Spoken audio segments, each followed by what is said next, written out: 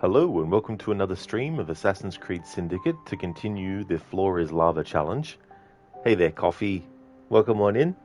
Thanks for joining the stream. I'm glad that you enjoy. Welcome on in. The best streamer on Twitch is live. Thank you so much for joining. I hope you're having a good weekend so far.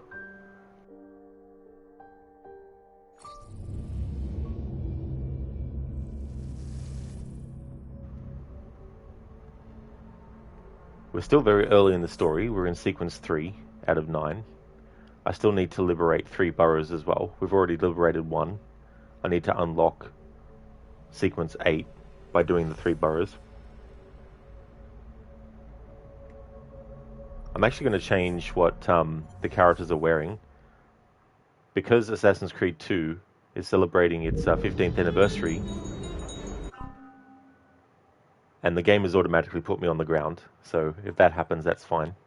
I'm going to change the outfit that Jacob is wearing to Ezio's, even though it's the Brotherhood outfit version. It's still a way that I can pay tribute to Assassin's Creed 2 as well, because it's, Ezio's outfit. So I'll have Jacob wear that, and I'm going to switch to Evie, and because it's Assassin's Creed Unity's 10th anniversary, I'm going to have Evie wear Elisa's outfit, because Arno's outfit's not available for Jacob, so the only Assassin's Creed Unity outfit that I can have a character wear is Elisa's with Evie. So there we go. This will also give me a chance to actually spend some skill points as Evie, because I haven't yet.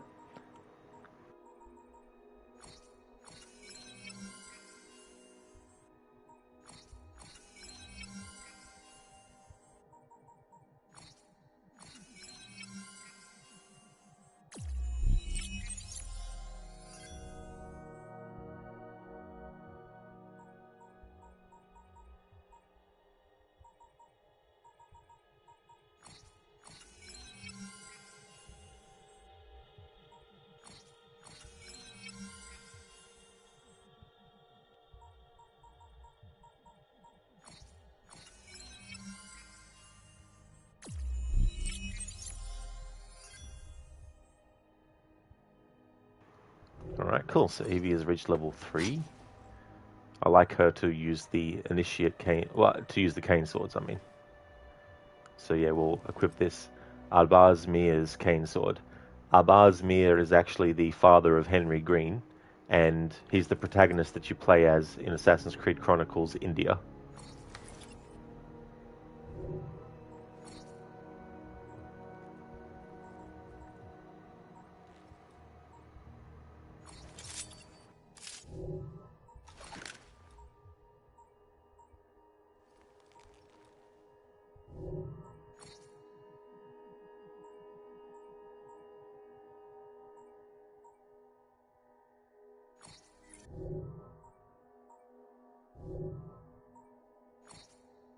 Alright, switch back to Jacob.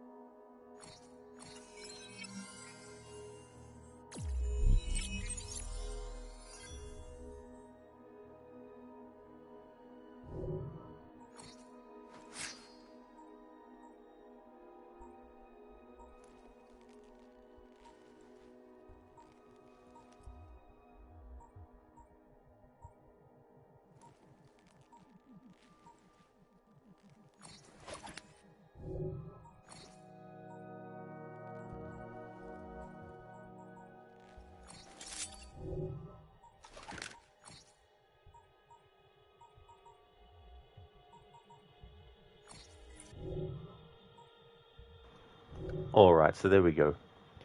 Now what I want to have a look at is gang upgrades.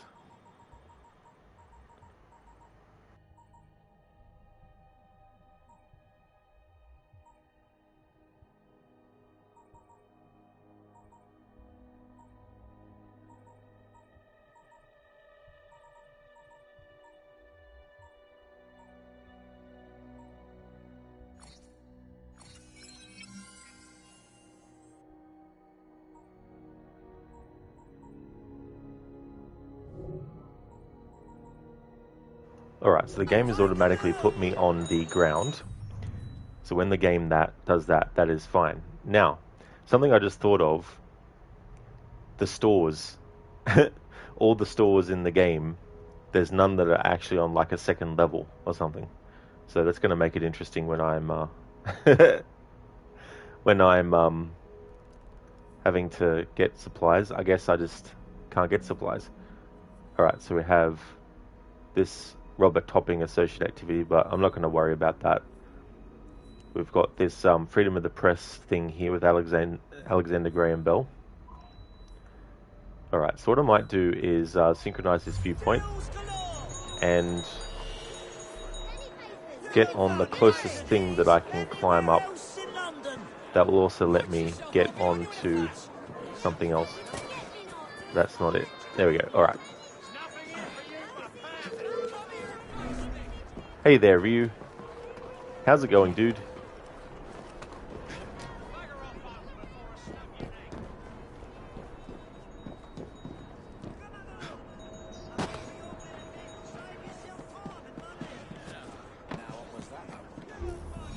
Oh, nice view. That's cool. Good to hear that, dude.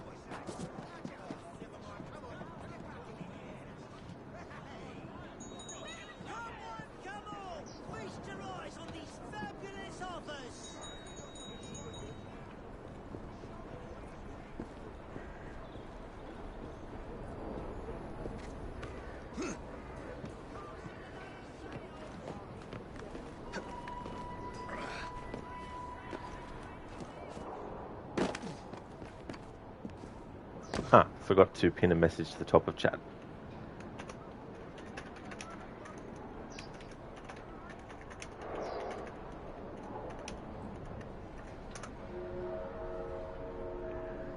Go and pin that to the top of chat.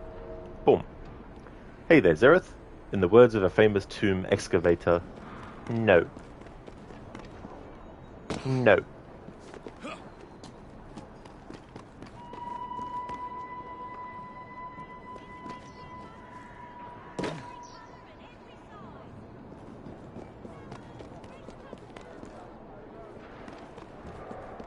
Alright, so I can use carriages, the top of them, and I can also ride on them as well.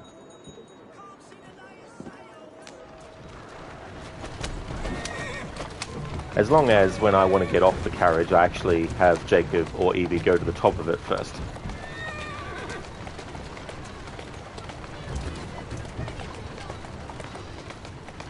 Zereth, evacuator, not excavator. Oh, I thought you meant excavator. That's the way. Evacuator. Lara Croft is an evacuator. That's a girl. Steady on.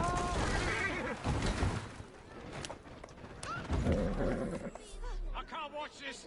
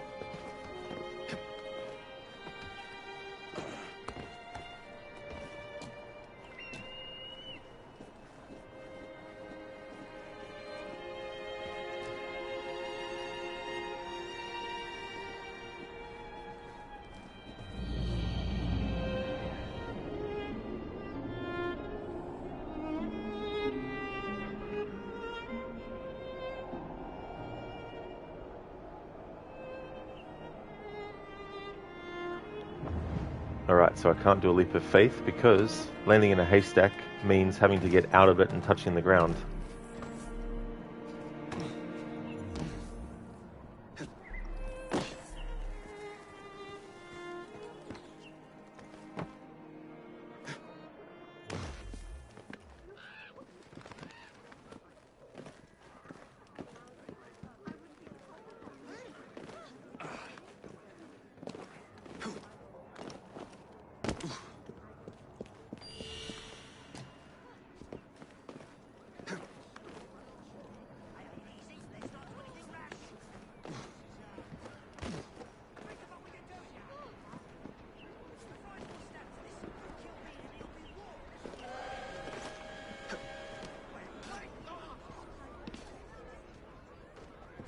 Oh my god, it's not a carriage with a freaking horse attached. I was so busy making sure I didn't actually touch the ground that I didn't realize there's no fucking horse there. Oh, that was lucky that little thing was there. That little bit of hay thing. See, you got, like, this is the thing. A challenge like this might sound easy and simple, but you got to watch. You got to keep an eye on what you're actually having the character land on and stuff. I'm outside of a memory right now, so while it still would be annoying to add another count to how many times I've touched the ground, it's even more annoying to also have to restart a memory, depending on how far in the memory I am. But now I don't trust getting to that carriage that actually has a horse, because of just the way I've parked it. Because I've got to be careful that Jacob doesn't decide to do a leap of faith into the haystack.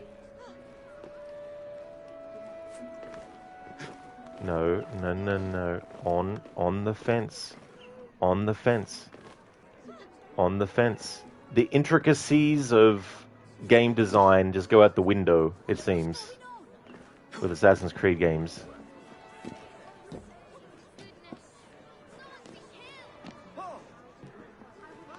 There we go. Let's go.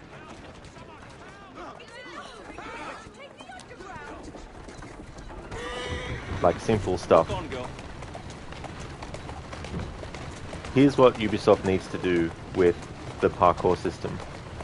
Throw everything out and start again. Look at all the things in all the games that actually worked well, and also take a look at the things that were well received by fans, and fans who didn't like certain parkour things, and fans who did. Make it that there's two options of parkour. One for those who like basic parkour and those who just like advanced. And then that way the game knows, okay, so the player has selected the basic parkour option. That means that all the parkour moves that they will be able to do are all the basic ones. What the devil are you doing? But if someone prefers the advanced parkour, then they'll be able to do all the other advanced stuff. If someone chooses in the option, they can have a tutorial for parkour that explains the basics. Even have like an obstacle course that players can actually go into. Like, these things are what they need to do, because one of the main ways of traversal in Assassin's Creed is running, jumping, and climbing stuff. If you're not getting those basics right, you're failing at a running, climbing, and jumping game. You look at all the Mario games where Mario jumps, or other characters jump. Like, Nintendo perfected how to make characters jump and feel both weighted when they jump, but also really, really sort of like freedom of flow, you know. Now, Assassin's Creed can do this, and it has done this in the past. But what I mean to say is, the fundamental process of movement in Assassin's Creed is running, jumping, and climbing. You need to get those basics right, because if you don't, then anything else you lay on top of it is just going to crumble, or it's going to have holes in it as well. All these sorts of things. Let's go. But I really feel like if they had the option to have like a parkour obstacle course that you could go, right, these are the basics of movement. Walking, okay? If you walk, that's the slowest speed. Or if you crouch, that's a bit slower. Or if you are prone, that's even slower. If you want to actually jog, you've got that. If you want to sprint, you've got that. Then the basics of jumping. Jumping on the spot. Bring back the manual jump. So when the player presses a button, the character jumps. You know, bring that back. The basics of that. Jumping on the spot. Standing in the spot and jumping forward. Standing in the spot and jumping back. Standing in the spot and doing like a side dodge, you know, something like that. And then the next level is combine the actual walking with doing a jump, combine the running with doing a jump, you know, all these sorts of things, and then let the player go through a free run obstacle course and practice and learn, so that players who are struggling can go into this obstacle course and practice without any sort of like thing saying desynchronized or anything like that. Just let the player go around the obstacle course and just to their heart's content practice. Now obviously you can do this in the game itself, but I still feel like you need, or you could have a dedicated parkour training course in the Assassin's Creed games that is a separate menu you enter into, so the players who want the basics can learn it. And then if you love the parkour system and you want to learn the advanced, then you can have the advanced version of the obstacle course where it teaches you the more advanced moves like back ejects, side ejects, you know, all that kind of stuff as well. But there's so many things in terms of movement and all that kind of stuff that they need to actually redo from the ground up and go from there, you know. Because this whole sort of thing, oh, let's just take some things and things that were in there, we'll take some of this out but leave that in, and then we'll take, in the next game, we'll leave some of the other stuff in that we took out, but we'll take other stuff out. It's like, you need a consistency across all things. You need a consistency where if someone comes in and says, I don't like that movement, you go tough. We'll get someone else to work on the movement who actually likes that movement. You know, you've got to be a bit more sort of like, get the people who are actually interested in the thing to work on that thing. Don't get someone who's half interested. Like, if I was getting a house built, I don't want half interested people building the house. You know what I mean? Like, otherwise there's things that can go wrong, you know. You can still be, you know, you don't have to be like an asshole about it. You don't have to be like, right, you, fuck off. You, come here, you work, you know. It's like, play to people's strengths. So if someone is really good with doing movement-based stuff, get them to work on the movement-based stuff. If someone is good with textures, get them to work on the textures. Don't get someone who is good on the textures and who doesn't like movement to work on the movement. That doesn't make sense. You know what I mean?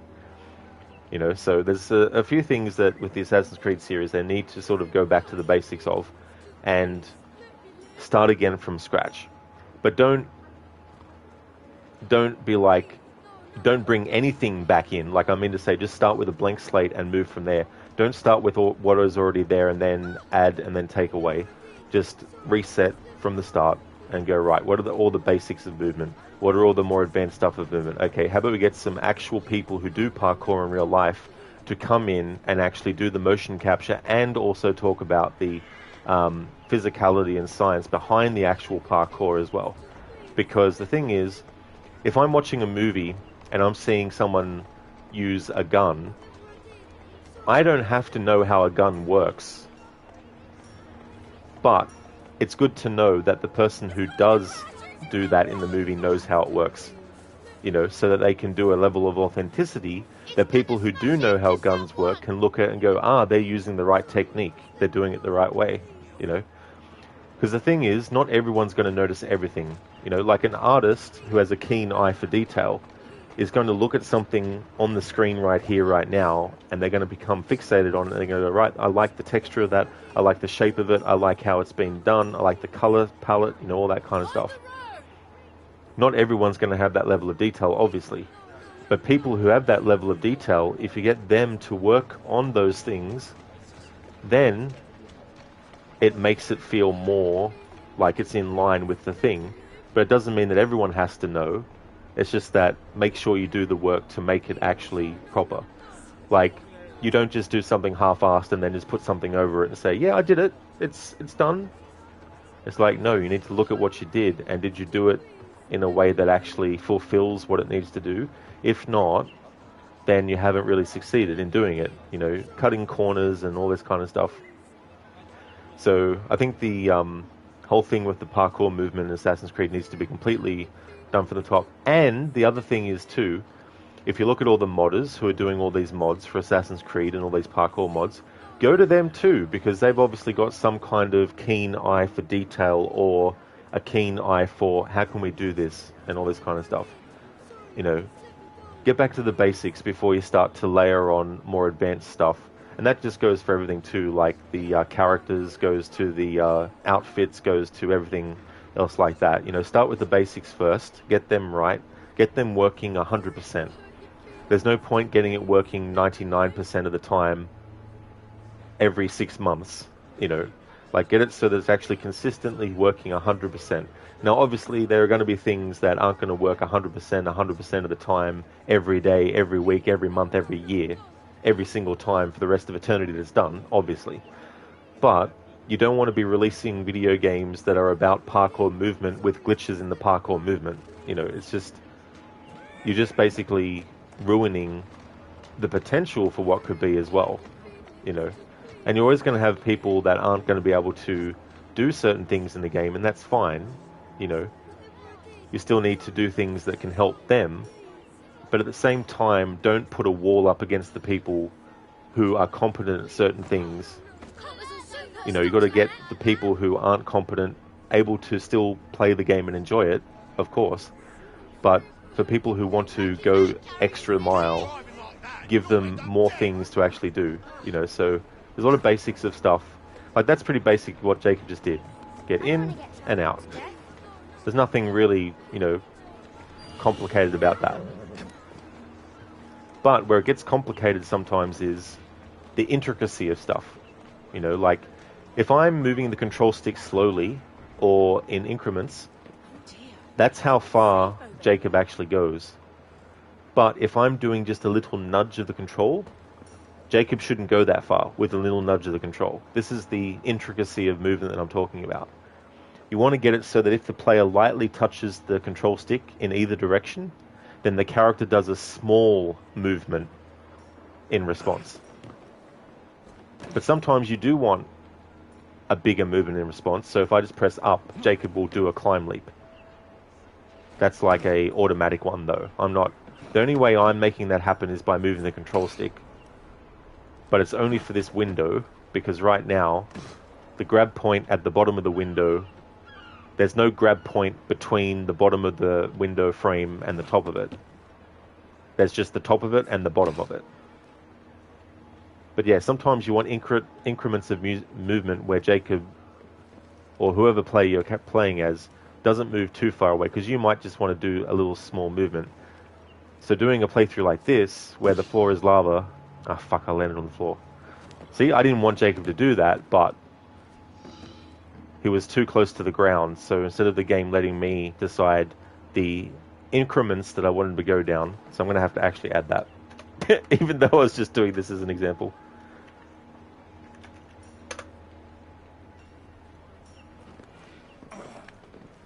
Actually, no, you know what? I've got to touch the ground anyway, because there's a mission start here, and I can't interact with the damn thing unless I'm on the ground, so... yeah, scrub that. Bring it back to 2. That's the only way to get into this building. Zereth, Discworld Noir, Laredo, Kronk was basically Lara Croft, and in DN she was a tomb evacuator. Just imagine if you get to the very end of a memory and then just before the finish you touch the ground. Never actually heard of that before, Zereth, the Discworld. But yeah, that would be so annoying. I mean, I've had that happen in Challenge, where failing means a memory restart. I've gotten right to the end of the memory, and boom, messed up. Had to restart the memory.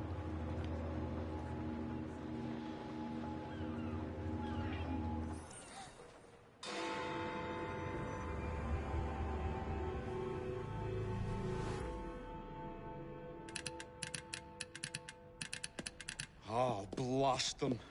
Alec, whatever is the matter? I have been intercepting nothing but poppycock propaganda about soothing syrup and whatnot. No, I swear to high heavens, if Starrick's monopoly continues... Alec, I beg your pardon. These are friends of mine. Evie Fry and her brother, Jacob. Oh, Alexander Graham Bell. Linguist, inventor, and technical expert.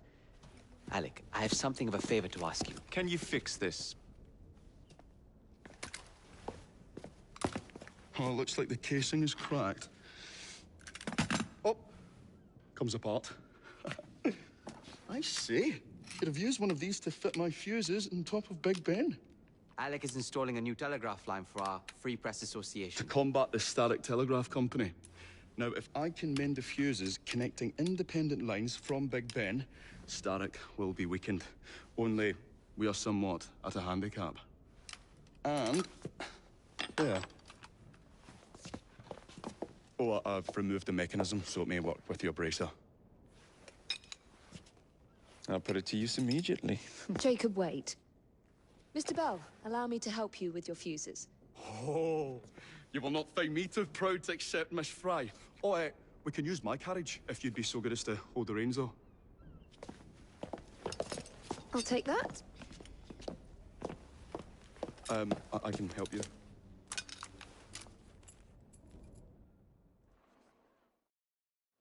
Oh, Miss Fry, I am so glad you could assist me. Alright, so obviously, the game has put me here automatically. I say, I hope you understood I meant today. There you are. So, Mr. Bell, what inventions are you concocting? I intend to develop a phonetic telegraph that does not just convey dots and dashes, Miss Fry, but the human voice. Phonetic telegraph? Sounds a bit of a mouthful. You could just call it a telephone. Telephone? How bizarre. Anyway, as I was saying earlier, the press has become entirely dependent on the Static Telegraph Company. Which is why Mr. Green has asked you to set up a free line. Yes. What is more, other small independent companies have had their lines sabotaged, and they have little means of finding any broken fuses, which are... To be found on top of Big Ben. Correct. Especially as one needs a special government pass to get through the guards. They will not be a problem. I'll repair the fuses. Hey there, Stan. Human voice? You're mad. Cannot be done. It's witchcraft territory. I know, right? You can't have NPCs in a video game world by Ubisoft actually have real voices. You have to take a voice and modulate it for thousands of different NPCs.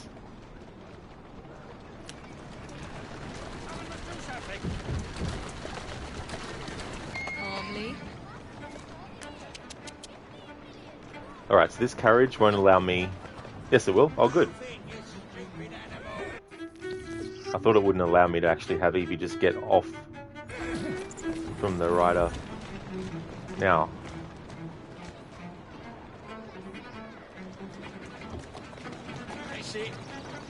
Actually, let's do this. And then Easy now. do this. Atta girl. Do this. And then Evie on the fence. There we go.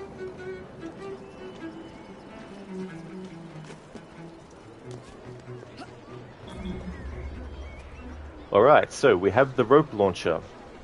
For this challenge, I am allowed to use it, but only for traversing gaps that are impossible, either by the fact that one structure is too far away from another, and the only way to get across is a rope launcher. However, having said that, this doesn't mean that if there is something between the buildings to jump to that I have to use the rope launcher. I have to make sure that I use whatever is between the two buildings to actually get across without touching the floor and without using the rope launcher.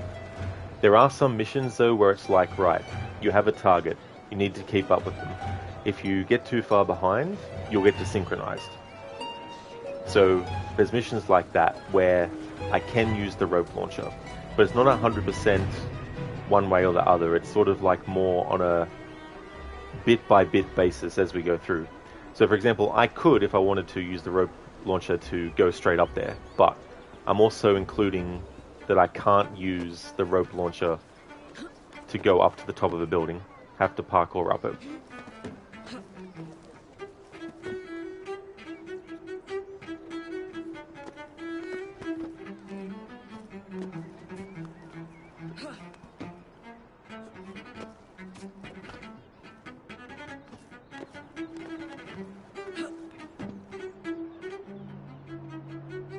See this? I haven't done anything different. I've been holding the same buttons down, yet Evie herself has just stopped here. This is the inconsistency of parkour that needs to be fixed.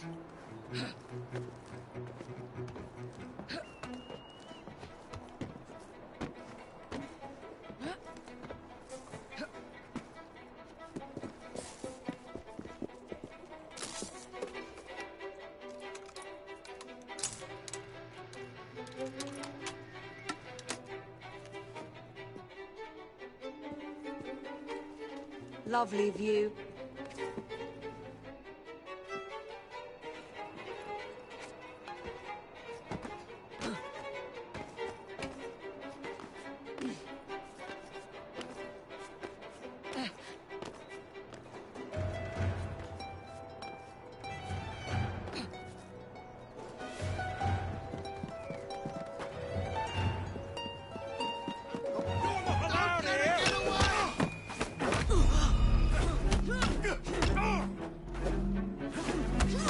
Don't let her get away!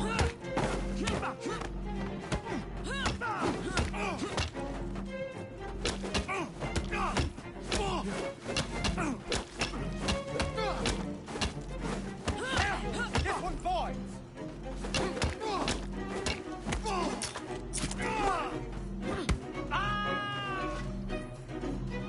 There you go. Level 3 versus level 7 enemies.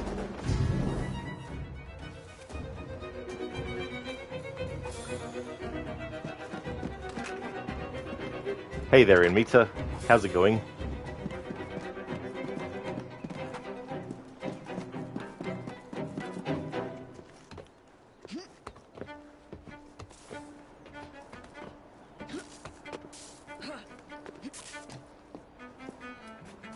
Oh, that's great, Amita. I'm doing good, thanks, dude. Doing more of the Floor is Lava challenge.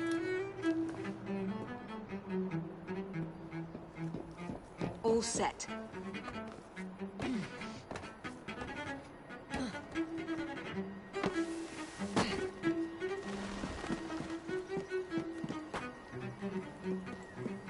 Yeah, it's going not too badly, actually, dude. It's funny, though, because, like, it might seem like it's very easy, but you also have to be very aware of the intricacies of what is this doing here, you know? Is this actually going to be close enough for me to, A, get to, and B, once I'm on this thing, can I easily get to the next thing without touching the ground, you know? And all these sorts of things to consider as well. And sometimes the game does want to play ball because you might want the character just to simply move their arms a few increments to the left or right, but then they might decide to jump down to the ground on their own, you know, so there's a little bit of unpredictability to what's going to happen.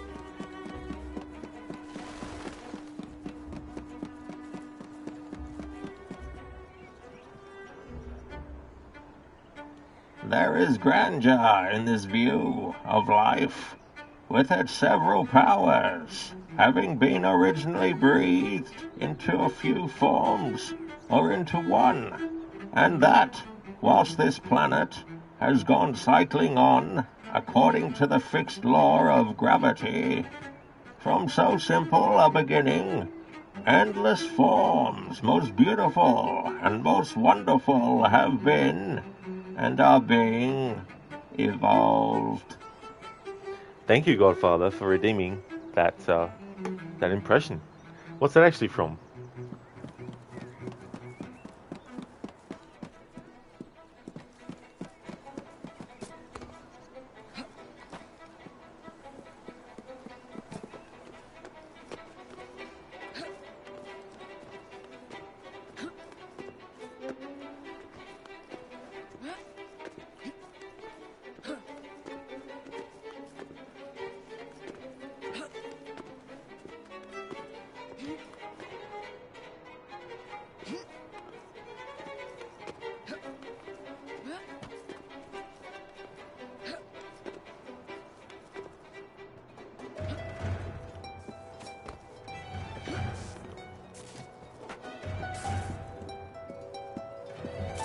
Oh, okay, Godfather Alex, the Charles Darwin quote, since you're playing Syndicate. Of course, yes. Yeah, I didn't actually know that. Yeah, I don't really know much about certain figures from history or their quotes, but thanks for redeeming that, though. Definitely very apt considering he's in this game. Emitter is definitely a challenge with this game. Sometimes the characters do their own thing. Exactly, you know, you just want to do something simple, but the character makes it seem like you're trying to do an impossible task. It's like, I just want the character to put their feet on this object, and they're like, no, we can't do that. What are you talking about? That should do it.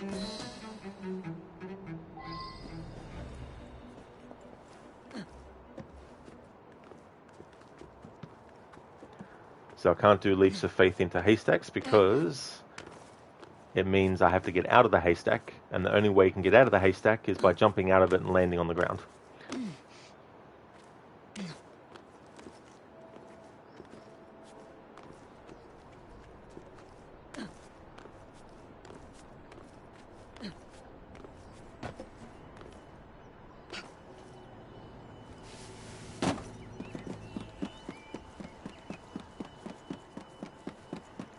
To celebrate the 10th anniversary of Assassin's Creed Unity, with this playthrough I've got Evie wearing Elisa's outfit, and to celebrate the 15th anniversary of Assassin's Creed 2, even though it's not the actual Assassin's Creed 2 outfit, I'm having Jacob wear Ezio's assassin outfit. Admit you met Raspberry Jam in GTA 5 yesterday. That poor thing. I'm like, Trevor, what are you doing?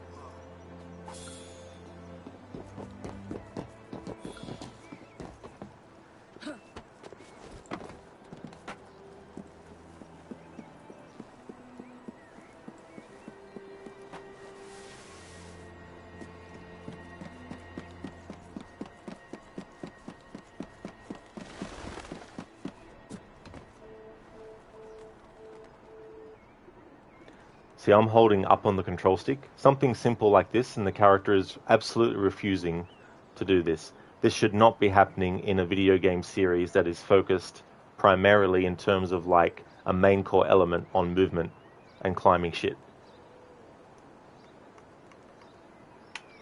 I'm even holding down the high profile button to actually do that. I'm even now holding down the high profile button, the control stick, and the X button, and the character is still refusing to climb up this simple little thing. This should not be acceptable.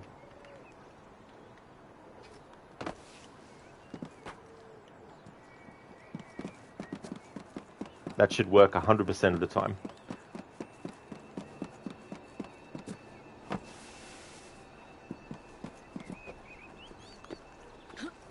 Admit his interactions with the poor bear were so intimate, well and truly. I'm like, Trevor, can't you like get, you know, like a blow-up doll or something? Like, leave the poor bear alone.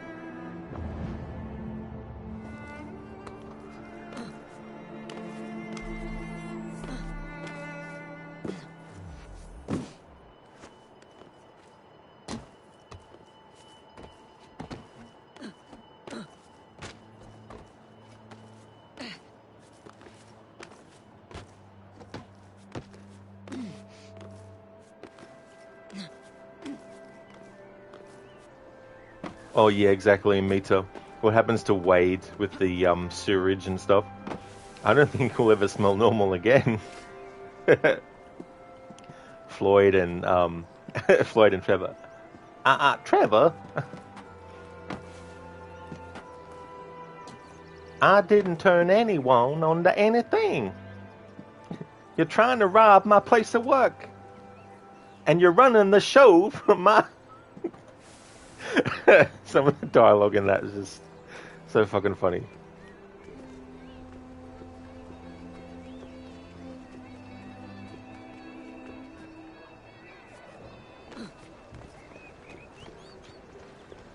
Okay, so let's see if this is going to fuck me over. Okay, game, I want you to simply jump to that bit. Yep.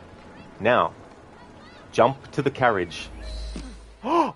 Actually did it. Thank you very much, Miss Fry. I will now be able to continue with the installation of the new line.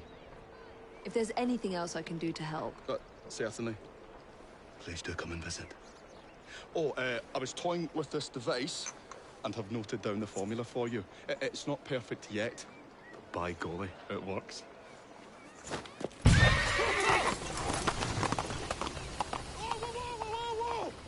Maybe a little too well. Whoa! Alright, so the game puts me on the ground automatically. So the closest thing I can get to is this carriage. So we'll go to this carriage. Amita, you need a bath. No, no baths, please. The look on Wade's face too, when he says that. It's like, think of the worst thing in the world imaginable that someone could ask you to do, and that's his look on his face.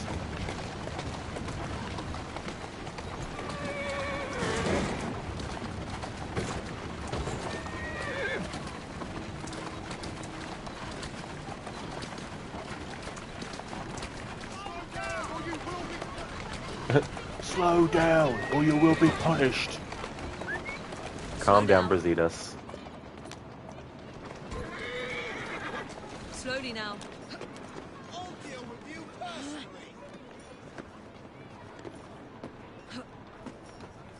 personally. Yeah, Mita, it's good when things actually work. Especially when it's like, this is something that, you know, I am doing the right things needed to make it happen. It's just, will the game actually do what it needs to do in return?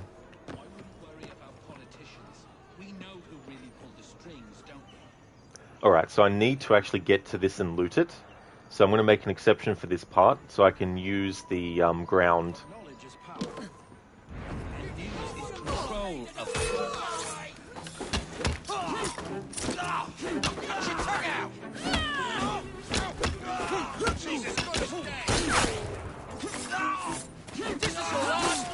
Enjoy.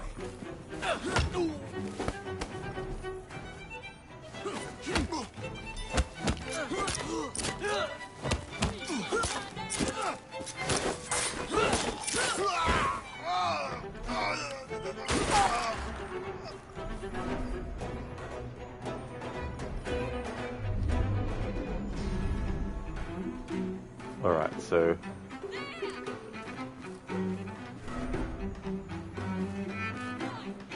nothing to loot from those ones. Oh yeah, this one.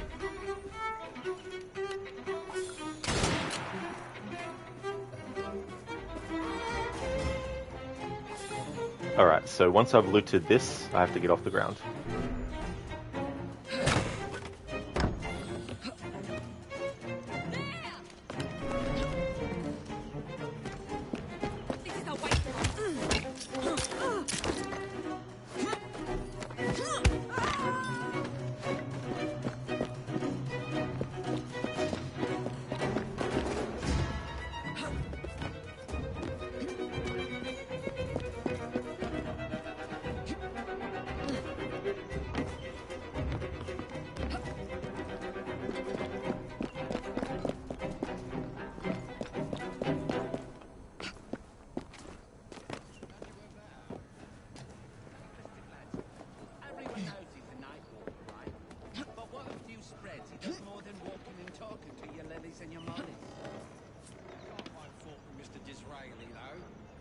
Alright, so I need to get to the ground to actually loot this one.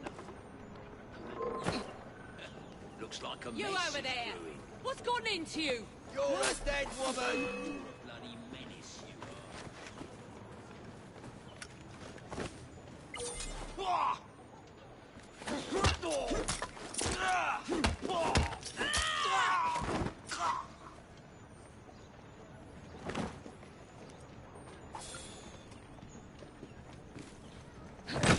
Alright, now that I've looted that, have to get off the ground.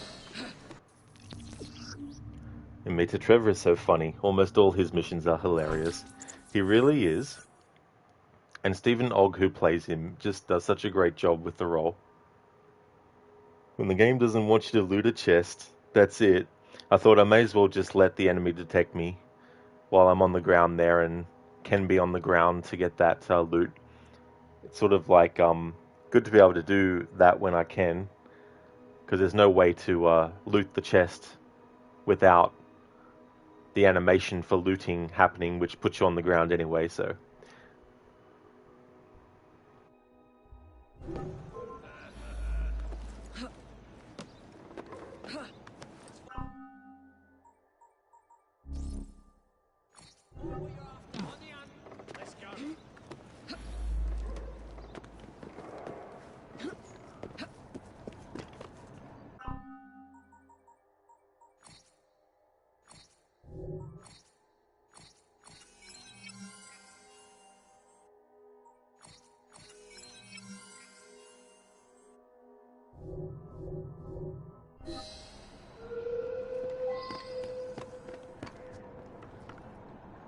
Alright, time to go back to Bell's workshop.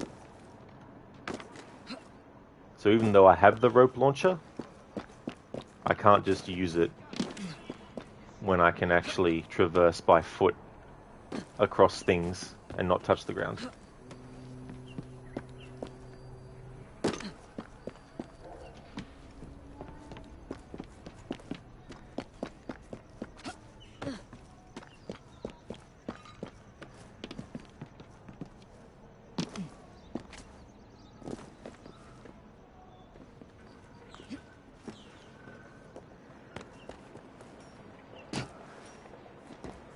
Alright, so obviously I need to touch the ground to reach the marker. Well, not in this case I don't. That's good. Ah, Miss Fry.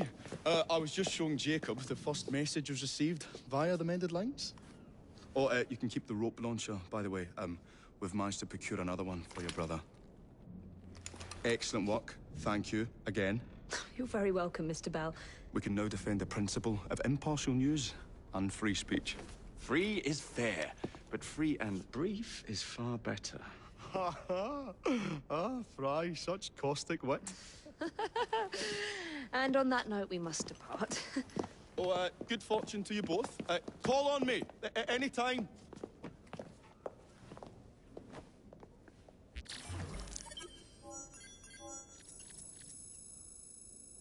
Yeah, and me to that part too, where the other guy says he's a small P, is like, Trevor's like, show me.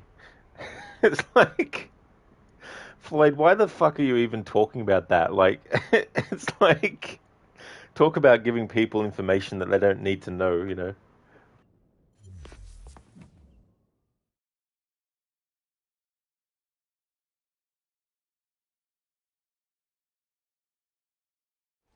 Now that we've finished with that distraction... Who is that? Oh, you mean you don't know? Beautiful train you got here. Miss McBean was just telling me all about her. Name's Ned. How do you do?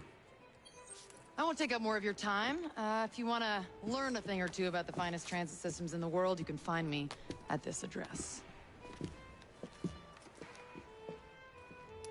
Let us return to locating the Piece of Eden. We need to reclaim London from Starrick.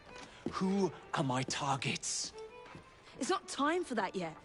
I didn't come to London to hunt curios. First understand the dance, only then become the dancer. Oh, so you're taking over where Father left off. Someone has to. Evie, finding the precursor artifact will give us an insight into what the Templars intend. Jacob, I have information about Starrick's associates that should be of use to you. Here.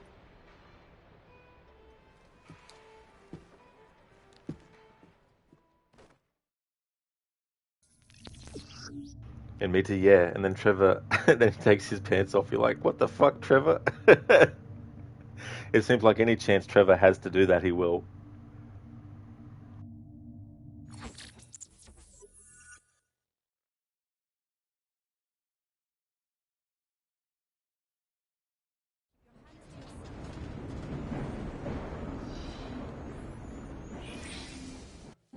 This soothing syrup has become the only medicine available in Lambeth.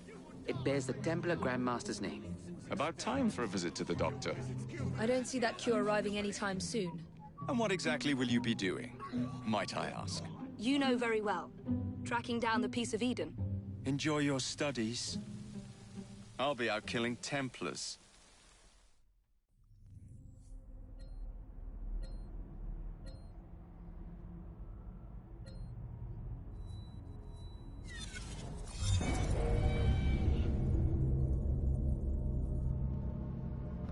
We're on the train hideout. Let's fast travel to the train hideout.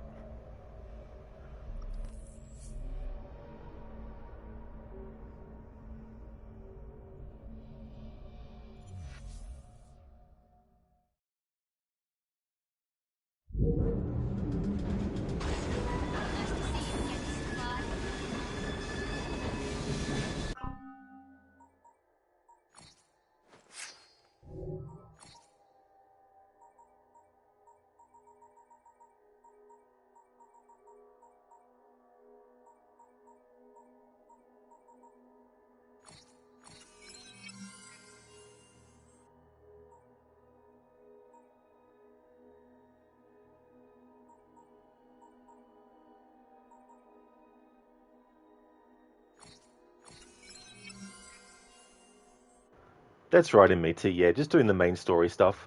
I do need to actually liberate 2 more burrows so that Sequence 8 becomes available, which I'll need to actually focus on now, because the earliest I get that done in the playthrough, the better.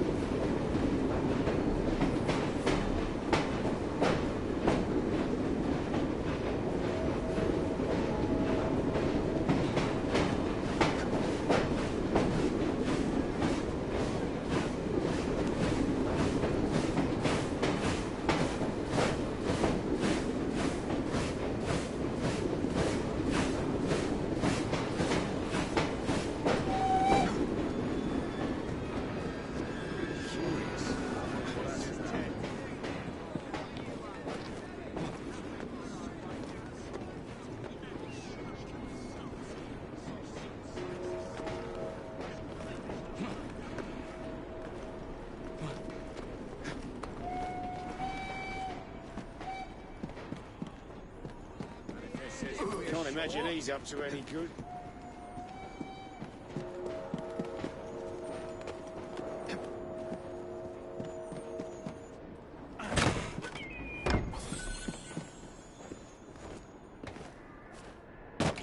Some of us have to work instead of playing pranks. Yeah, me too. You know, it's subjective, but you still don't understand why people didn't like this game. You really enjoyed it. It's one of your favorite AC games. That's good that it's one of your favorites in Meta. The thing about this game that I like is I like that when you switch between characters, you share the same ability points. I think that was quite good. Instead of having to level up for one character and they can only use those skill points and then vice versa as well. The difference in the characters, like I do have some issues with how it always seems like Jacob is treated like he's always in the wrong. And Evie's treated like she's always in the right. I think that's a bit lopsided. And I'd be saying the same thing if it was the other way around. If it was Evie the one that was getting all the slack, I'd be like, hey, you know, that's a bit unfair. But the gameplay can definitely be fun. I don't mind the combat. I probably prefer the combat in some of the earlier games, but the combat isn't terrible or anything like that. The music is great. I really like the time period and the setting as well. And the selection of outfits are pretty cool too. And I like how the outfits actually have a like stats and stuff that you can, like perks and things as well. Amita, yeah, you like that too. Yeah, you know. Like, I wouldn't say it's one of my favorites, but I definitely wouldn't say it's like a terrible game that should be struck from the records or anything like that. No! I suppose it doesn't matter. I'm not actually on the ground.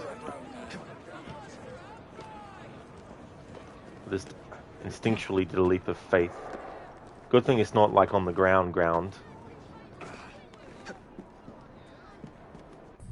Hey there, Lucas. G'day to you as well. How's your day going?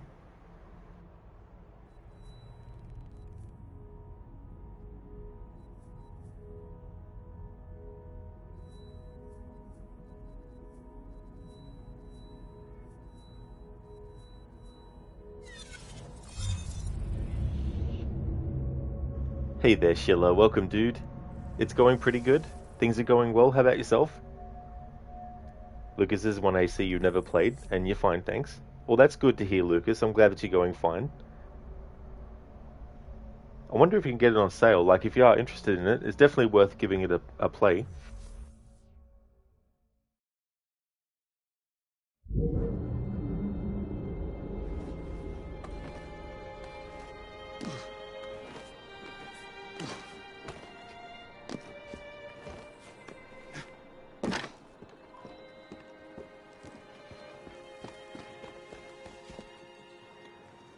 Alright, so we have a Templar hunt mission.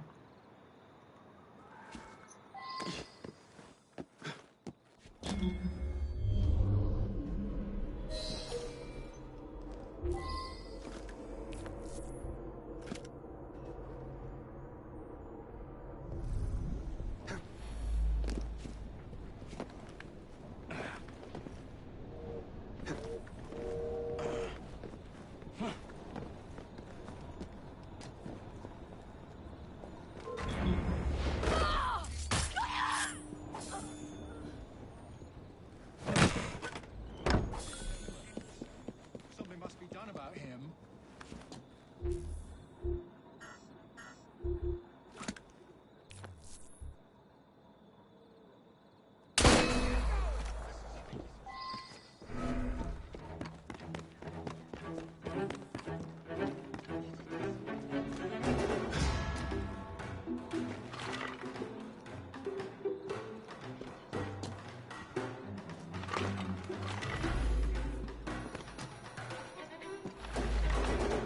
For Christ's sake, Jacob, I just want you to go over the edge of this here.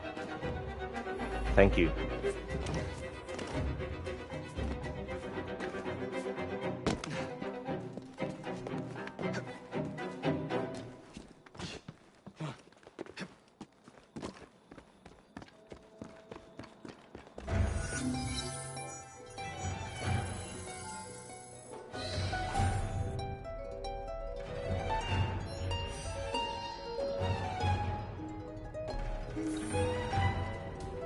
Excellent, Shilla. That's good to hear, dude. I hope you had a great sleep. Hope you had a good one. Lucas, you think it's included with PlayStation Plus? Most AC games are included. That is true, Lucas. Yeah, you could definitely get it with PlayStation Plus. Admit to you 100% of this game twice, and you also got all the achievements. Oh, very good, dude. That's great. Yeah, I've only done 100% twice myself. The first time was the Xbox version, and that version didn't have the dreadful crimes, so I wasn't able to do that. So I just did 100% with all the other content that was available to me. And then a few months back, with the PlayStation version, which does have the dreadful crimes, I actually played that content for the first time. So it was good to play that for the first time. And I also did 100% as well. You did, Lucas, yeah. So the hideout that the assassins get in this is actually a moving train. Did you know Superman goes to a Bitcoin meetup at 8 p.m. every Thursday? It's his kryptonite. Thank you for redeeming that Arnie impression. Very nice, dude.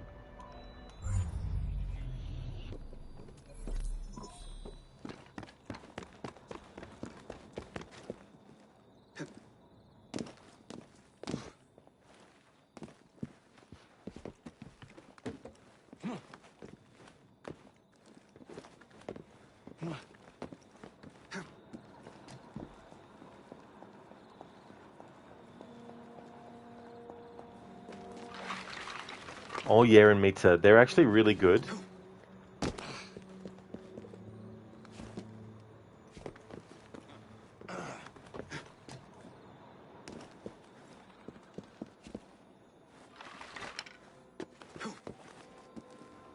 You can, Lucas, yeah. You can drive carriages.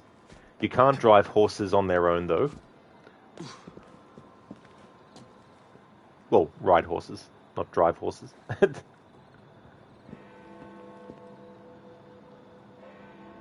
Alright, because there's actually ways to get across to where I need to without using the rope launcher, I'm not allowed to use the rope launcher for this part.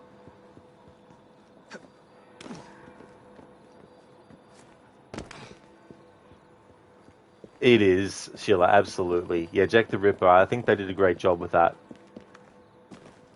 And I feel like if people want a more serious kind of experience with this game and they want something that isn't as jokey, like, it's definitely recommended too.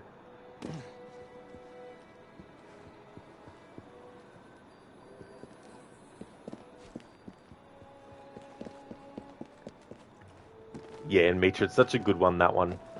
Sometimes I like to do that one on its own as part of my October horror month. That's right, Lucas, yeah. To this day, nobody knows his real identity. There's been so much made about him and written about what he had done.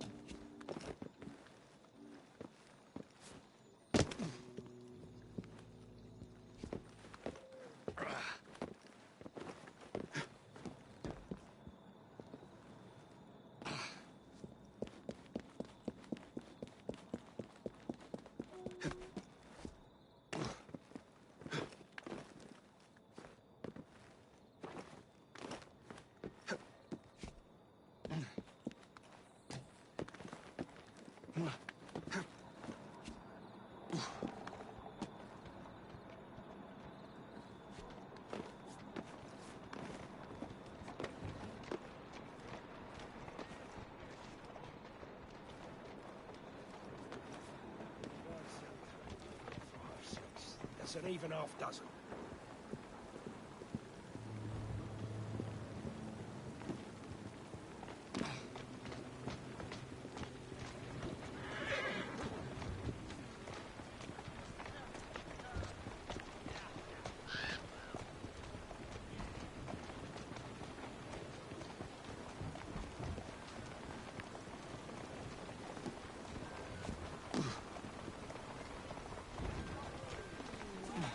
No, you fucking bloody idiot. See what I mean? You have to be fucking like a bloody...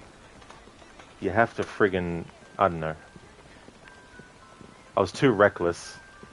I thought the character would still, you know, keep on the same track. All I had to do was move the control stick to adjust for the different angle, but no.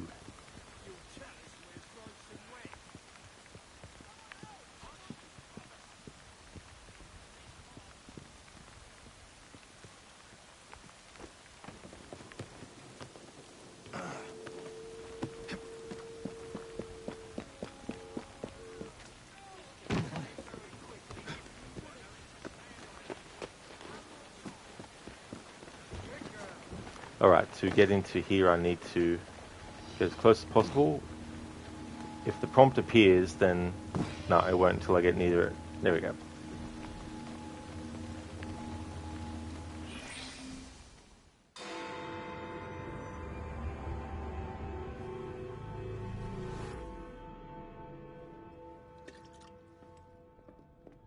Ah, Jacob. Miss Fry, how good to see you. Oh, Have you seen Starrick's latest lies? Lies in a newspaper? What transpired from the new line you're establishing? Oh, the cables we ordered never arrived. And then we intercepted this. A message mentioning cargo seized at College Wharf. Then let's unseize it. Oh, wait. Another intercepted wire contained the recipe for a powerful hallucinogenic serum. I've adapted this dart mechanism to work with your bracers. Alec, you're a genius. Well, that patently is untrue. Although I've also discovered that the serum adopts a form of a gas when subjected to heat. Just when I think you can't surpass yourself.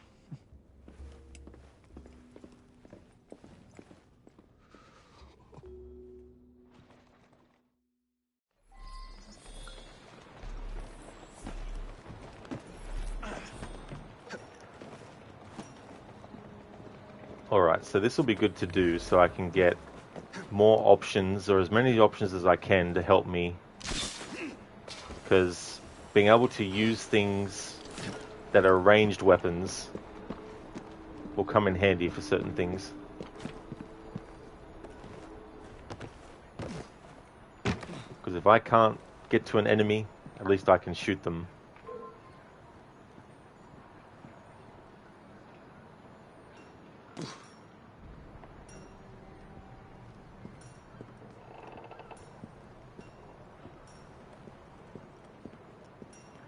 Admit you checked on Steam and you have already bought the Dreadful Crimes, but you were missing the other one. Since it was on sale for $2, you bought it. They have all the DLCs for this game. Oh, very nice, dude. That's a good bargain as well, to get that final one you needed.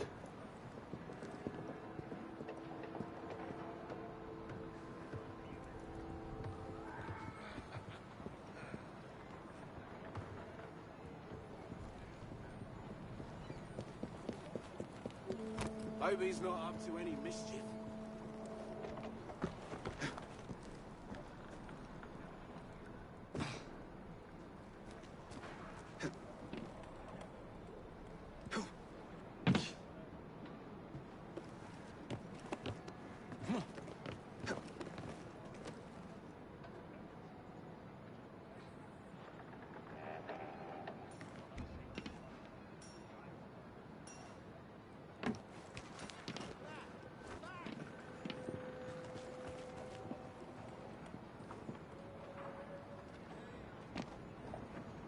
Alright, so I'm allowed to get on barges and things like this, even ones that aren't working.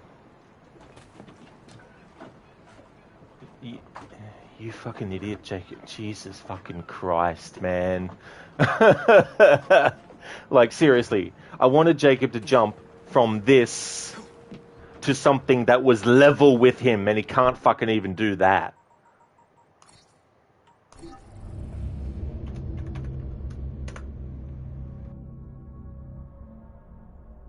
See what I mean? These little intricacies that the game can't fucking do.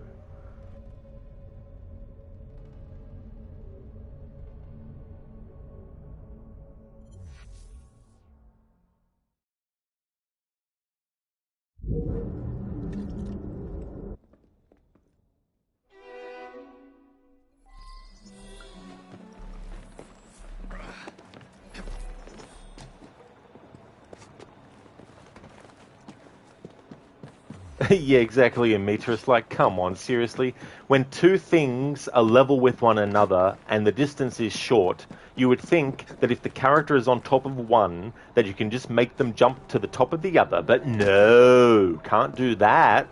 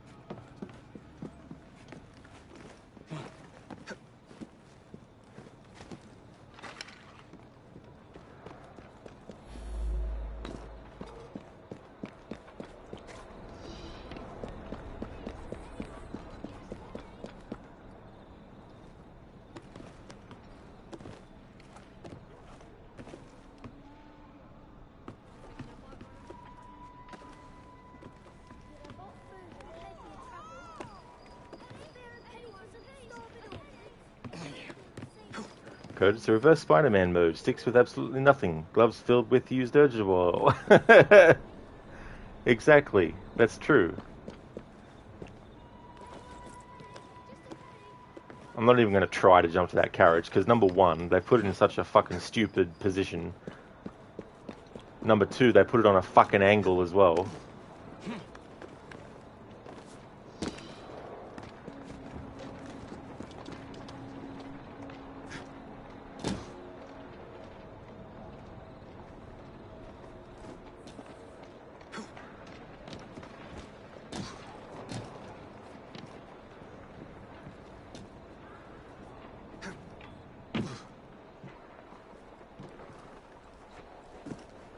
It makes it like in Valhalla, where Eivor, instead of going up, goes down, and that's because you need to actually look up for Eivor to go up. It's just stupid. It really is, dude. It's like...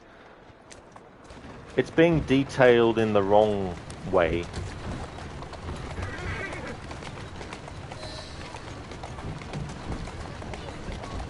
Walk on, girl.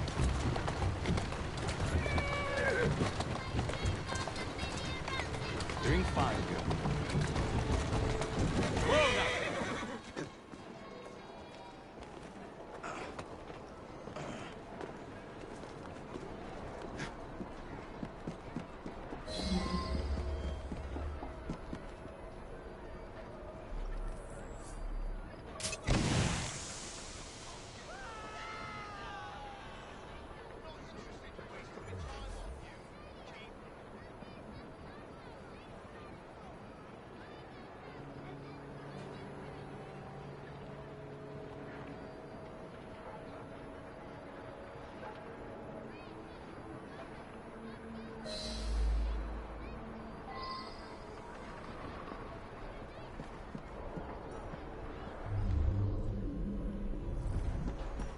Okay, so to loot these chests, these gold ones, I need to actually touch the ground.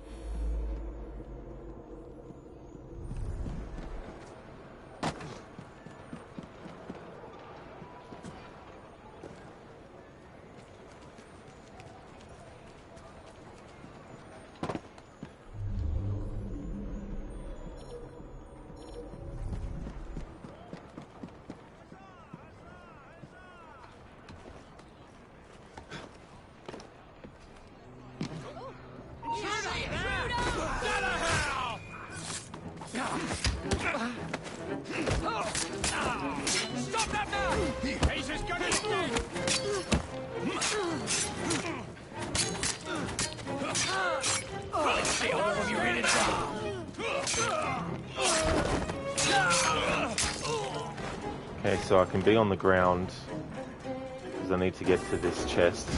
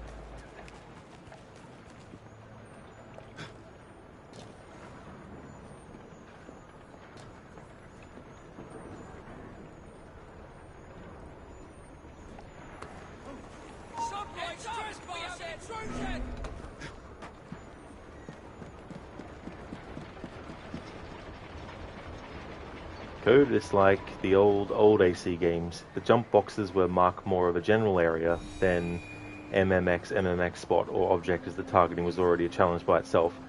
Yeah, that's true, you know. trying to get a character to go to an isolated object in the environment and jump to it, you know, the accuracy or whatnot. Hey there, Anasune. Referring to I need to actually touch the ground, is this a rooftop only challenge kind of thing? In some ways, yeah. But if I'm inside a building and there's multiple levels, I'm allowed to walk on the floor of the first, second, third, however many floors. It's just on the ground floor in this game. I'm not allowed to touch the ground on the ground floor. Like, if I have to be on the ground floor, then so be it. But if I don't have to be, I can't go on the ground floor. When outside, I can't touch the ground. So I can touch, like, if there's, like, a boat, for example, I can touch the boat. If there's sort of, like, a pile of rubble on the ground, I can touch that. But, for example, these footpaths that are down here, unless I have to actually get to an object, I'm not allowed to touch, like, the cobblestone ground, or the dirt ground, things like that.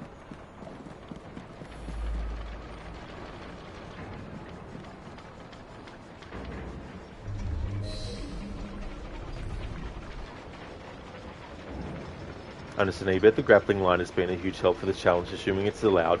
It's only allowed if the gap is impossible to get across without any other means. So, for example, this gap here, there's plenty of things that I can use to actually get from where I am to this one over here. So I can't use the rope launcher in those circumstances. However, let's say there's like a greater distance. Let's say that there's a target over there that's running away.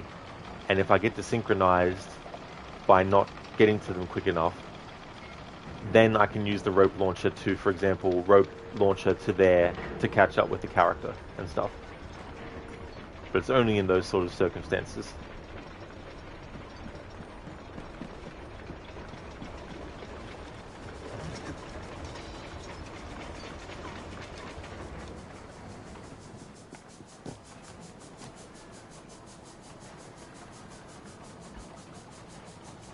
Alright, so I need to get to that chest. So I'm allowed to touch this. No, I didn't want you to pick up the body. Didn't want you to do that, Jacob.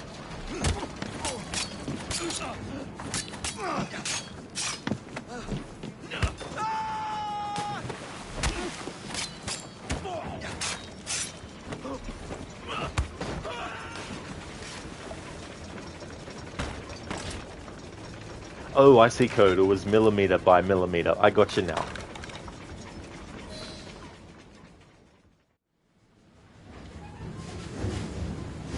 There's trouble on the docks, lads! We need to get this load to Starrick now!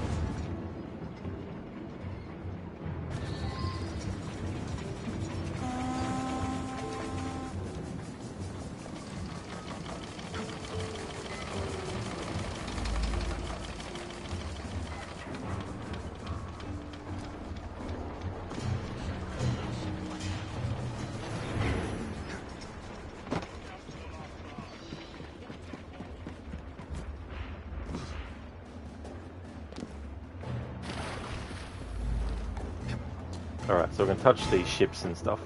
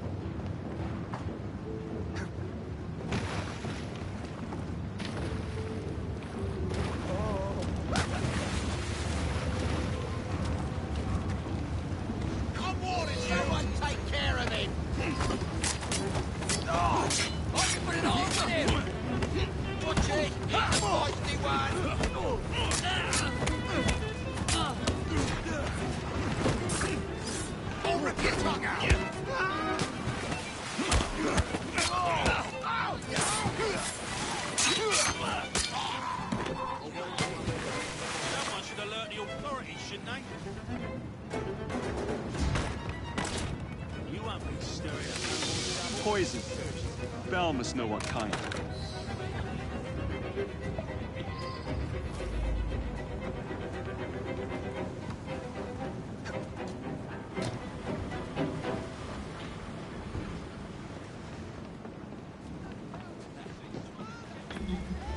Code the Dark Ages, where barely anyone can swim. Yeah.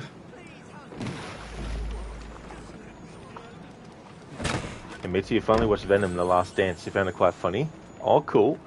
Yeah, I only ever saw the first Venom movie. I thought it was good. I didn't, like, it wasn't on the level of some other stuff, but I think it was quite fun. Tom Hardy, I think, makes a good Eddie Brock.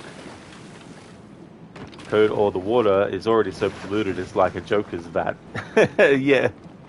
You end up being like the Joker if you fall in it.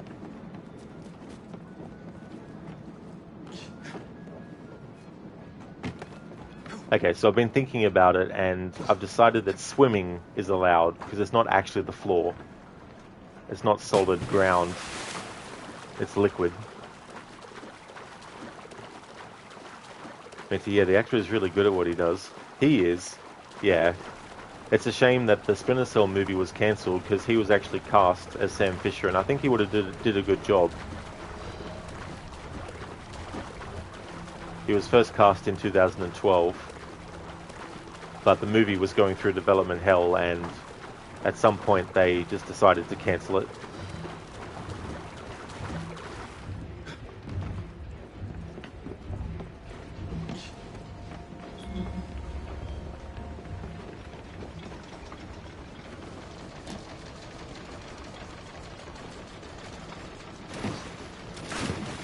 It is in meter. I mean, who knows, maybe the script was terrible, but I don't think Tom Hardy would necessarily want to do a role if he didn't have some faith in the script. I mean, whether or not it ends up being good, that's completely different. No one can really predict that. Like, things that look like a sure bet can end up being terrible. Things that look like they wouldn't have stood a chance can end up being much better.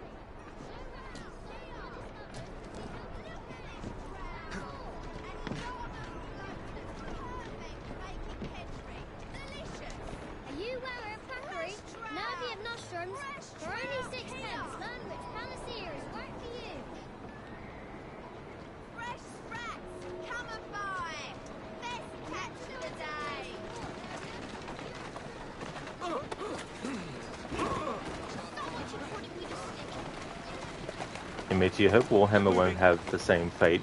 Even though you never played the games, you're still excited about it. I mean, so far it has been confirmed, but you never know. I heard Fallout is also very good. You need to watch it. You only watched one episode. That's a girl. Yeah, the only Fallout game I've ever played, and I never finished it, was Fallout 3. Warhammer I've never had any involvement with before. But Henry Cavill, like, man, does he deserve to have a property that doesn't get pulled out from under his feet, eventually? Like Superman, Geralt, it's like they're like, we won't try and do something better for you as that character. We'll just get rid of you and get someone else. It's like, that's a girl. At least give him another shot. Like I think if you had different people working on a Superman movie and he was cast still as Superman, I think he would do a great job. In fact, I think Man of Steel isn't like a terrible Superman movie. I mean, hey, it's no Christopher Reeve, movie, but I mean to say, Batman vs Superman, I feel like there were some things that they did with Superman that were okay, but overall it was a bit of a misstep because it was really a Batman movie at the end of the day. And I'm a big fan of Batman, but if you're gonna have Batman and Superman in a movie, make it about both of them. Don't make it be more about Batman, But yeah, they could have done something with him still. So hopefully there's something that he can, do that he gets to do more of, and all that kind of stuff. Hasn't been so lucky with his roles lately. Exactly. Yeah. He's also in a remake of Highlander, and most recently it was revealed that the character of Connor, who he's playing, would be a martial artist. And some people were upset at that because they thought that it means that there'll be no sword fights. And I'm sort of like, you can use a sword and kick with your feet as well. Like, you can use a sword and elbow people as well.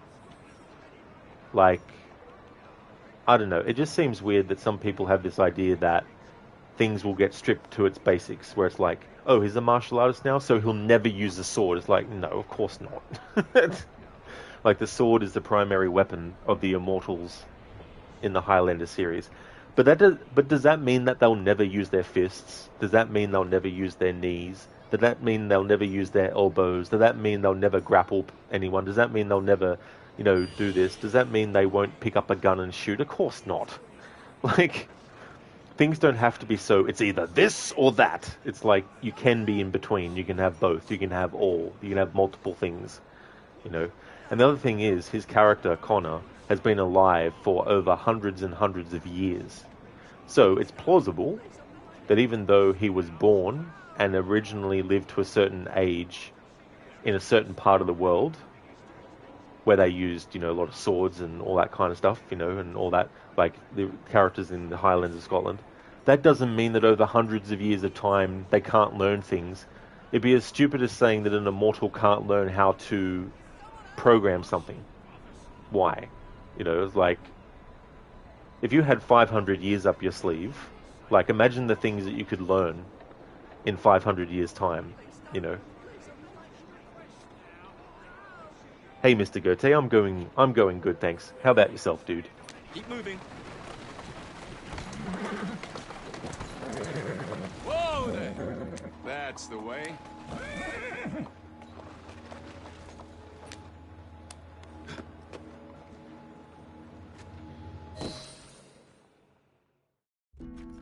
Oh, careful there, Mr. Bell. Every worthwhile endeavour is fraught with dangers, my dear friends. None more so than yours. But you have triumphed once again. How do you know? We have entered the age of communication, remember? We've already received word from Greenwich that the shipment has arrived safely, thanks to you. Have you discovered what else is in that shipment? Indeed. I'm afraid that Starrick's poison has found its way onto the open market. If he believes that will stop us, he is mistaken.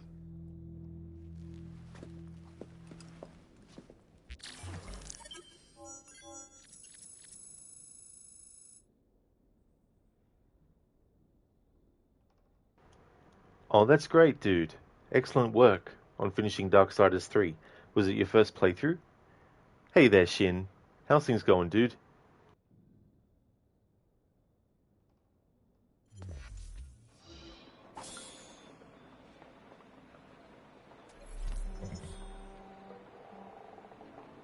Alright, so the game has automatically put me down on the ground, but that's okay.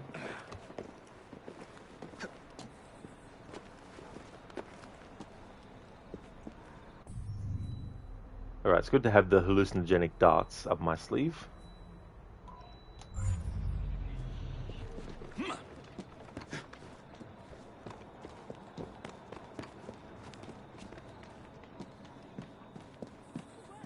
Mr. Goethe, yeah, you're an Armageddon +1 apocalyptic difficulty nightmare disabled mode now.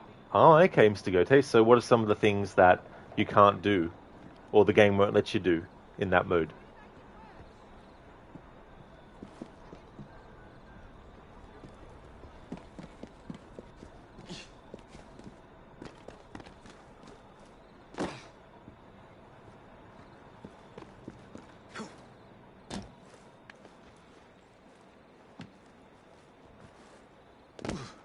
Jacob, why did you jump to the ground, not to the fucking carriage that you could have fucking jumped to, you fucking idiot?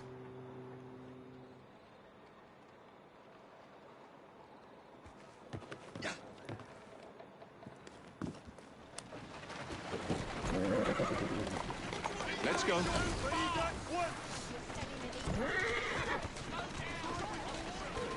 Easy now.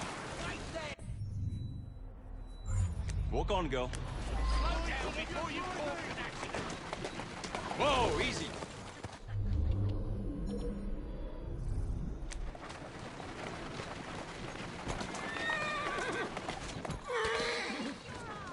Doing fine, girl. And Mita, judging by his performance in the new Deadpool movie, you feel like Henry Cavill would also make an excellent Wolverine? Yeah, that was actually quite good. I never watched the movie, but the chances of me watching that movie in full anytime soon is a few years away, so I figured, well, I may as well look at clips from the movie. But yeah, that was really funny too, as well. I like how he referenced his reloading his wrists like he did in that Mission Impossible movie, which I never saw, but I saw the clip from, you know. But yeah, I think he would be a good alternative to Hugh Jackman as Wolverine. Mr. Goethe, well, the game lets you play on a stressful difficulty without the stress of permadeath, and you can still enjoy the difficulty. Ah, okay. Well, that's pretty good then. Yeah, exactly, Dr. Darling. Yeah, uh-oh, Rod angry. One moment he's calm, the next one he's cursing the game. Exactly, especially when there's a simple jump that the character can make, and through no fault of my fucking own, the game decides that the character can't make the jump, even though I didn't do anything wrong, control-wise. Jin, you have all 4 Darksiders games, you just need to find time to play them. You have all 4 current Darksiders games, you just need to find the time to play them fixed.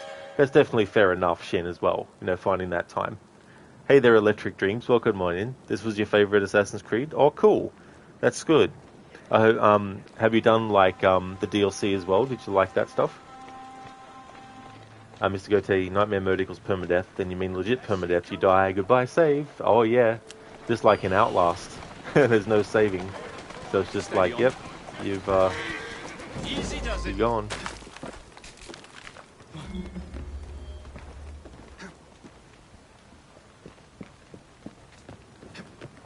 With this playthrough, when it comes to bounty targets,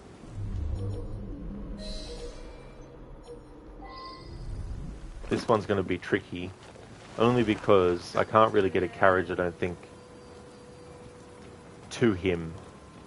Like the last one I did, I was able to get the carriage to the target and then had to get on the ground just to pick them up to put them in the carriage and then got back on the carriage. But in this part, I can't get a carriage near him as well.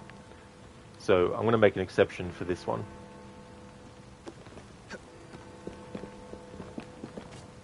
Just need to get to him first.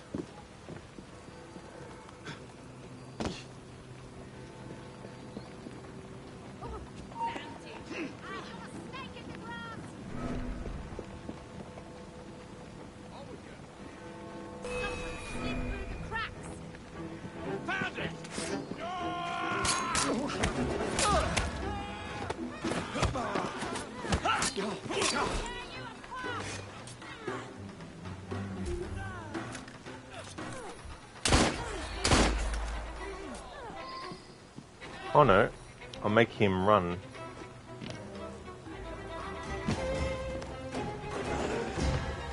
Maybe I can get him when he gets to the road.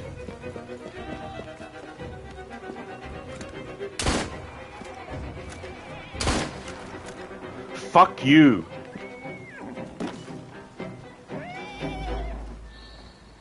Ugh.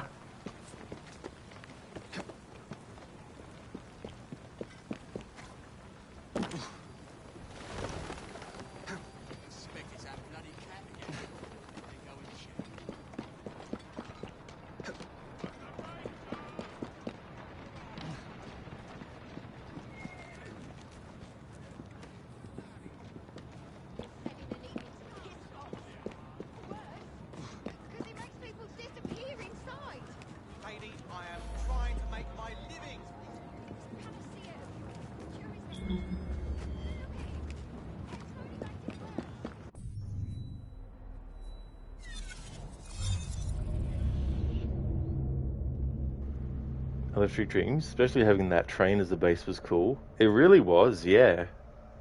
Yeah, it was definitely unique. Been a while, but the DLC was way fun. Yeah, my favorite would be the Jack the Ripper one, but I do like the Dreadful Crimes as well. Shinrod, someone turned the kids game The Floor is Lava into a video game called Hot Lava. Oh, did they, Shin? Never actually heard of that game before. Mr. Goatee, really want to try that mode in Outlast. Yeah, I need to do it in Outlast 2. Outlast 1, like, it can be annoying, but the good thing, of course, in that game is that after a while, after a lot of repetition, you start to remember a lot about the routes and, you know, dodges and all this kind of stuff. But I don't know how I'm going to go with Outlast 2, because that one's a bit more expensive than Outlast 1. And The Witcher 2 also has a permadeath mode, but on the hardest difficulty. Oh, nice. Yeah, I only ever played that one once. I understand I just booted up AC Syndicate. Don't know if it's just you, but it looks like cloth physics is a lower frame rate from the rest of the game. Yeah, I think I remember seeing someone say that too as well. Like if I make Jacob do this, and you look at the cape.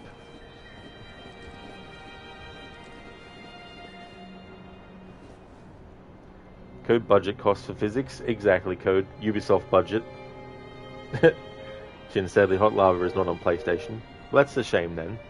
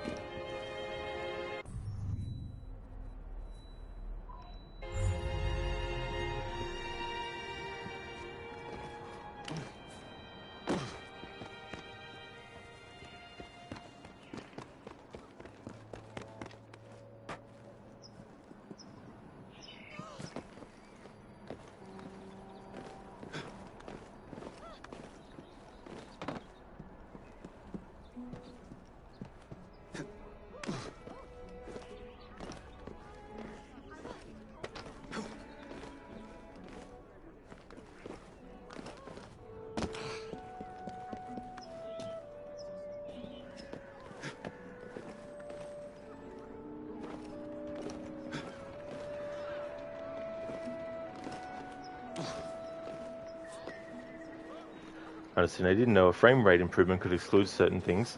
Apparently so, yeah. I wonder if that was just an oversight.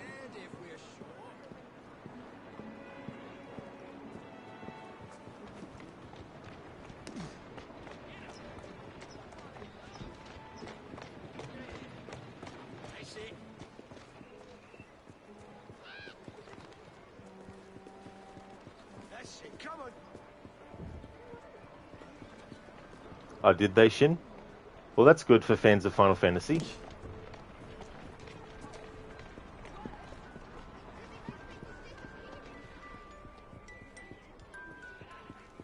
What's all the ruckus, I wonder?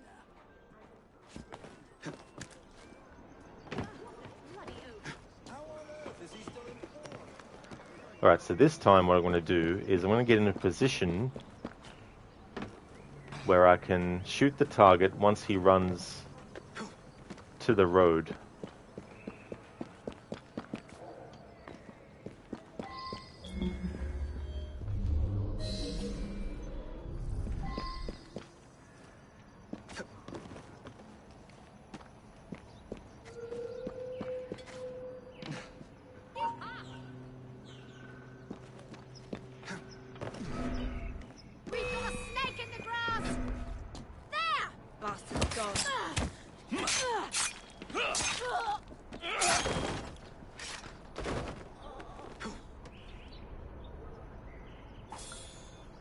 As you go tell you, you're beginning that rebirth. You can't wait to play and have a steam ribbon on it. Oh, that's good.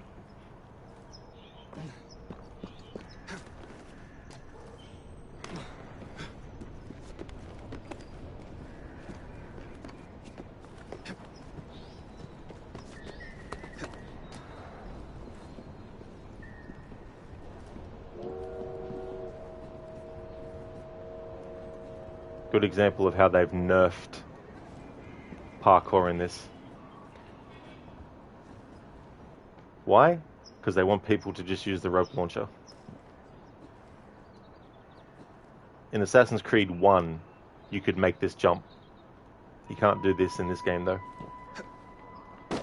Ubisoft Quebec don't like it when assassins can do things like that. So you can't even jump from this to that. The very basics of Assassin's Creed are thrown out the window. Oh, so now I can do it. Oh, I see. It's when the game decides, not when the player decides. Okay, I got it now.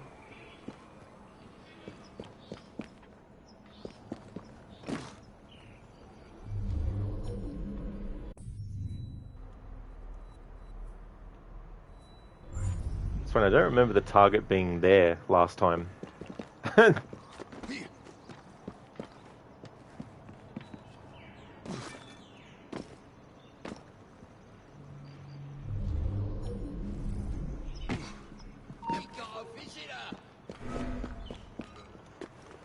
Alright, so this guy is in a part where you need to go down into a tunnel. So this whole part will be exempt. I need to get to the target, so we have to go this way.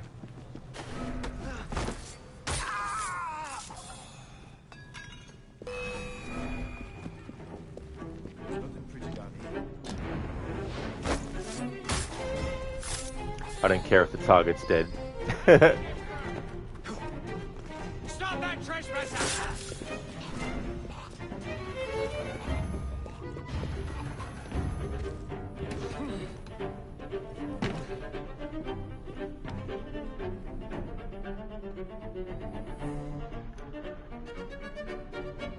In Mita, that's too far. He could fall and break a leg. I know, right, in Mita? Like, he could. It's way too far. Yeah, Coffee, apparently not.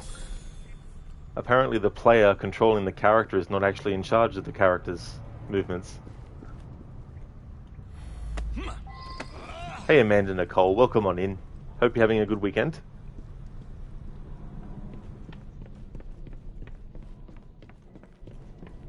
How did he get through?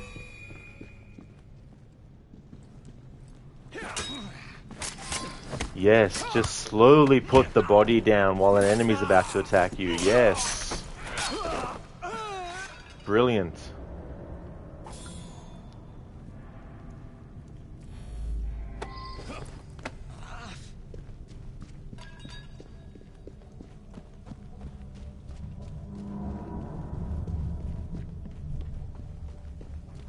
Yeah, Amanda Nicole, it's like, there's an enemy about to attack me, but I need to lay this body down very, very, very, very softly and slowly.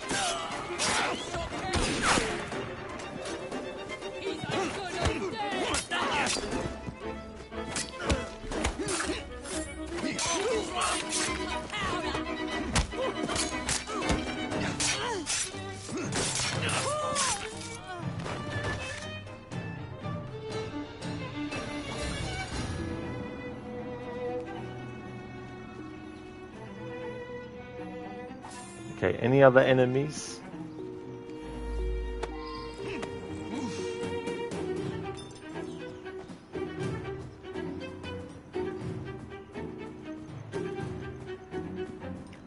Alright, so I'm allowed to touch the ground for this one because he was underground.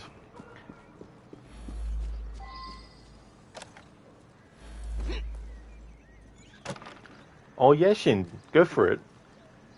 Amanda, hopefully the weekend goes good. You had a very long Friday. Well, hopefully so too, as well. Especially Friday was really long.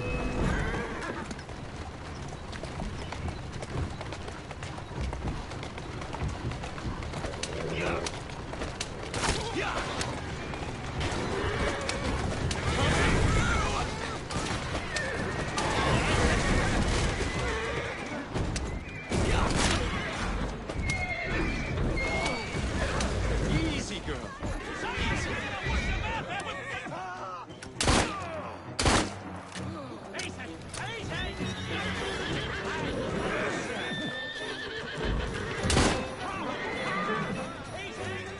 Keep moving.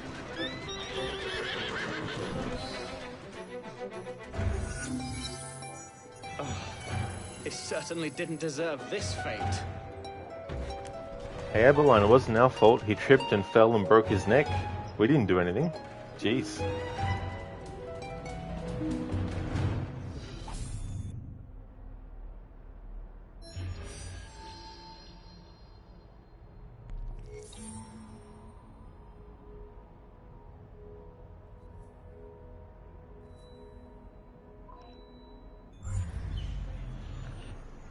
Alright, so the game's put me on the ground automatically.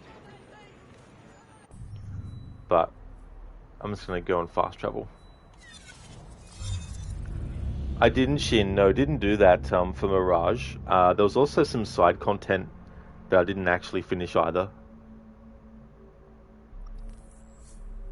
Amanda, your Friday consisted of your cat getting outside and going around the neighborhood to find him. Oh, wonderful. The cat was like, I'm going to go on an adventure. I'm going to take my time, going to go and see the sights. And then you're like, where the hell are you?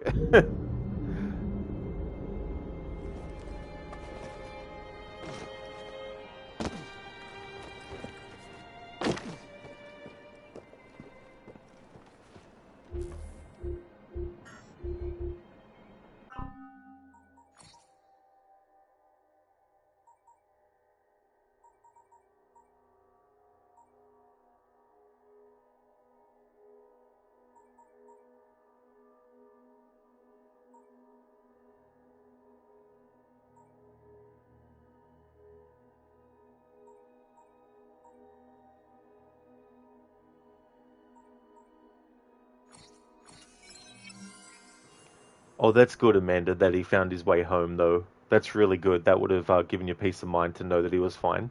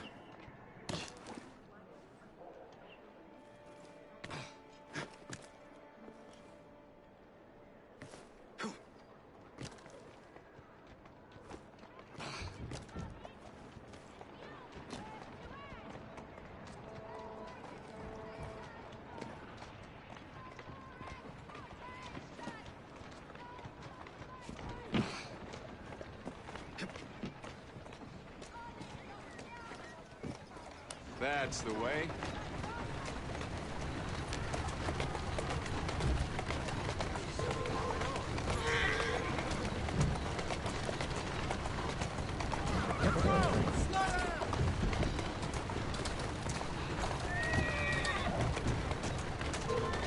Doing fine, girl.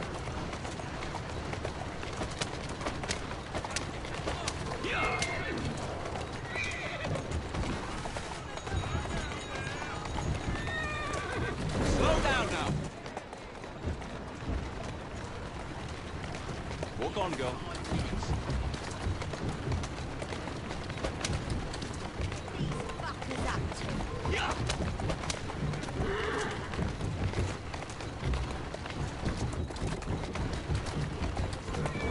Let's go.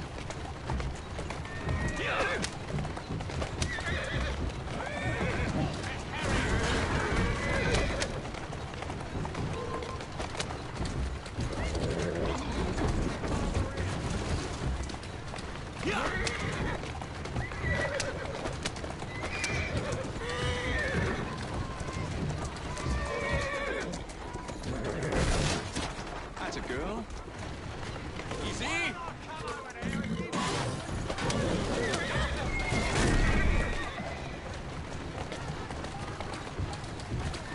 Slow down.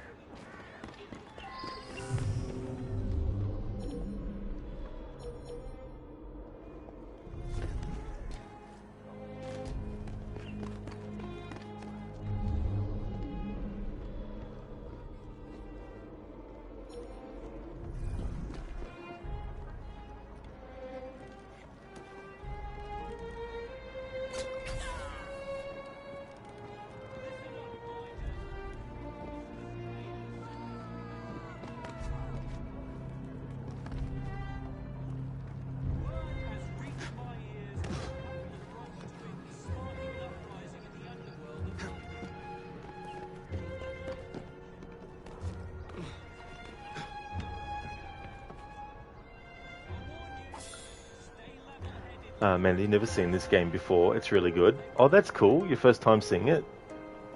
Yeah, it was cool to have two different characters you could switch to. For the main story, you can't only choose one the whole time or the other, but there's a lot of side content where you can choose which character you want it to be. And also for free roam.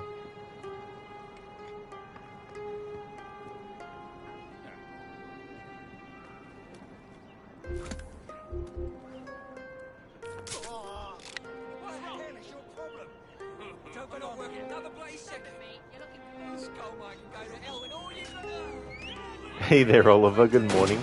How was your favorite rager on Twitch?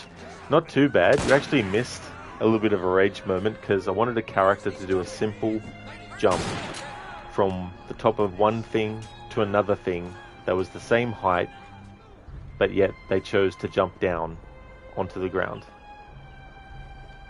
And yeah, that was really, really frustrating because it's like, I didn't do anything wrong. I pressed the buttons that were needed. The game was like, fuck you. Yeah, I know, right, Oliver? Ubisoft stuff. Ubisoft things.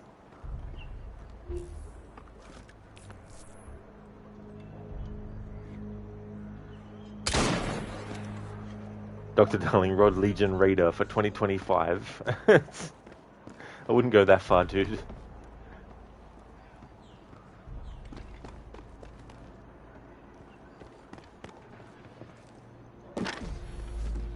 How's things going with you today, Oliver? Hope you're having a good one.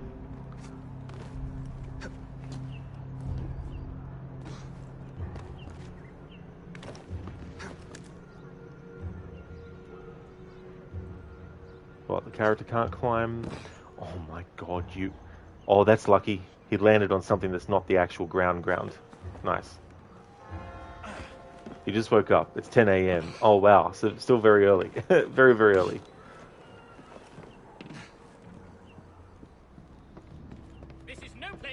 This is fine on the inside of a building, as long as I don't go to the ground floor. Drag him out! I'm not caring for optional objectives in this playthrough. This challenge is going to be time-consuming enough without getting the optional objectives on top. However, I have done challenge runs before where I've also included getting the optional objectives, which isn't quite fun.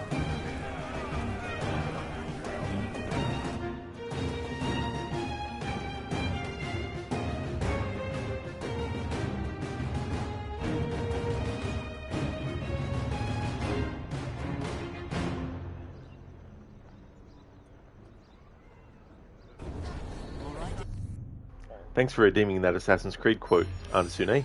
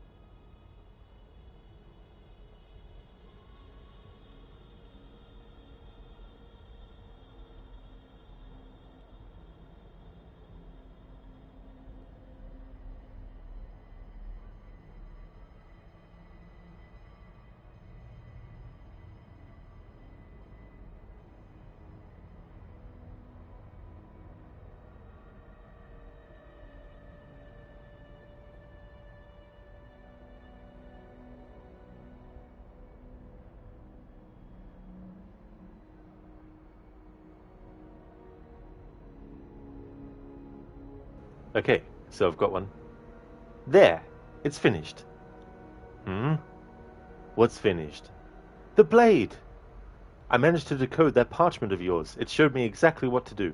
Now, all that's left is to remove your ring finger. Really? I'm sorry, but this is how it must be done. The blade is designed to ensure the commitment of whoever wields it. Bene. Do it quickly. I was only having fun, Ezio. Though the blade once required a sacrifice, it's been modified. You can keep your finger. That's from Assassin's Creed 2, and that's when Leonardo trolls Ezio by making him think that he needs to remove the ring finger to use the hidden blade.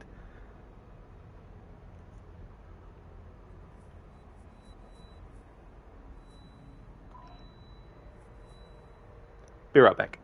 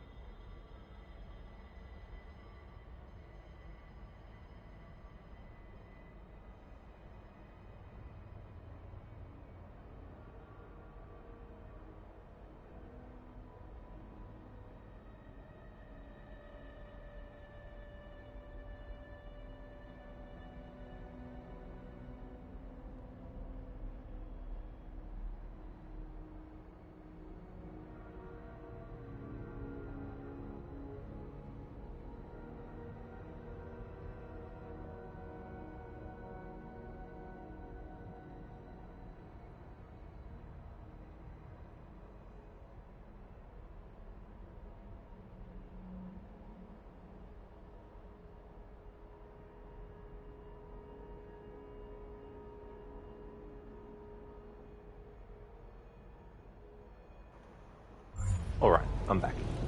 Okay, so the game has automatically put me on the ground. But that's okay. Time to get off.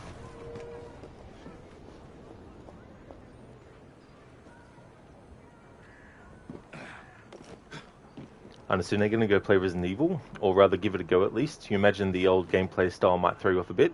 Oh, well, best of luck with that, Anasune. I hope that you can enjoy the game. And yeah, it's interesting with those old school ones, because it's tank controls and all that kind of stuff, and they can be a bit tricky to get the handle of as well.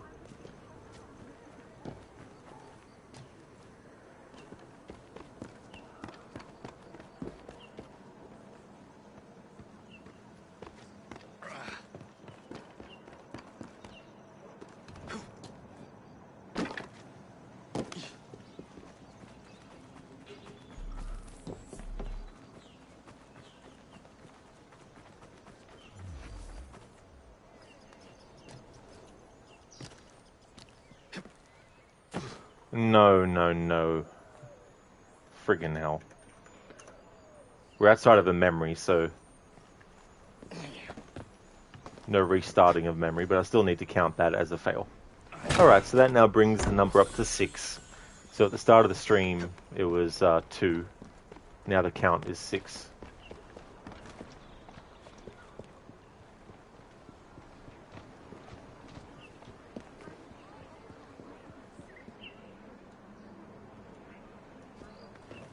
Things that should be simple are just not.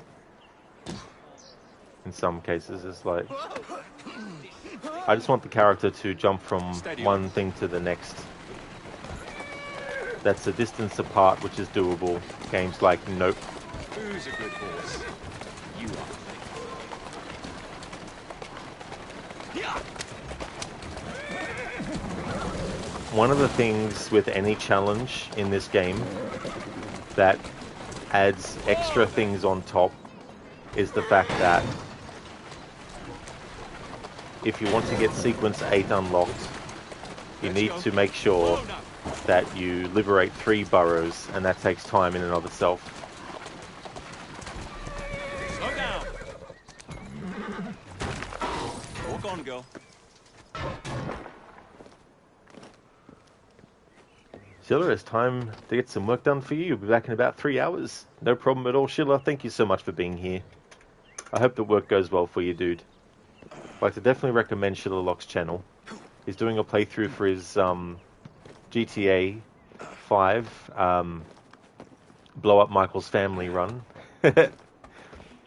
And he's also a big fan of Assassin's Creed. So he plays the games a lot and does different challenges as well. And also a fan of horror franchises like the Dead by Daylight franchise, as well as the Dark Picture series of horror games by Supermassive. He also likes to do chill streams of Euro Truck Driver, Euro Truck Simulator, and things like that. So yeah, definitely recommend. No worries at all for the shout out, dude. I'll definitely still be streaming in 3 hours time, so I'll catch you again soon.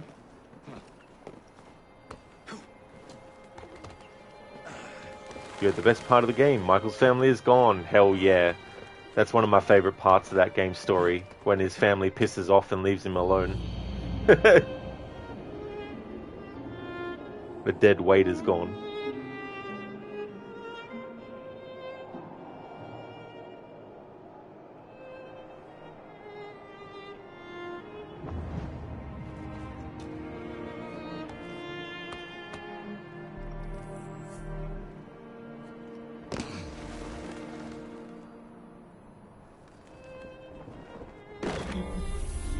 There we go, a free leap of fail without me even actually realizing it was going to happen.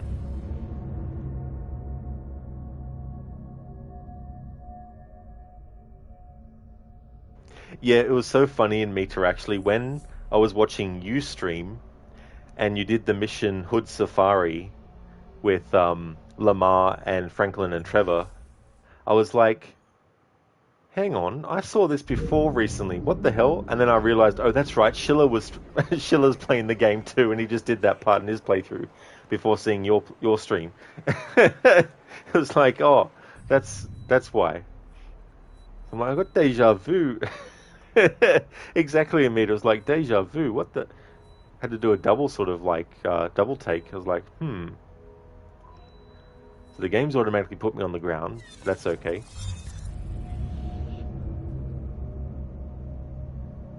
Because that's not part of the rules. If the game puts me on the ground automatically, it doesn't count.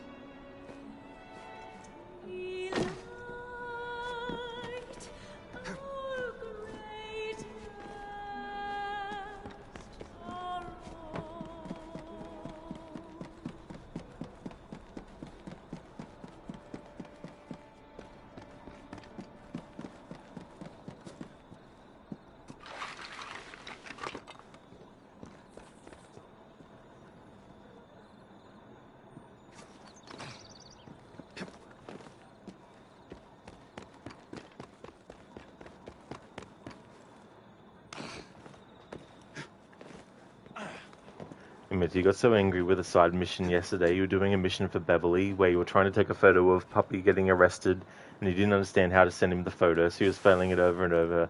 Oh, yeah. Yeah, that is very, very frustrating when that happens. And the Beverly missions, like the friggin' one where you're having to hold things steady on the, I think they're are they back of the bike or something like that? That's right, it's a motorbike. Oh, you... Fine then, game. Just fucking land on the ground then.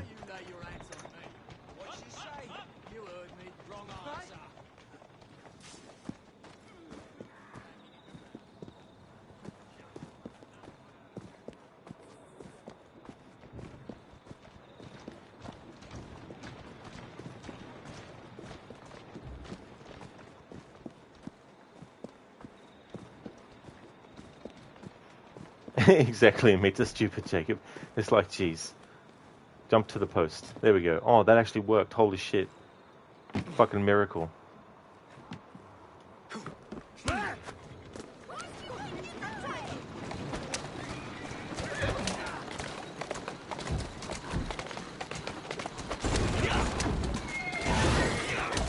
Stupid, isn't it? Indeed, Stan.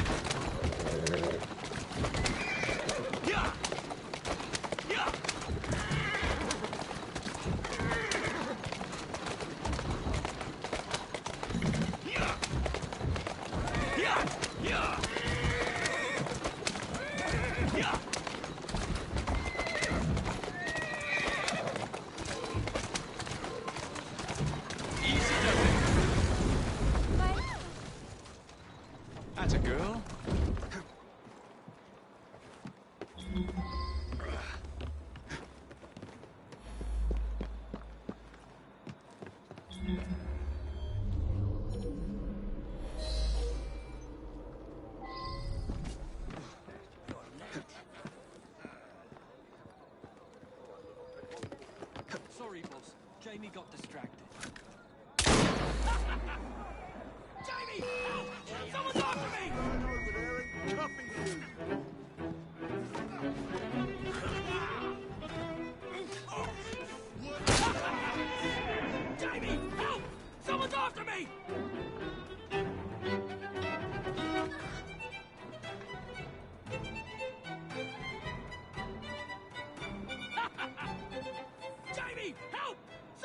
me! Great, he's fucking glitched. Wonderful. Jamie, help! Someone's after me!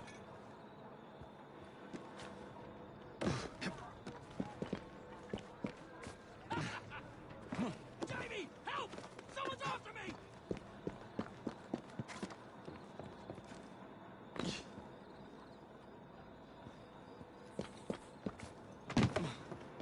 Yeah, mate, the funny thing was that when you checked on Google, all the guides were for Xbox and PlayStation. You were like, does anybody play this game on PC, for fuck's sake?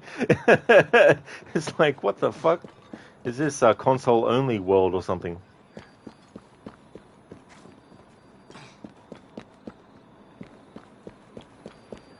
Dan, that's a rough challenge for a game like Syndicate that doesn't have manual jump. Absolutely, dude. There are some cases, though, where it does have the it does give you the ability to make a leap, but it's very, very, very unstable, and you can't decide when it does. All right, so if that guy was glitched near a road, it wouldn't be a problem because then I could get the carriage to the guy to put him in, but he's glitched and he's just standing there. Look here! For fuck's sake. Like, you can't fucking jump across that to the other fucking side, you fucking piece of shit. Like, seriously? Fuck.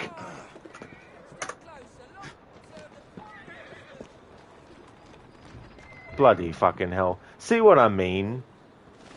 Surely Jacob would be able to jump to the fucking wall. Jump to the fucking branch, you motherfucker! The fucking branch right in fucking front of you, you fucking prick. Jesus fucking Christ. Alright, let's exit to the title screen and then go back in again so we can reset this activity.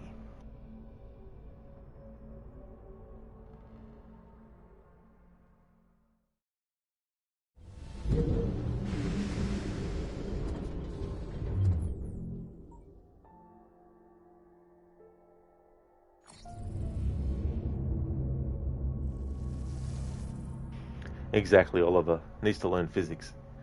It's like, bloody hell. And me to damn this game, he would have been so angry now. Oh yeah, dude. It's just so stupid. It's like, that shouldn't be a thing. Now, if it was 50 miles away, sure, I could understand him not making the jump. But still.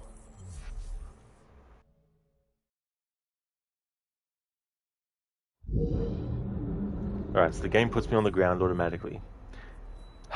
Let's try this again.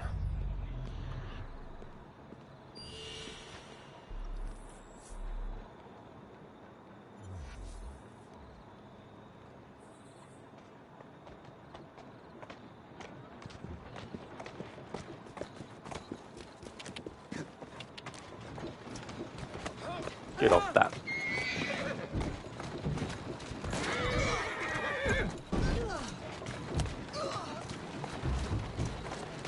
Oliver, you got AC2 and Black Flag yesterday.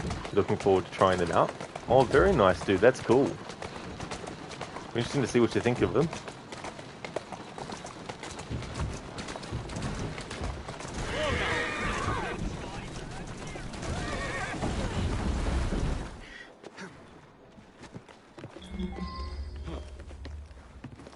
I don't blame you, Oliver, for not wanting to do this challenge.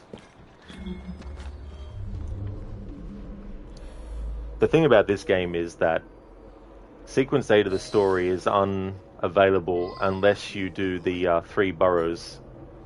You have to liberate 3 out of all the boroughs that there are.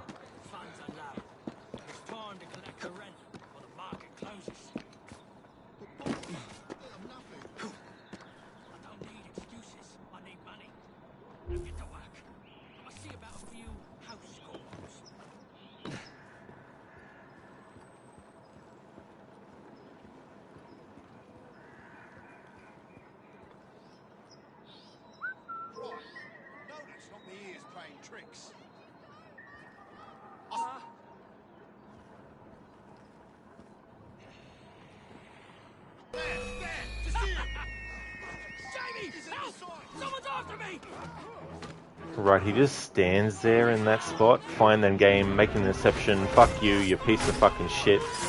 Motherfucking asshole.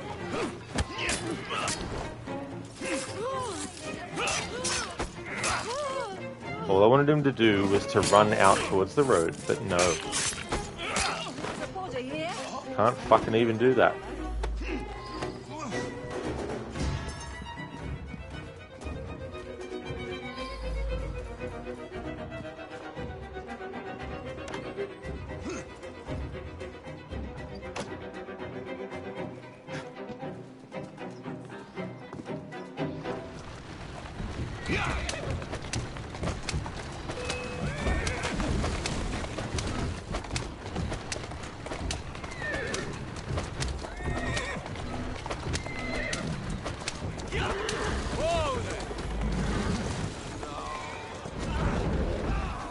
Walk on, girl.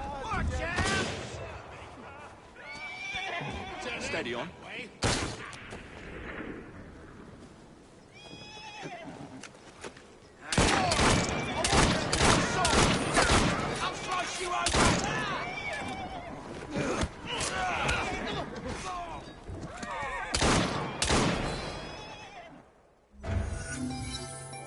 Good gracious!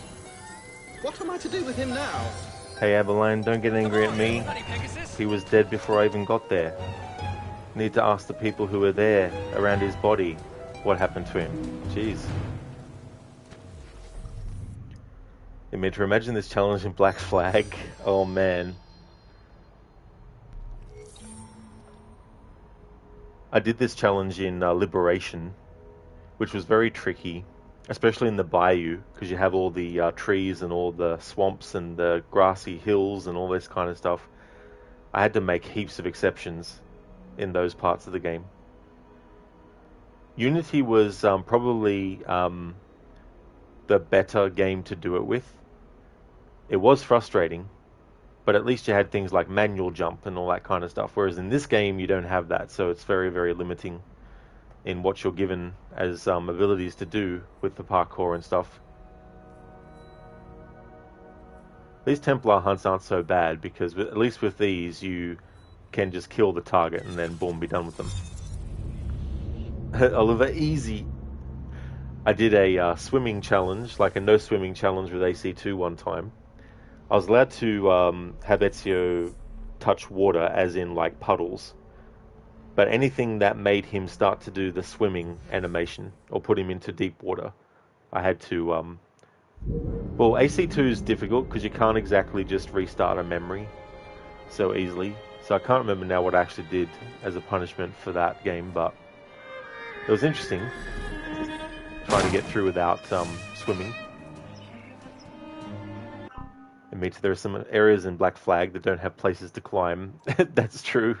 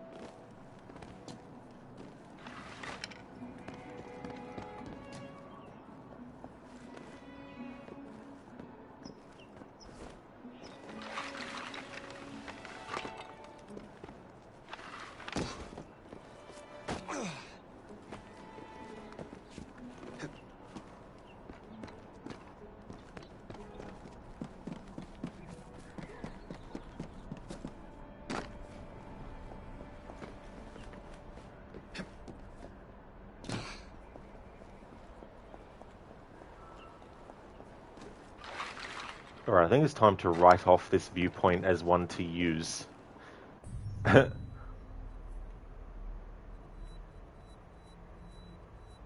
Alright, so I'm going to go to this one, which is way, way, way far away. But when I get to a carriage, that'll be a really fast way to get to where I want to go.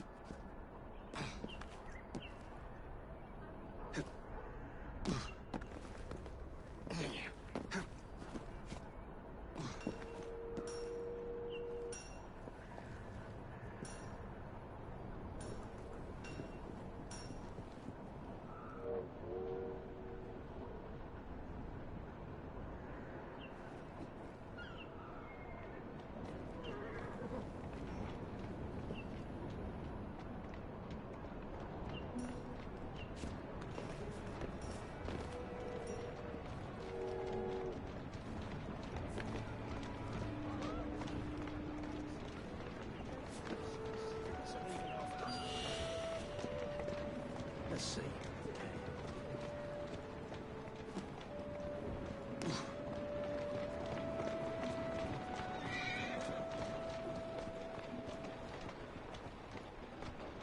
Looks like there's been a kid. Maybe two. It's like, for fuck's sake, you can't do a fucking little leap like that. Jesus fucking Christ, like seriously. See what I mean? This fucking bullshit. Let's go.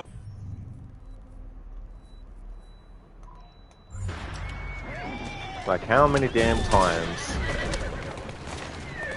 How many damn times is there something that you can literally make the jump for, but the game won't let you? This is one of the Assassin's Creed games that is actively trying to fuck you over with the movement.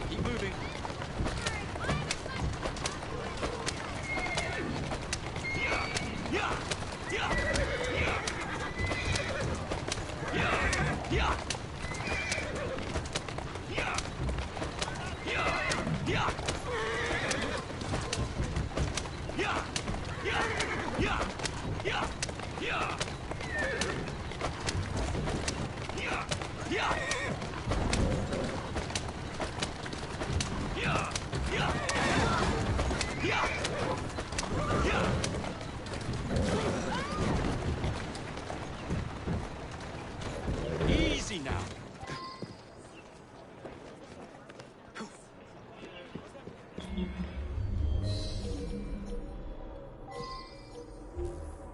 And what do we say afterwards?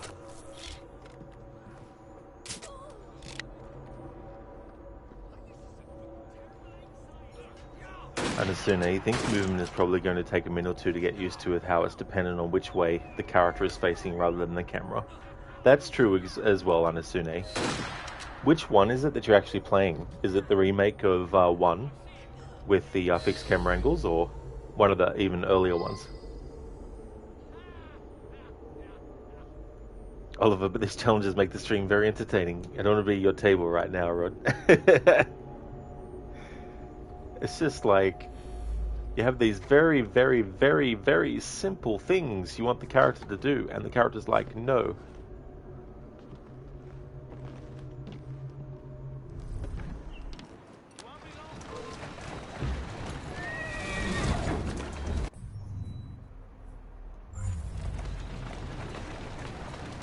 That's a girl. Hey there, Rosie. Jacob didn't run out of civilians with a horse carriage. It's conspicuous that message is absent. Maybe he did. Yeah, that's definitely something that is funny in this game, because this is the precursor to Ubisoft Quebec's desire to allow your character to kill without the punishment. Except in this game's case, there is the punishment. However, It's only if you aim and shoot an NPC in the head, or, you know, until they're dead in any other part of the body, that the game is like, your ancestors did not kill civilians, but you can run over people without that message popping up. And it's an PS1 version of Resident Evil 1. Oh, cool. Oh, that's awesome. So the very, very original one. That's cool. Yeah, well, that's it as well, you know, and the 10 controls and that, it'd be good if in a remaster they were able to fix that. Electric Dreams, you gotta fly. You'll have a great weekend out there. Cheers from Texas. Thank you so much, Electric Dreams, for watching the stream. I really hope that you have a great rest of your day and your weekend as well. Thank you so much for popping in.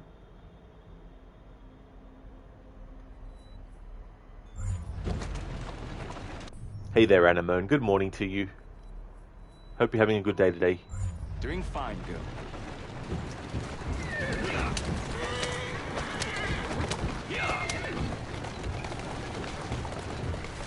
I'll be glad in this playthrough when I've done the burrow liberating for the 3 burrows that are needed to unlock sequence 8. Because this is my least favorite of any challenge with this game, is these burrow liberations. You are.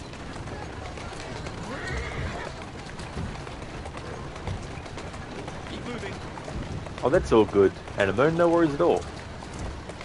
And yeah, things are going good, except this game is really annoying me, because simple jumps that the character should be able to make, the character is not making, even though they could make it. But otherwise going good.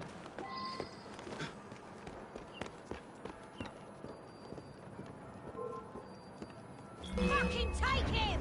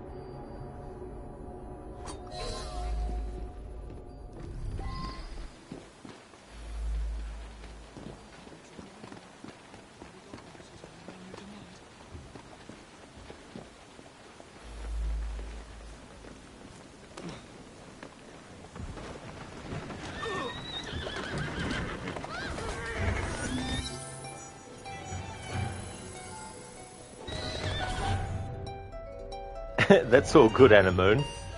There's no worries at all.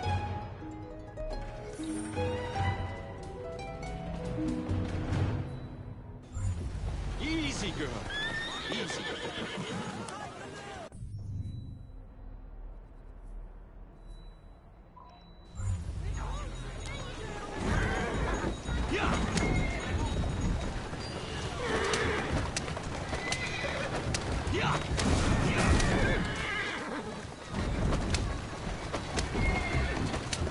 Actually, what I said about the thing in Odyssey, it's not that there's no punishment that the game gives you.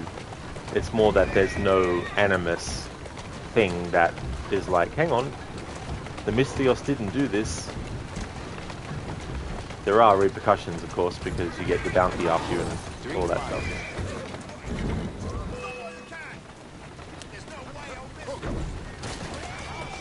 Walk on, girl. Easy does it.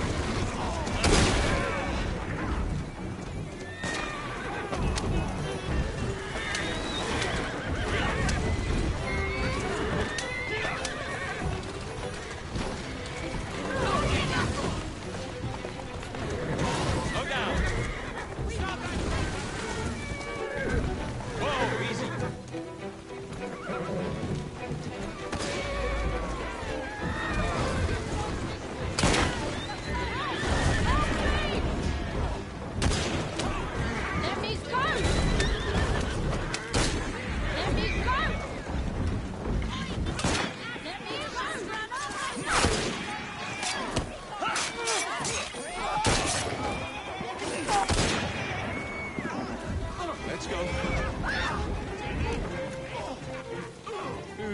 course.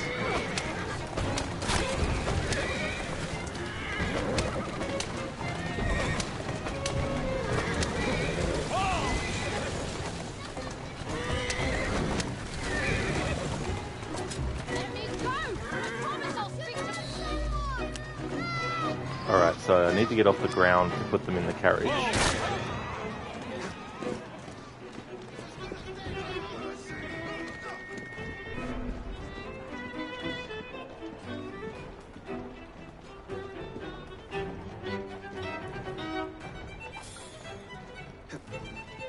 No, not drive.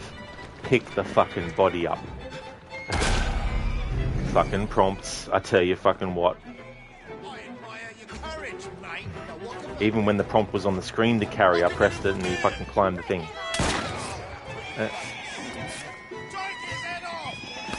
This game's seriously testing my fucking temperature. Great, now the fucking carriage is running off. Jesus fucking Christ.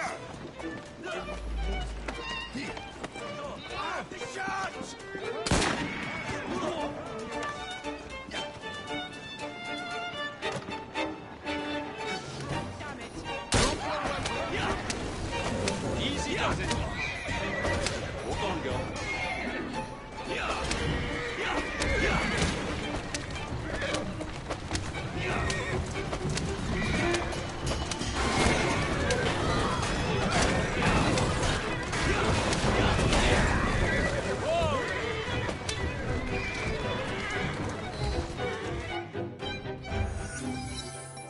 What a mess.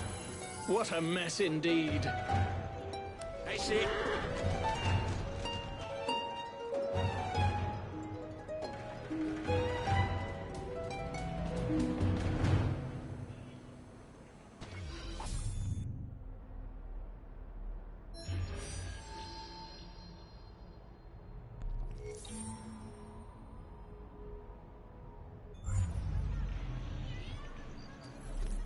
Alright, so the game automatically puts me on the ground, so that's okay. Talk about craziness, jeez.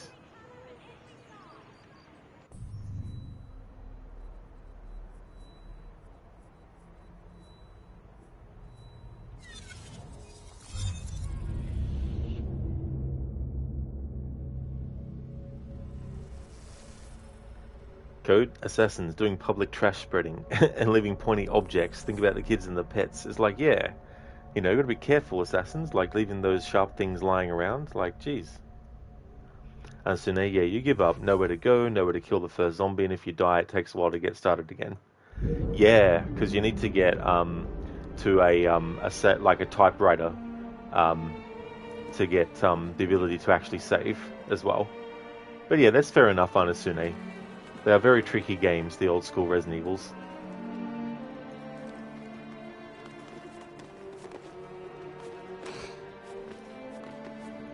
Oliver Aussie Summer Rain, as hot as your temper right now. Exactly. Could start a fire with it. This is so annoying. Hey there, Crikey. Welcome to the lava, floor is lava challenge. Anemone, you want a pet alligator? Yeah, that was so funny in that video. Where the guy is just like, oh yeah, alligator comes up to him, feeds him some stuff, and then just starts patting the alligator's head, and the alligator settles down into a position to take the petting. It's just, what the hell? I understand, at least it was only $20 you spent, not like you paid $200 for a game, you know, like, oh exactly dude, that's it.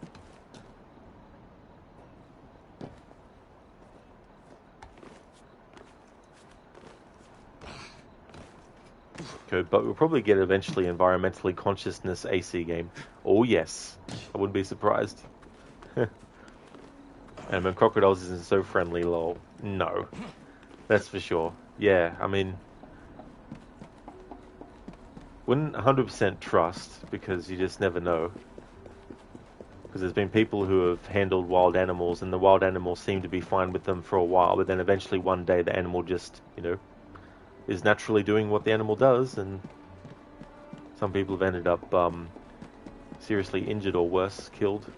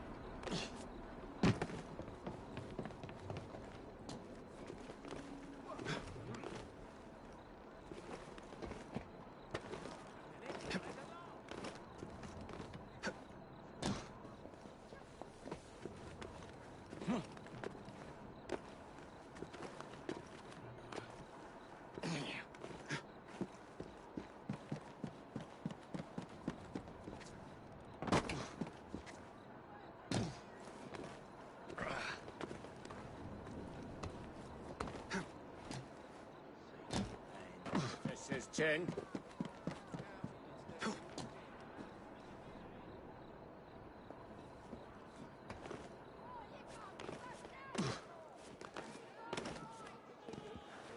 Is it a meter, rainy and foggy?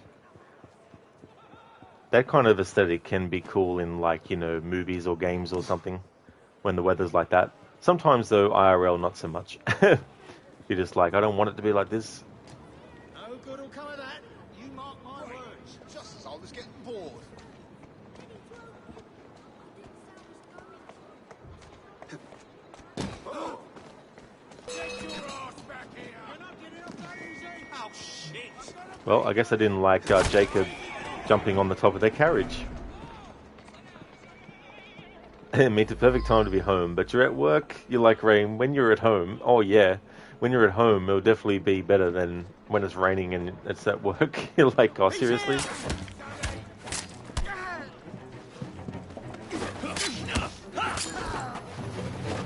Somebody get the fighting!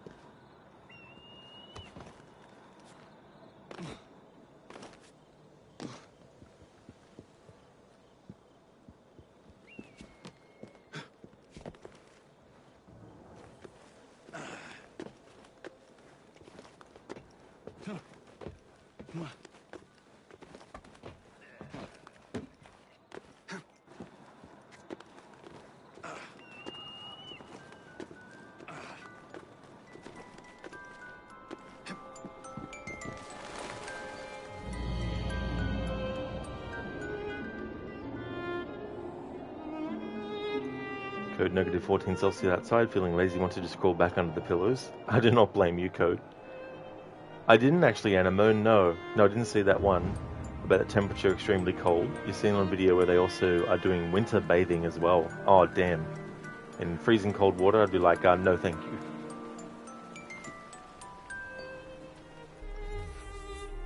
Well, of a usual day here in the north. In meter, it's 10 Celsius whether you are. Oh, that's pretty good. Code righty, they do that winter bathing here too. There is at least one public sauna next to a lake here and they open up a spot to the ice. Well, I mean, yeah. Just, yeah, it's one of those things where it's like, Anasune,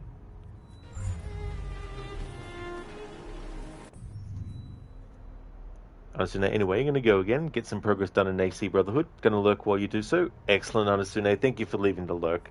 And I hope that it goes well with Assassin's Creed Brotherhood.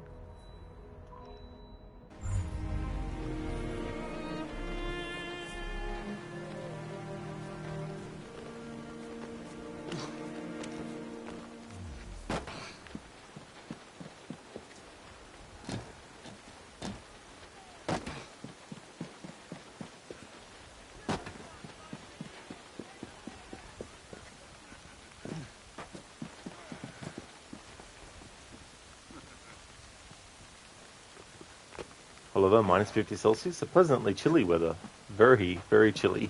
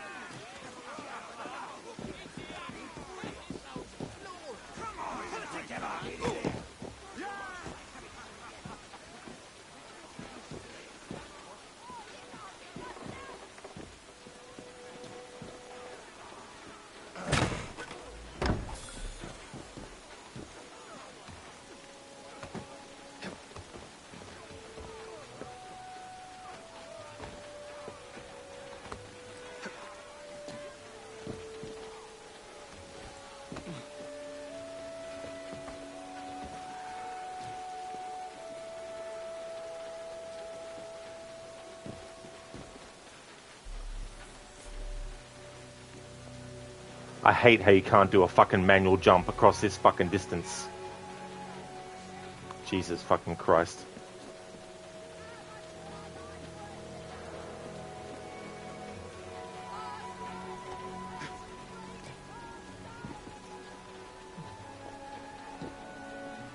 Come on, climb up. Can't fucking climb up in an Assassin's Creed game. Fuck you, developers. Fucking Ubisoft Quebec in charge of the franchise now too. Like, fuck off.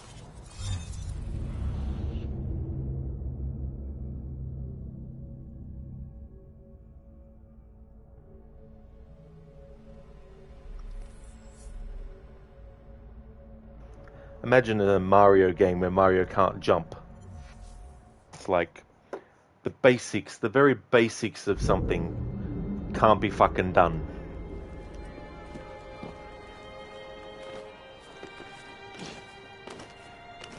Why? Because they were like, we need to make sure that players who accidentally, and sometimes accidentally in quotation marks, jump off of something they weren't supposed to, don't do that anymore. So let's say fuck you to the players who actually know what they're doing when they're controlling the character and say, no, you're not allowed to do that kind of jump.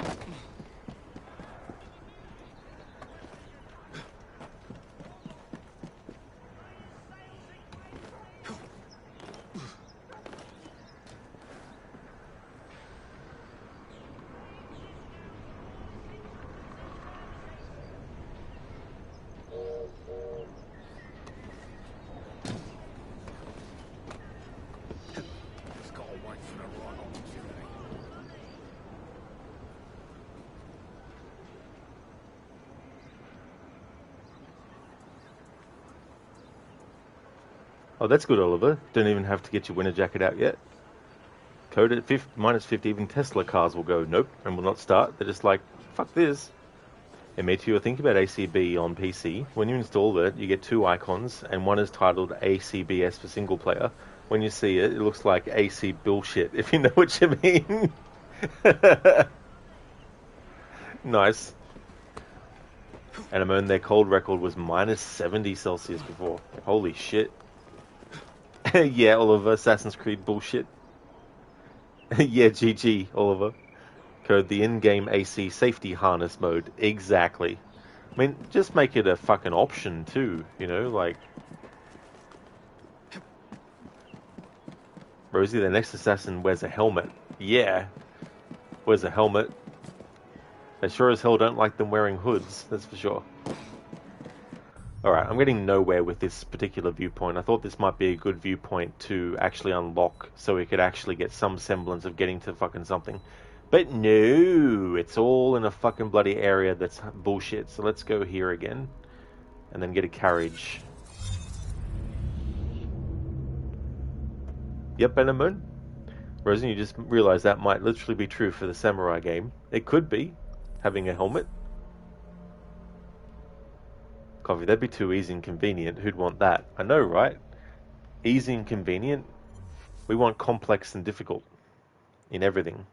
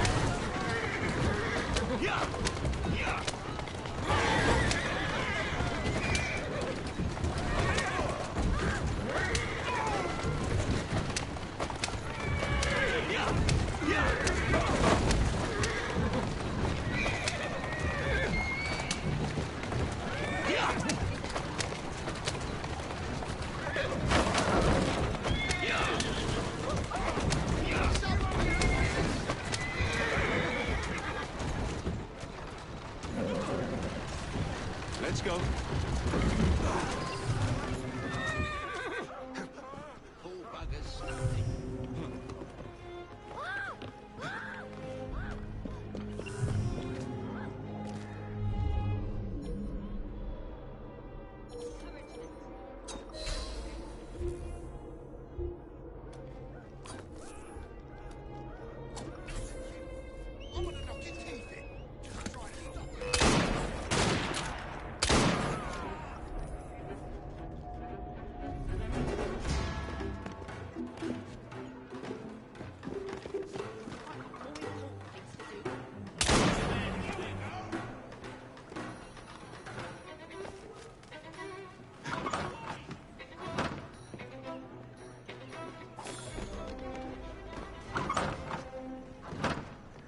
There's no way I'll live. That ain't right. Stop! Thief!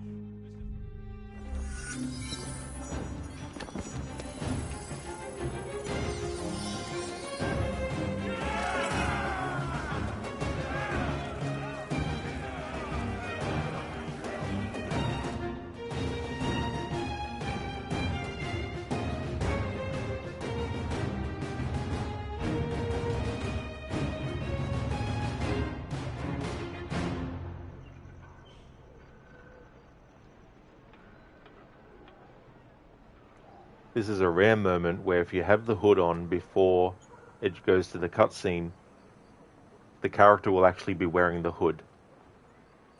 There's only certain cutscenes in this game on the console version where if you don't have the PC modded version, where the character will still have their hood on from gameplay when it switches to the cutscene. And this is one of them. On the PC version though, you can actually get a mod that has the hood on all the time, even in cutscenes as well. But console versions, you don't get that.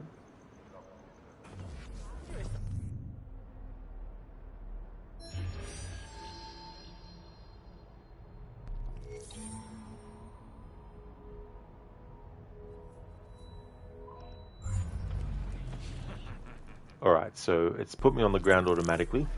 4 and 20 blackbirds baked in a pie. Alright, normally I'd kill him now, but I need to get off the ground.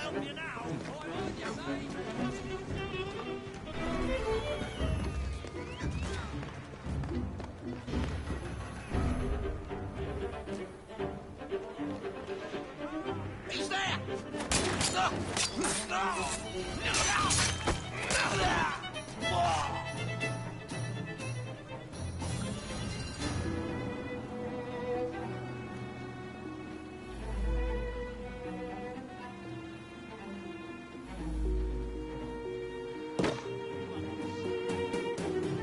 If you kill the gang leader at that point, obviously when you get to the actual gang war, they won't be there.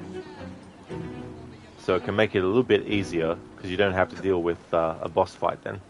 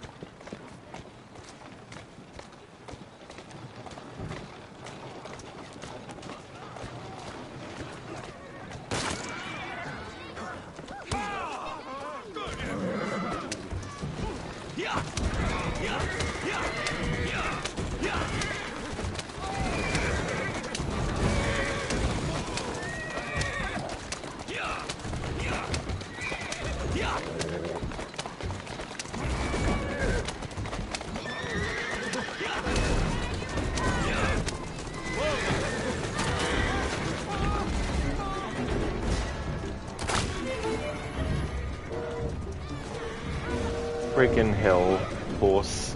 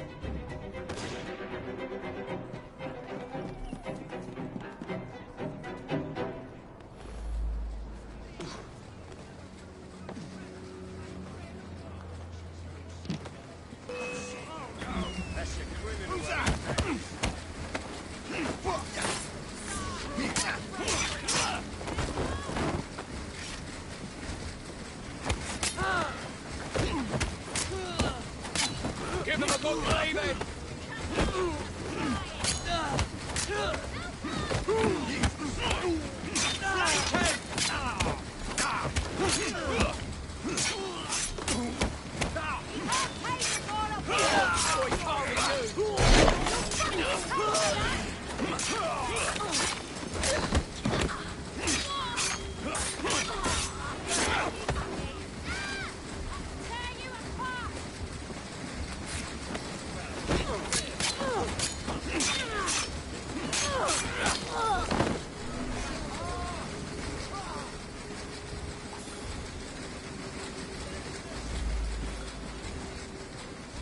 Not a copper in sight to stop.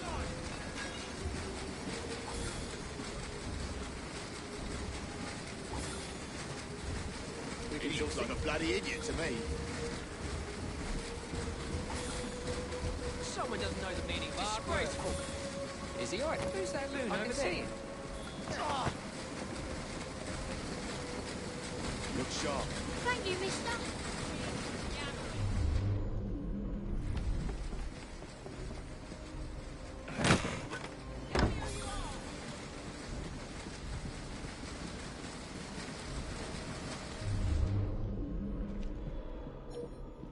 Back to work.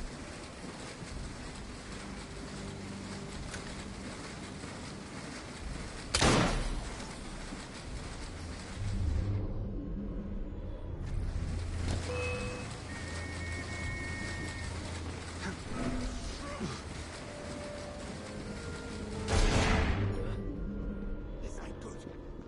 He's clever, but not that clever. I'll find him. Charge him all at once! The devil take you. One more for the pauper's pit.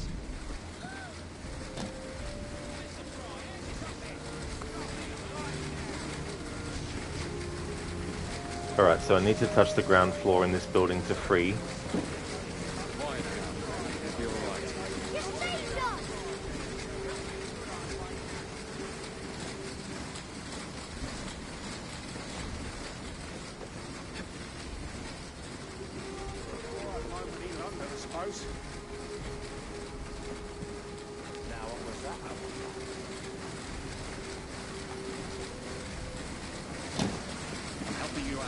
There we go.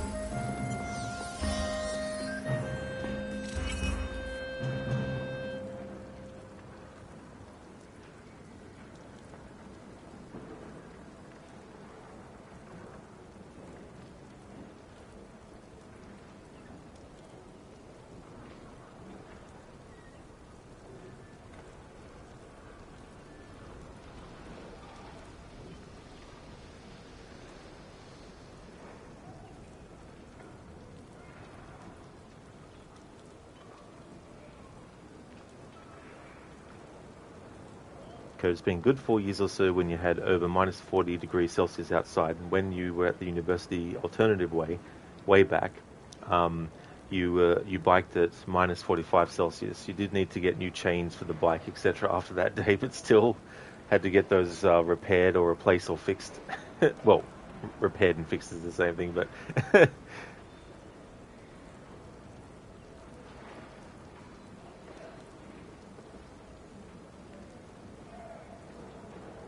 And you want to sleep more. I don't blame you, especially if you want to get to sleep, you know.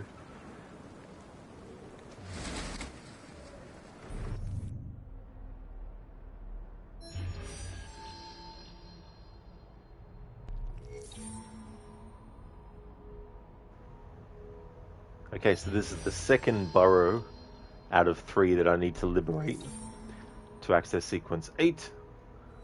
So now we have this gang war to get to.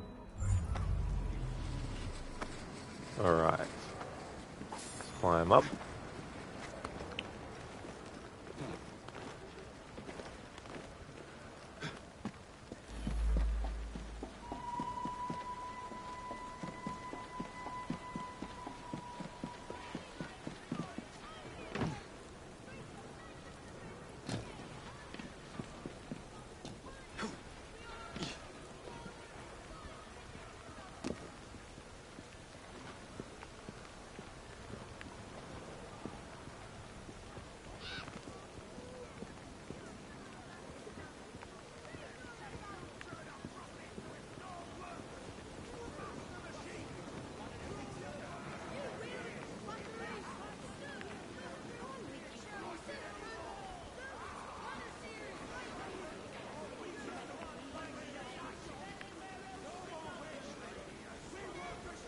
Yeah, Anemone. After being so up late. Yeah. Your body is like, can we just go to sleep now?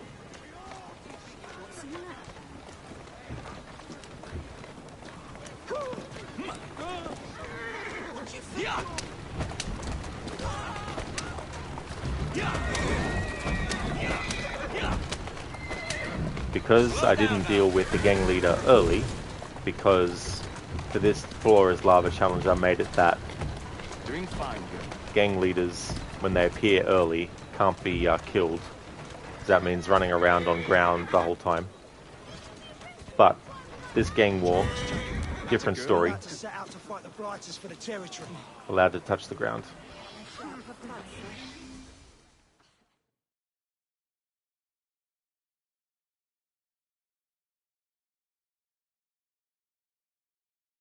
Mr. Cletus Strain and the Blighters have challenged the Rooks to a fight for territory in Lambeth. Defeat him and the borough's yours. Look, Sharpie's a bit sadistic.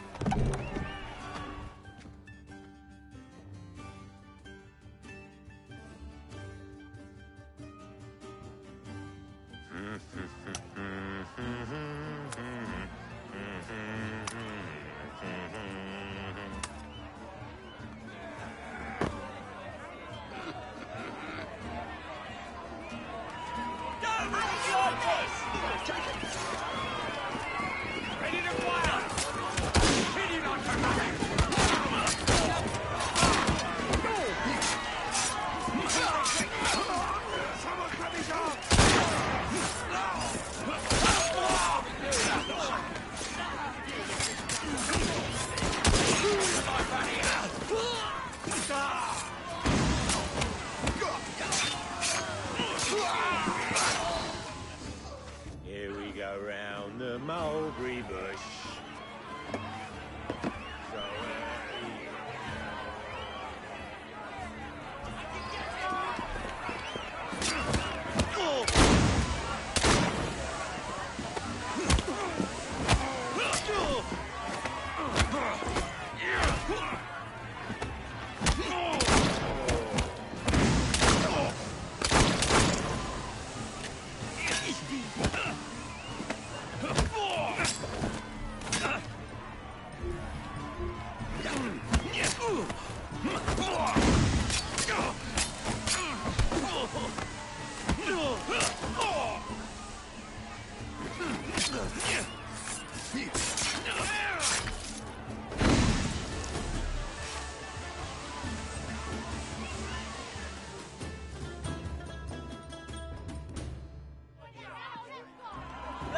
gentlemen, we are Jacob and Evie Fry.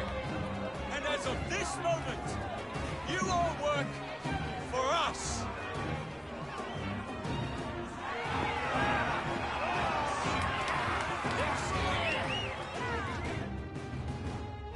Rosie, is the XP boost just always active? Do you mean the XP icon that's on the screen with the minimap, or do you mean like the XP boost that you can get that for so much time allows you to get extra XP for things?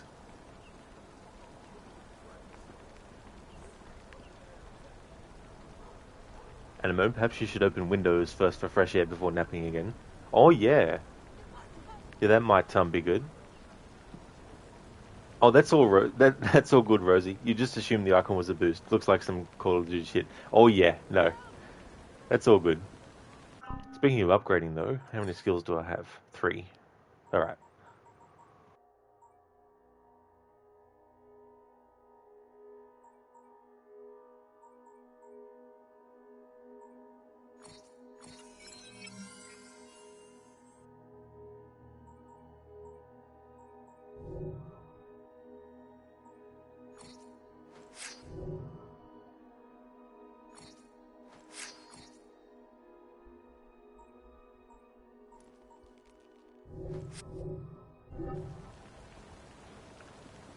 Alright, so that's 2 burrows liberated. I need to liberate 1 more burrow, and then that will mean that when I want to do sequence 8, I'll be able to.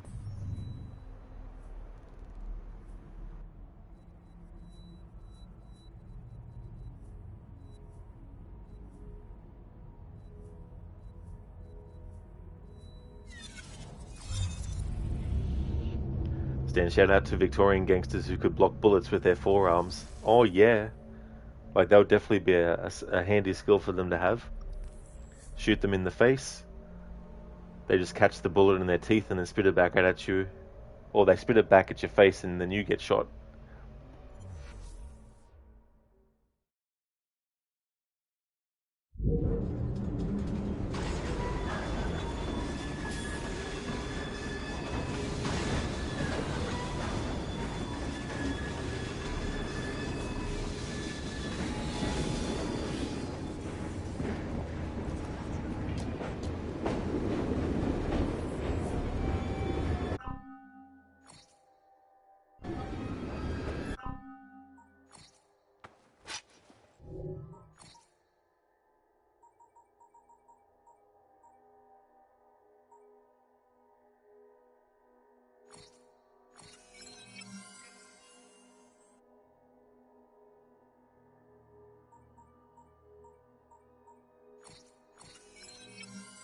And a moon Victorian time was crazy. Oh yeah.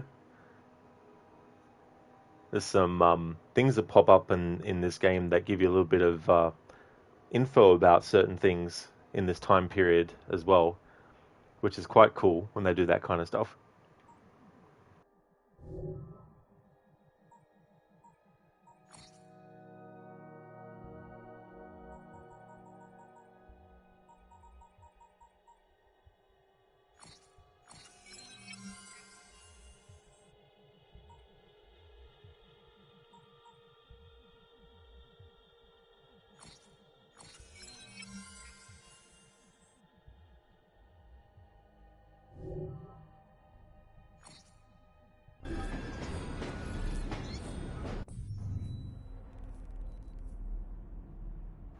So the next borough I'll liberate will be the Thames. And this will be good too because I'm allowed to swim. So this will make this whole process with this challenge a lot easier.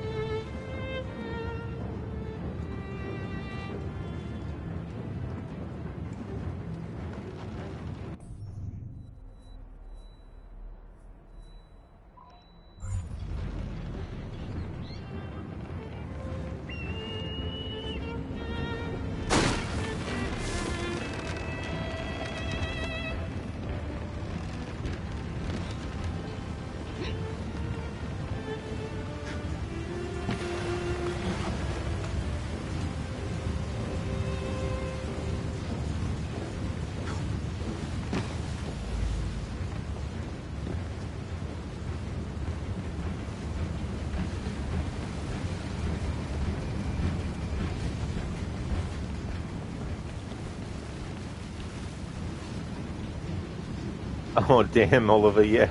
People would brush their teeth with radioactive toothpaste. That's like, oh man. Then you think of the things where it wasn't known yet, and that's not specific to just this time period, but in general, things that at one time they didn't even know that there was negative effects. It was just considered at the time to be a good thing to do.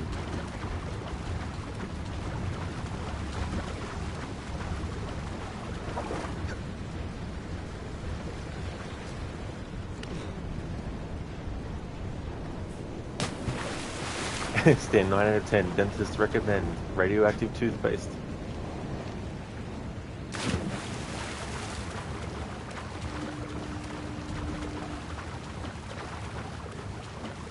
These bounty hunt missions are very annoying with this challenge, because by their very nature you need to get on the ground to pick the target up, put them into the carriage, because whether they're dead or alive, these bounty hunts, you still need to put the body in a carriage and then take it to the designated spot.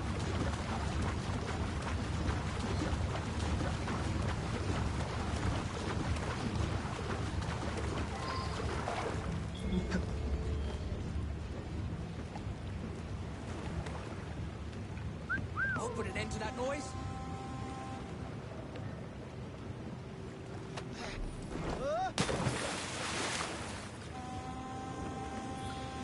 Oliver, nice one. The 10th dentist didn't survive to recommend.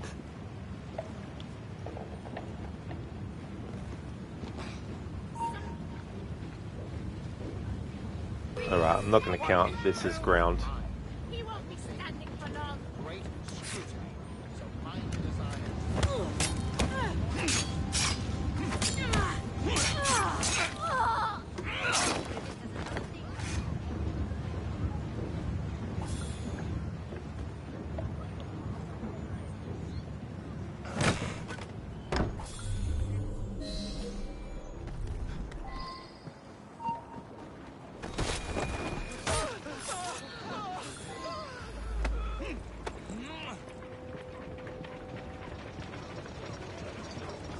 Someone take care of this!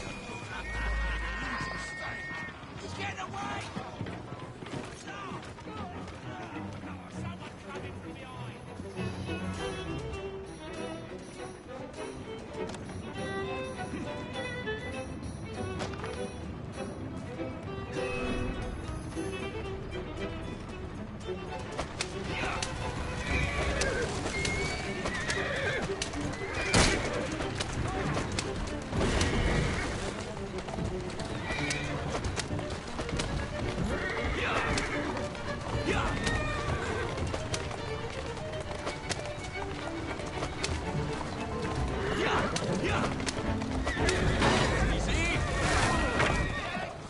Steady on.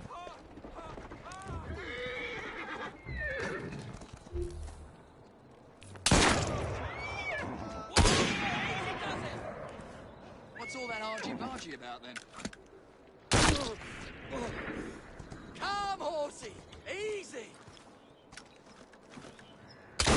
Easy! Poor sod. What do you mean, Aberline? Like, maybe he was rich? You're assuming that he was a poor sod. Maybe he was a rich sod. Sod off, Aberline.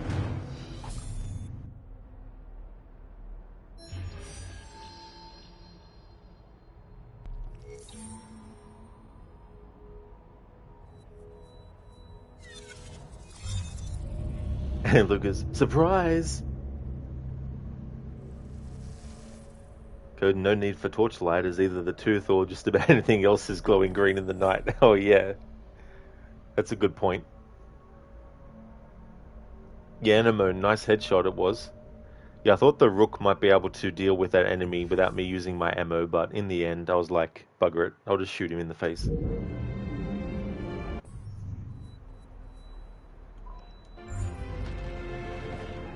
Lucas reminds you of the Radium Girls. What's that actually from?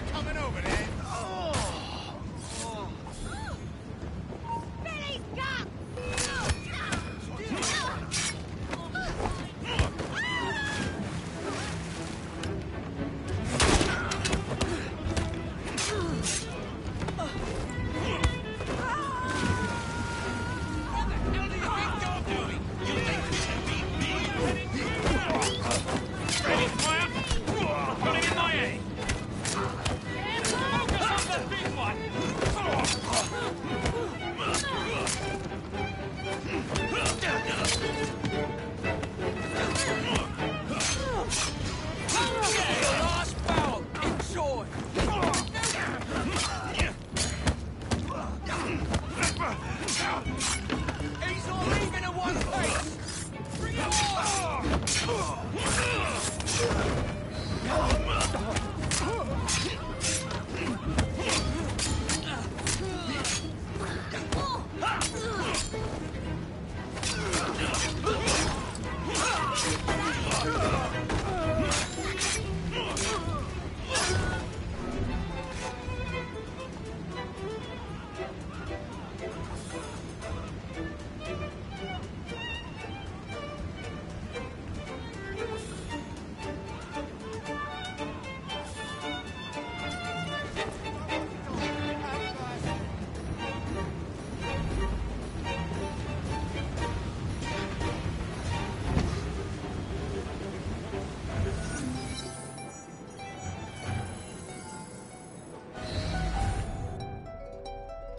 To remind you about the document, was it a diver's watches or something? The wristwatches time showing moving pieces were painted with radioactive paint to glow in the dark. Most workers, mainly women, did get quite the health issues and just about everything else. Oh really, Code? Bloody hell. Yeah, these things that get done because they're like, oh, we need to do this because of such and such, and then there's repercussions on people. Lucas, that's what you're talking about. They were painted with radium. I got you, Lucas, so that's the radium girls that you're talking about. Yeah. And last night you had a dream of family relationships. You miss many of those you know aren't on Earth today, cousins and grandparents, etc. I got you, Anemone. Yeah. Yeah, sometimes those dreams can be tough as well, you know. But, yeah, I haven't had a dream about a loved one that was lost for a while. Oliver, radium is the best in your 5 o'clock tea. Oh, could you imagine? It'd be so delicious. Be radioactive tea. Grow like an extra arm or something.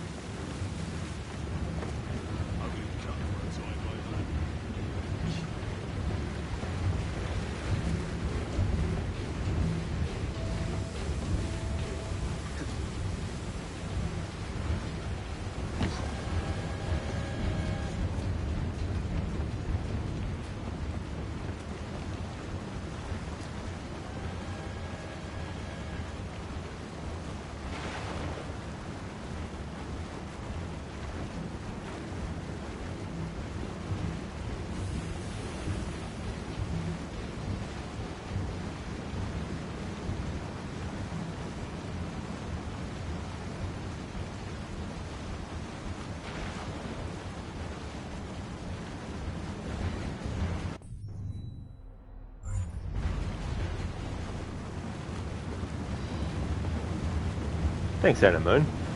Yeah, can't remember the last time I did. Although then again, they say that sometimes you don't remember all your dreams, so... Oliver, you lost many people close to you last year and even the beginning of this year, both old and young. Sorry to hear about that, Oliver. Yeah.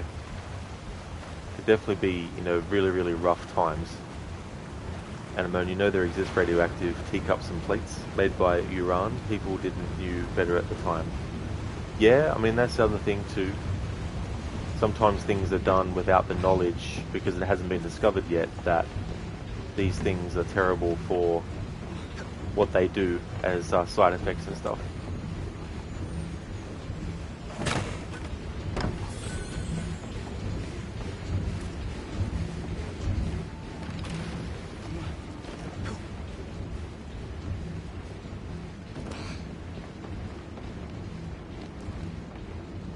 Get hold of it!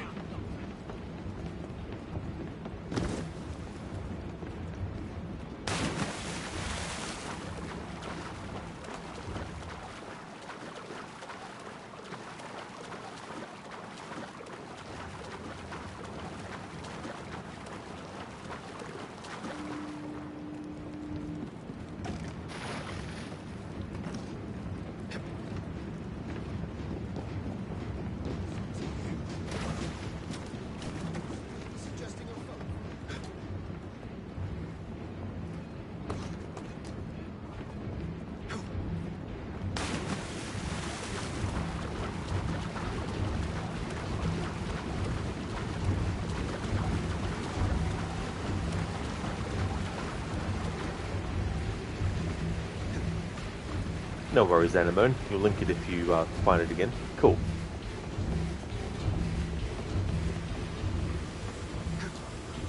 Although all the loss makes you think about death a lot. I don't blame you one bit as well. It can definitely make a lot of things come into a different perspective as well.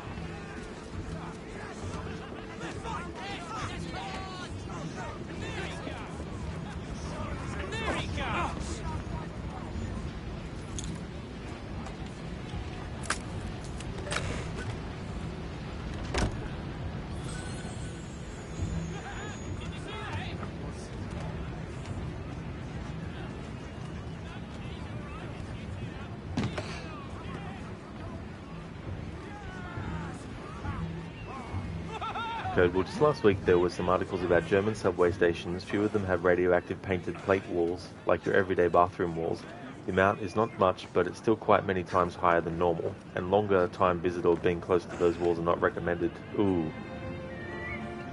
Yeah, it makes me think of like, that material that has, you know, the asbestos material as well.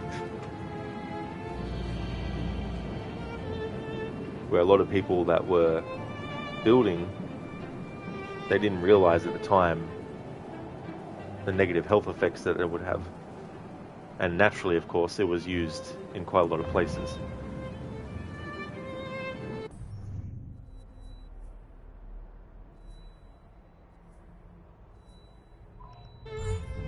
Yay, another bounty hunt. One of my favorite activities in this challenge. Not.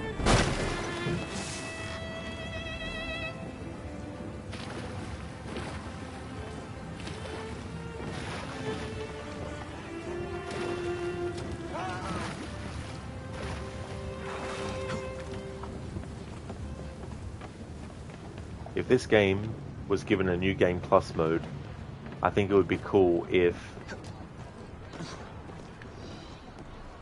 all the boroughs that you had liberated were already liberated at the start.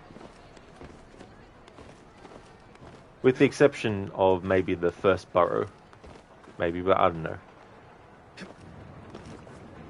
Still having that would be good.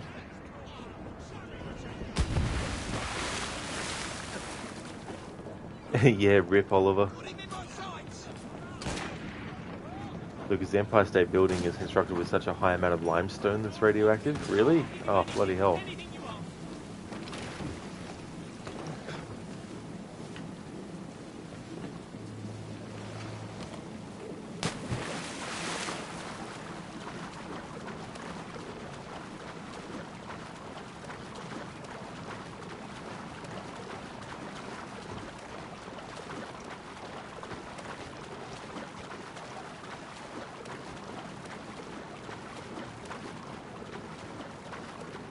Yeah, Oliver, Olympic swimmer. In dirty water. Like, yay! Okay, so for this whole part, I'm going to make an exception. I'm allowed to touch the ground to get this target put into a carriage and put him away.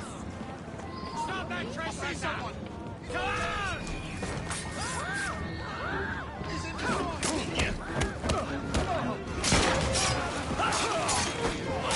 You're just another worthless cur!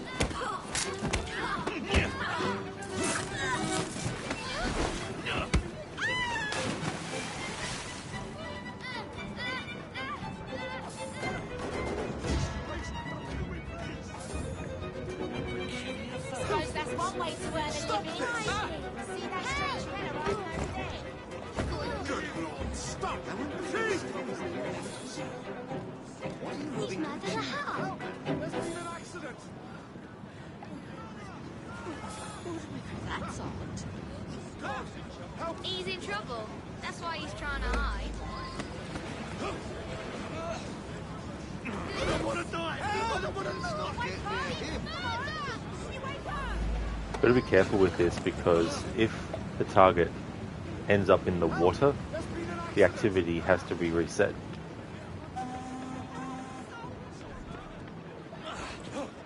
Is he having a I just thought that was going to happen as soon as I mentioned it.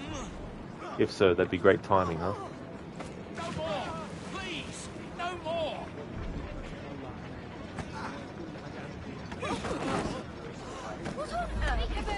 Roger can see you. Stop right there, you little thief! Where's your respect?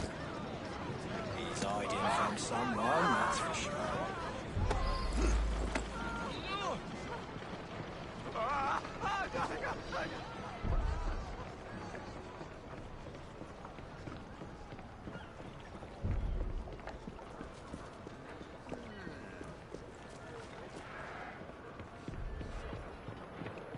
Yeah. Michael Phelps, watch out, Oliver. Oh, you did Anemone? You just linked the search result? No worries at all. Thanks for finding that. Lucas, shitty water, literally. Very literally. Like, imagine swimming in that and getting a mouthful. It's like, ugh.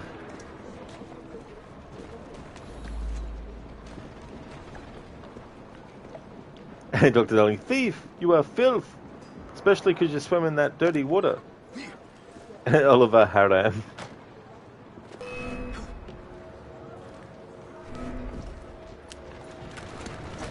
Anemone, you're welcome. It's cold outside. I definitely would rather the cold weather at the moment.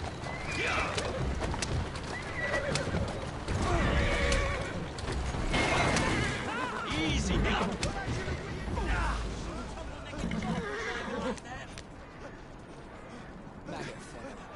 I hope it was painful. Here we go!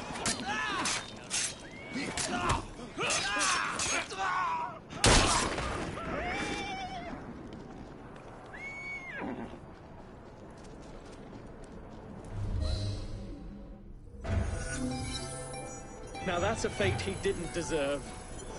Hey, it wasn't our fault, Avalone. He was there, he was fine, but then he just collapsed and he was dead. We had nothing to do with it, I swear.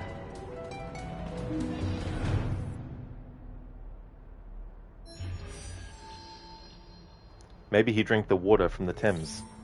Maybe that killed him.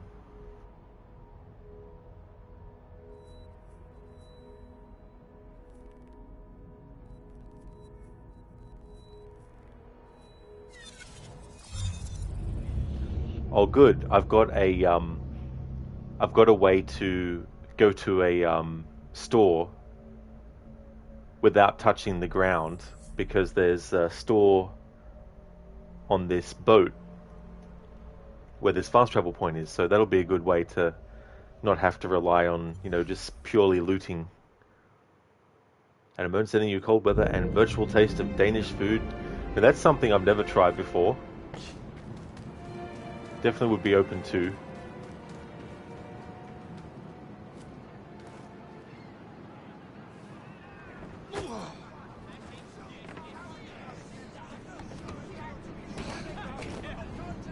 Oliver Rod, you driving around like in GTA?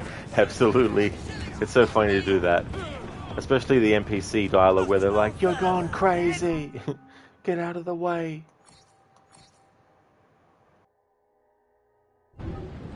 Please make sure to come again.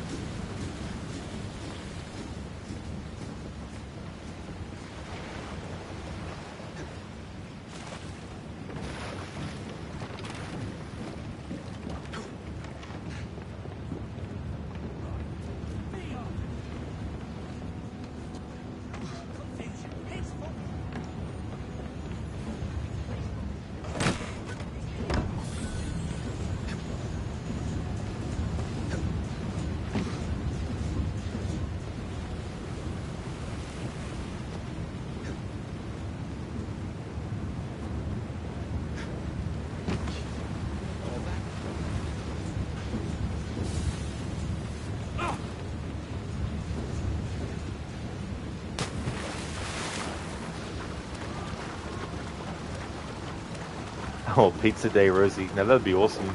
Pizza.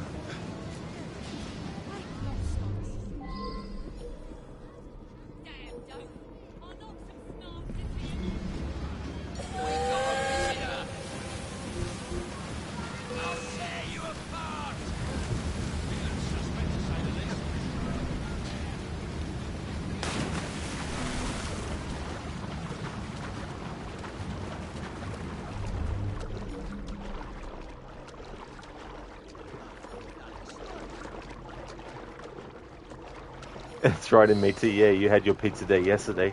Today it's healthy food day. Well, that's a good way to do it, to spread it out.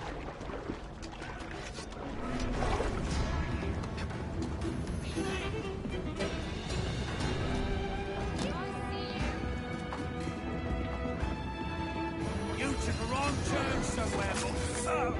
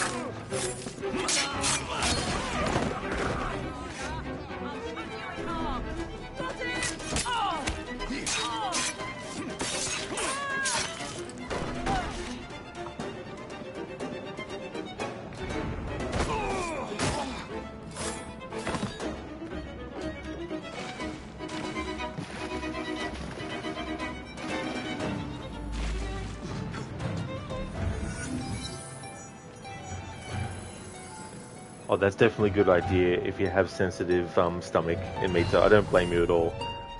It's definitely not worth the taste of it and everything to actually go through that after effects.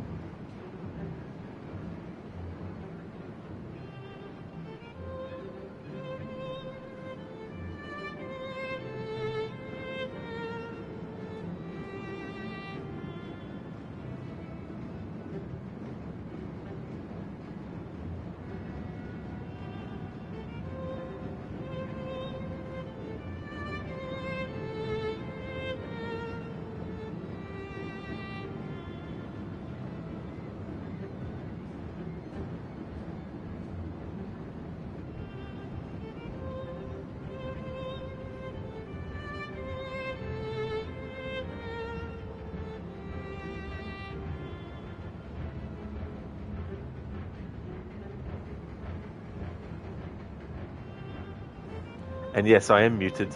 I thought I unmuted myself. Jeez. Rosie, it could also be a kebab day. Now that would be a great day as well. They're delicious, those. Crooked, the floor is water. Wait, what? Yeah. I decided to make it that I can swim. But it'd be funny to have a PC mod where they actually make the water literally lava. How's it going, Senny? Welcome on in. And Maxi, thank you so very much for the 37 months in a row, dude. Where does the time go, huh? Thank you so very much. A sub for me. Indeed. That's awesome. Thank you, Maxi. Nice one there, using a quote from this game. Hey there, Levy. I hope things are going well. Code right. Your coffee cakes are ready. Some cherries, dried fruits that has been in white wine for a day. Very good. That sounds delicious, Code. Like the coffee cakes and stuff. That's really good. Maxi, doing good, thanks, dude. You start your 2 weeks off work from now, so you're glad you get more rest. Been very busy. Oh, that's great, dude. Especially if you've been very busy too as well. Like, I really hope the 2 weeks goes really slow as well, so you can really enjoy the most of it as well. I'm glad to hear that you're doing well. Indeed, definitely a classic, Crooked. Maybe I thought I pressed the button on the PlayStation to unmute, but then didn't actually realize I didn't. But thanks for letting me know though, Maxi. Oliver, meditating. Needs meditation, especially with this challenge. And Mitra, it happens. It definitely does. Yeah, the other day I started a stream and I was... I think it was the... yeah, I think it was the Tomb Raider stream. One of the Tomb Raider streams I was doing. Or something on... Maybe it was the Prince of Persia Warrior Within playthrough. It might have been that too. Where I was unmuted for the start of the stream until I started to see comments about, you know, are you there? And I was like, oh shit.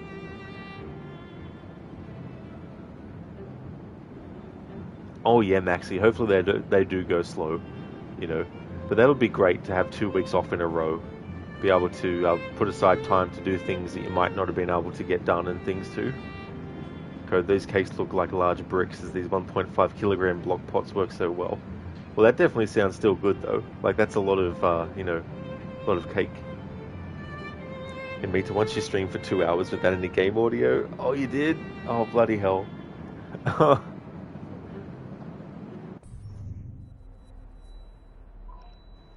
Yay, another bounty hunt.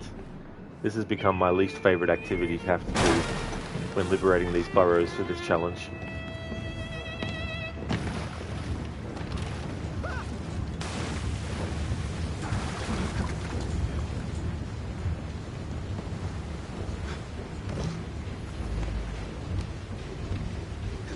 Had a few instances too in this game where I was on top of something and the thing that I wanted Jacob or Evie to jump to was the same level as it, and did the character actually jump across? No. They had to jump down onto the ground. I was like... But that's happened a few times. The count is currently now... It went from 2 at the start of this stream to 10.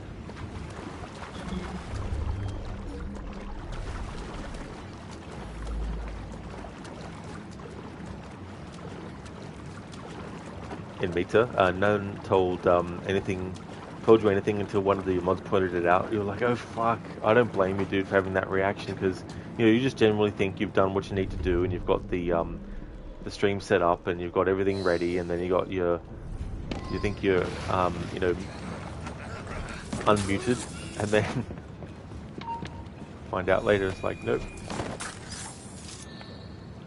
So I'm going to make an exception for this part to be on the ground.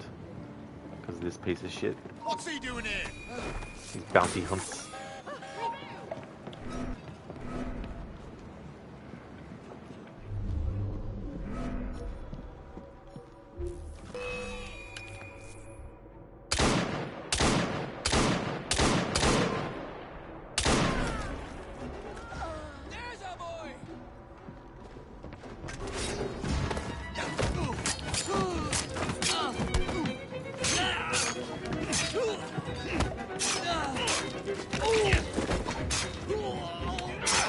I didn't think of it in yesterday's stream, but I thought in today's stream and for the rest of the playthrough, I'll change so that Jacob is wearing Ezio's outfit. It's not the AC2 version of his outfit, but that's the closest I can get to an Ezio outfit. You know, obviously it's the Brotherhood one.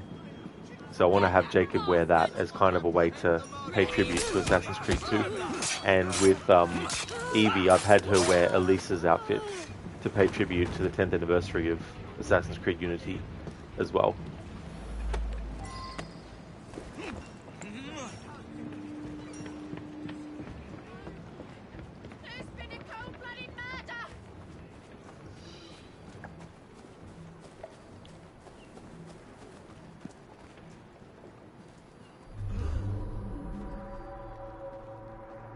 Hang on. This isn't a friggin' bounty hunt. This is just a fucking... Oh no, yes it is. I was gonna say, I was thinking, where's the fucking... Usually it shows you where you need to go, you know? I was like, where the fuck is the damn thing? Okay, so all this is an exception.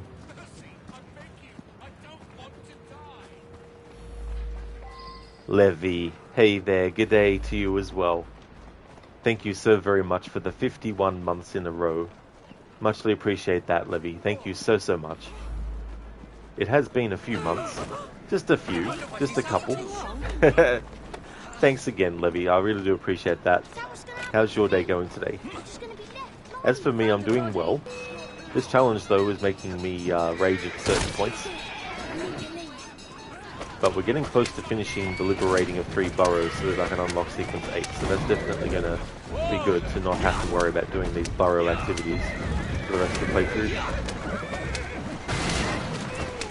Hey there, Placenta. How's your day going today?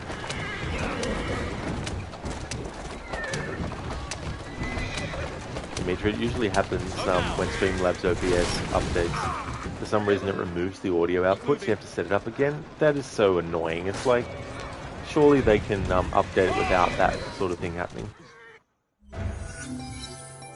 I suppose there's no way we can rehabilitate him now? Hey Abeline, don't complain to me. He was dead when we found him. Like, we can't be responsible. You wanted us to get him.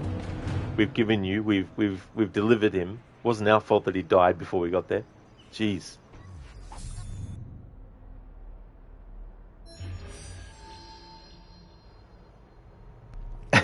Yeah, they're traumatized for life now, Oliver.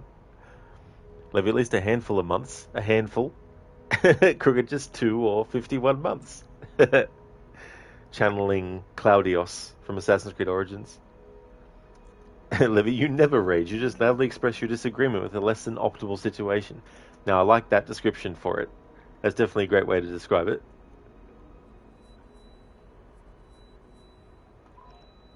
Templar hunt. These are much better. Because you just have to kill the target and then leave.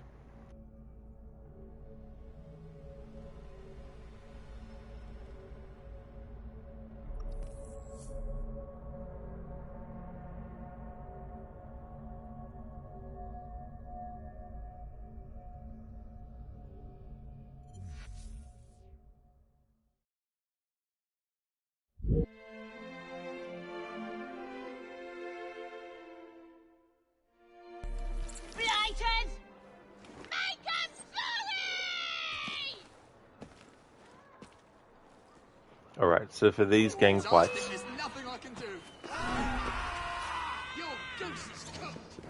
I have to let the target go instead of taking them out early.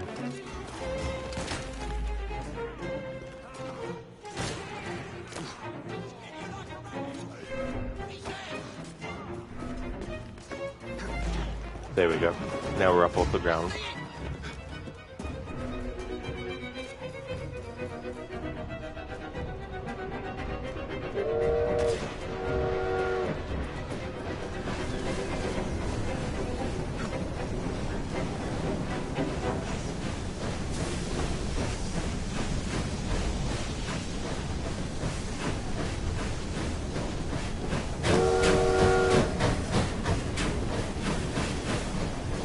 1191, the year that Assassin's Creed 1 is set.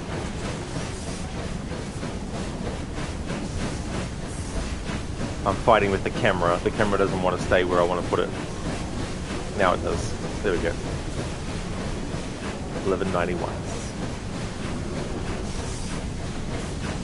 The Great Eagle.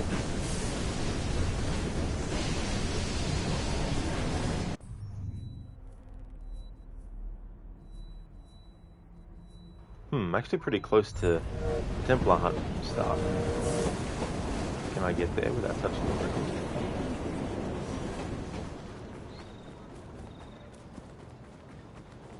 No need to worry, there's actually some water.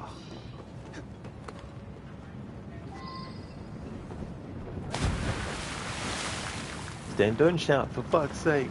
Yeah, that Edith. A little bit of a screech. Exactly crooked. Her voice is like nails on a chalkboard. It's like, ugh. Oliver, you'll take nails on the chalkboard over her voice. Now the question is, would you rather have to sit for an hour listening to that or the chalkboard?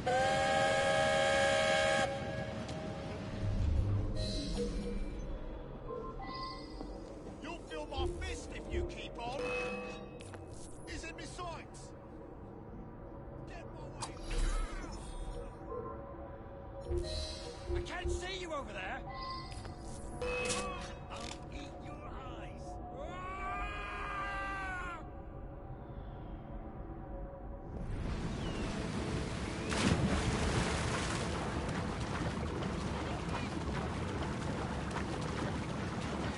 Oliver, the chalkboard. That's totally fair.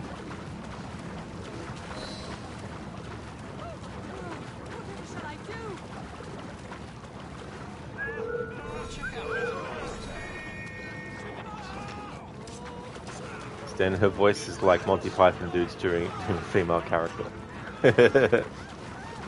He's not the Messiah, he's just a very naughty boy. Ryan?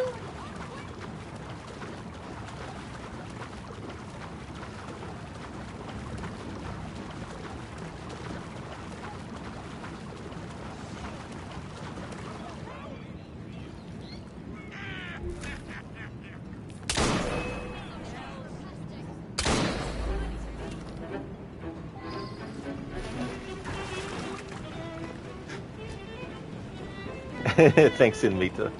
Thank you very much.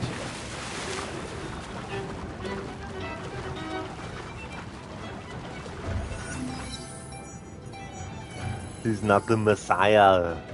He's a very naughty boy. The Arnie version. Thanks for redeeming that, Rosie. Could you imagine Arnie in that movie instead?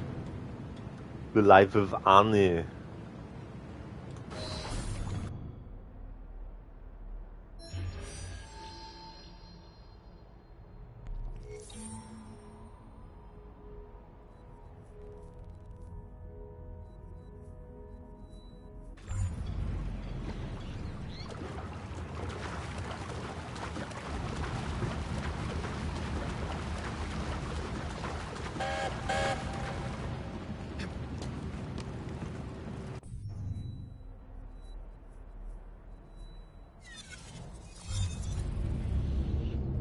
Oh, that's fair enough, Placenta. You preferred Holy Grail to Life of Brian. Yeah, I've got a special spot for Holy Grail because it was actually the first Monty Python anything that I'd ever seen.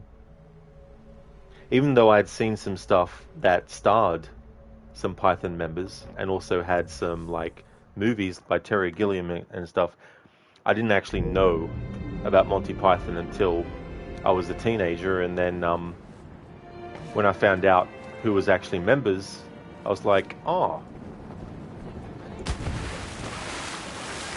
It's one of my favorite Terry Gilliam movies is The Adventures of Baron Munchausen. So I saw that as probably like a 8 or 9-year-old. I was about 14 when I first saw a Monty Python movie. Come again now. Well, have we got to use that voice for the rest of the stream now? Oh, could you imagine? I wouldn't have a voice left afterwards. Need help surviving the streets? Look no further. This is a good loophole, because I'm not counting being on boats and ferries as being on the ground.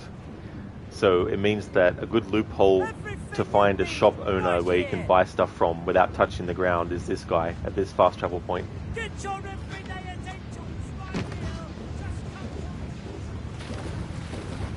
And me too, you can make it a redemption Lady Rod mode. Oliver, yes, Lady Rodina. Rodina.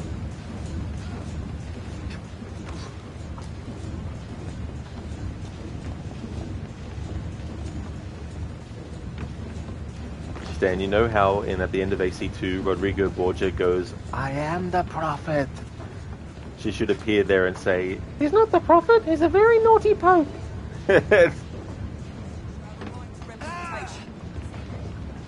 I am the prophet. Sorry, that's a bit of Chesade. The throne was mine. Wanting something doesn't make it your right. What would you know?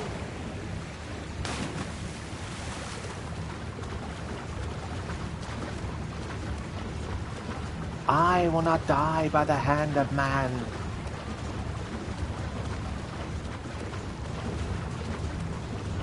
No man can murder me.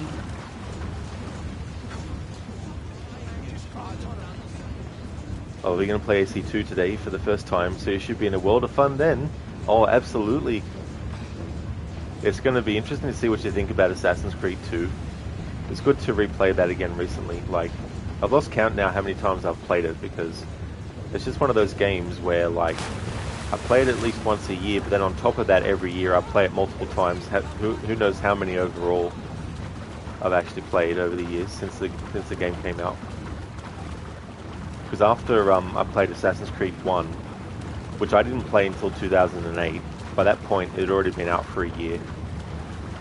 So I didn't have to wait as long for AC2 coming out a year after when I first played AC1.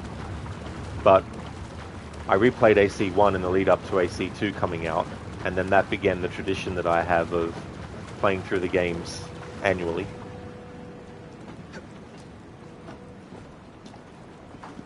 Okay, so I need to get to this gang war start.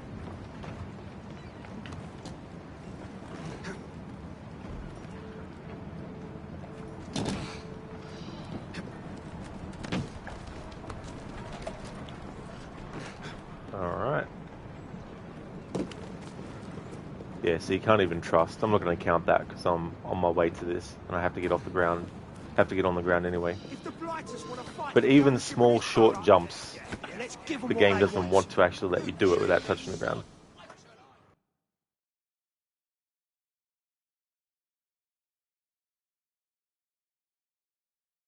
Miss Edith Swinebourne has agreed to your terms. Everything is permitted in this gang fight. The wager is ownership of the Thames. Good luck.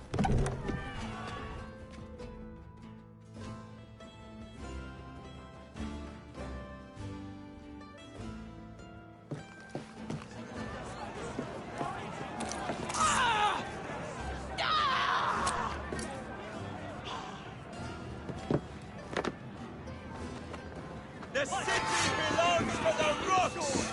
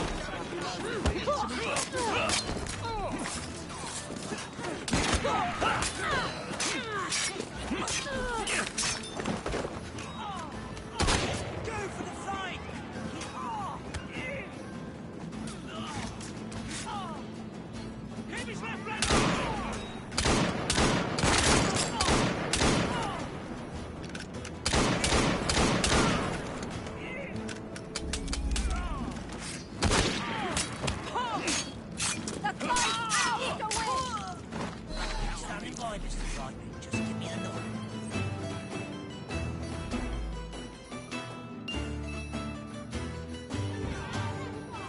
Ladies and gentlemen, we are Jacob and Evie Fry.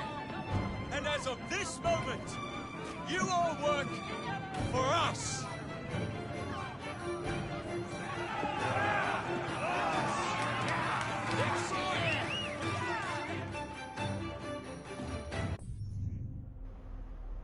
Stan, this is what you call a thick skull.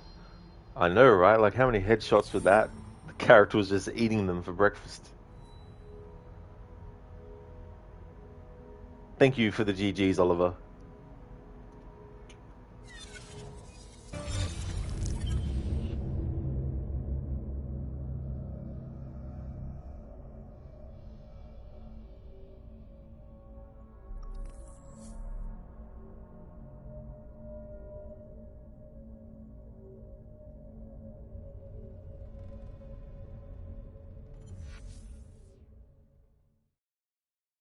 A letter? For me? Alright, so now we can hear that every time Jacob gets to the train.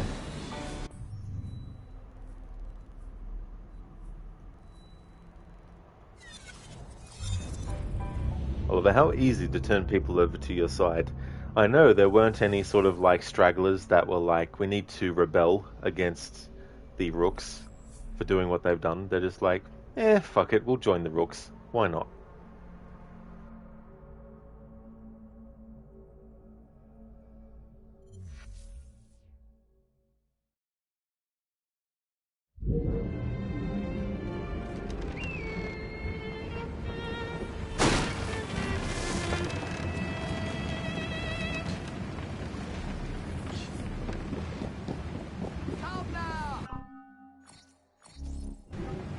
I believe that should help you greatly.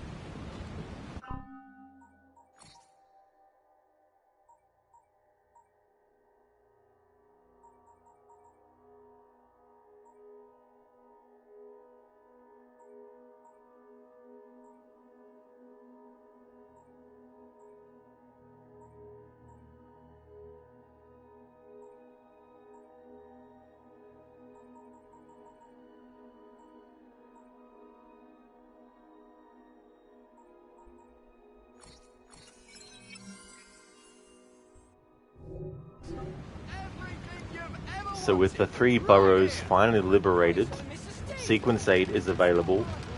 As far as I know, you can do Sequence 8 once you unlock it whenever you want to. You don't have to wait until you've done Sequence 7.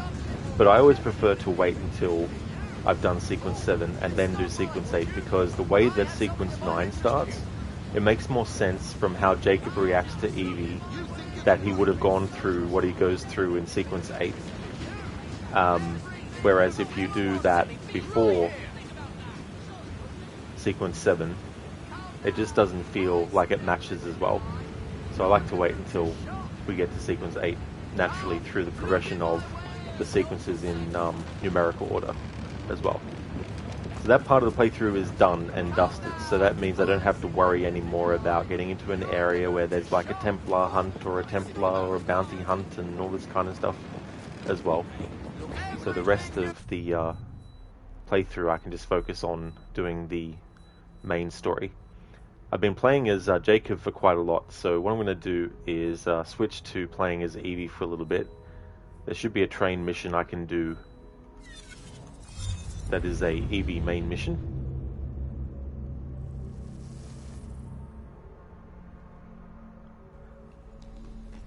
Oh yeah, Oliver, that kind of stuff, like I'd rather not go into detail about that kind of thing.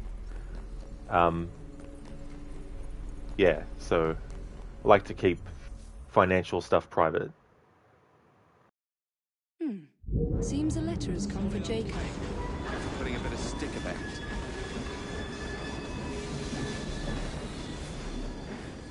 The chest is empty. What the hell?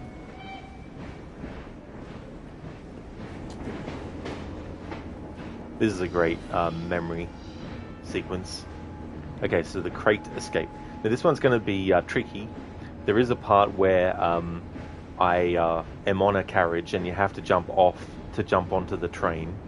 But I should be able to jump from the carriage to the higher level part before jumping onto the train.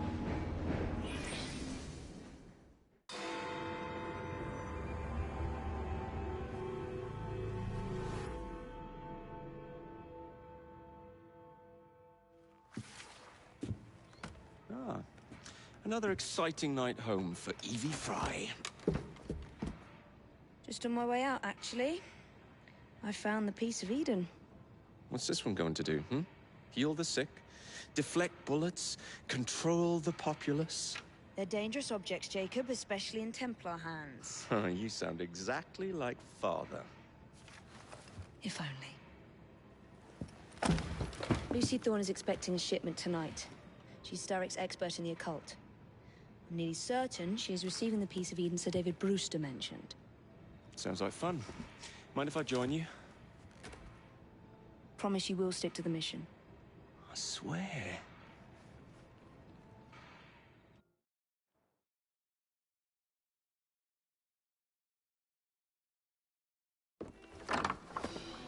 The contents of that box are worth more than your life and those of your entire family.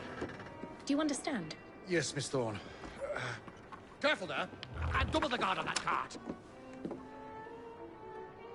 Now, Miss Thorne, there's the matter of some papers for Mr. Starrick. If you'll just come this way. Very well, but make it quick. Whatever it is she's after, it's in that chest. There are gunmen on the rooftops. Can you dispose of them before I reach the cart? I was hoping for a challenge. Hoping for a challenge, Jacob, eh? Then don't touch the ground.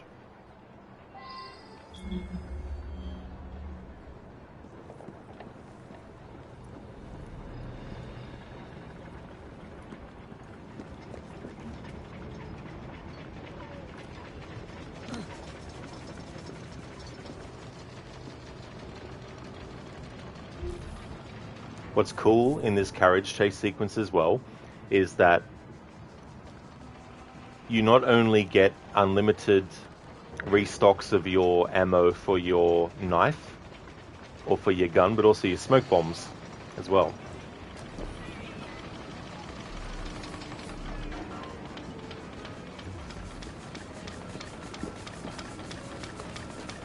So this mission, if you're doing a knives only playthrough challenge, is still definitely very doable.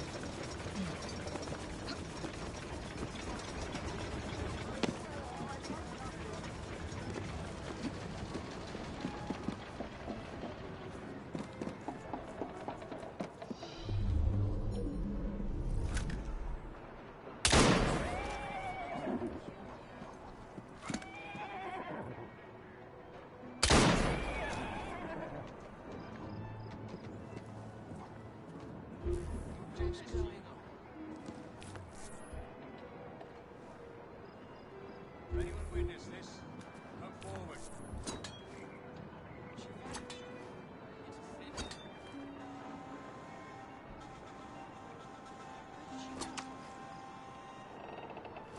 Killing an assassin will move me up in the world.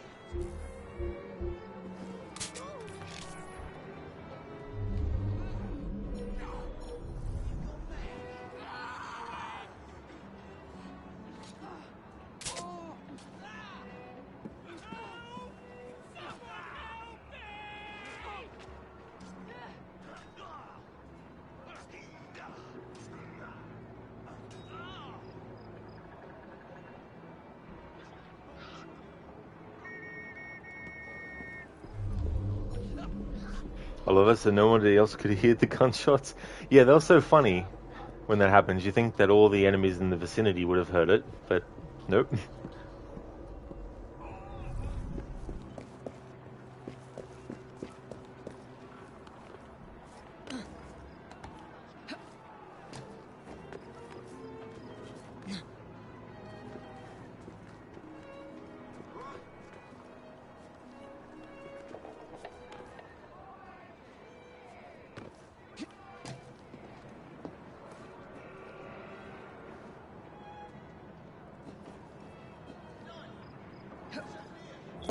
You fucking prick.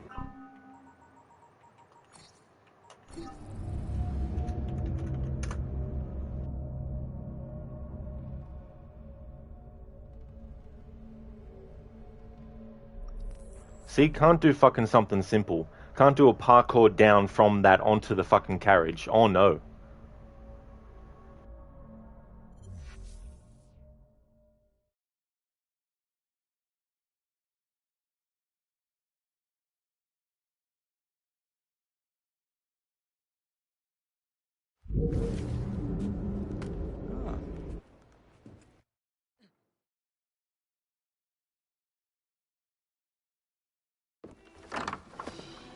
The content.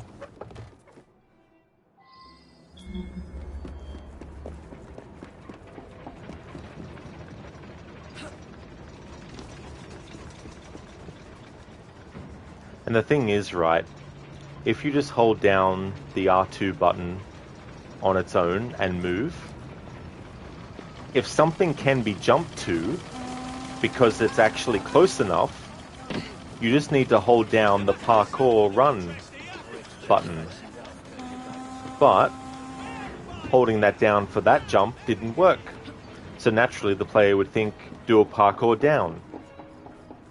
Which doing that makes the character land on the ground, not actually jump to the fucking carriage, which is actually lower than the thing, the flagpole.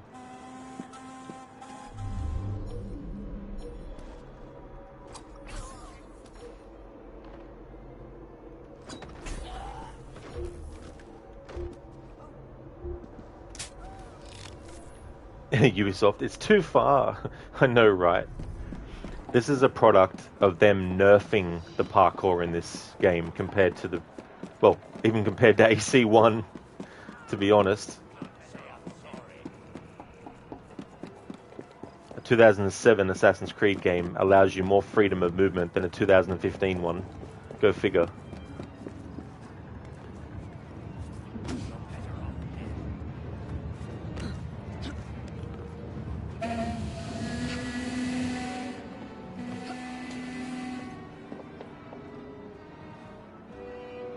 See, Evie should, by just holding the run button, should be able to jump to that, or doing a parkour down, she should just be able to actually parkour down to the carriage. It's not like the carriage is higher than the fucking flagpole. Oh, but she'll do it to that carriage. That's a different story. Won't do it to the carriage that I want to actually get on. You throw me off, and you...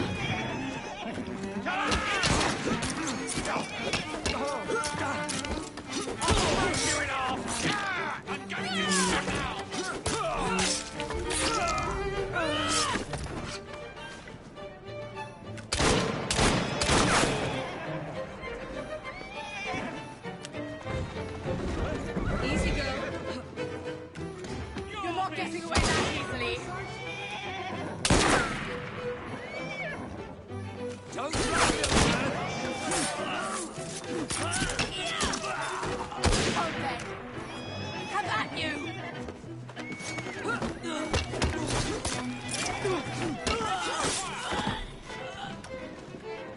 stand a chance. Clear a path, I'll take her out. You think you can get away? Take me. You can't run forever.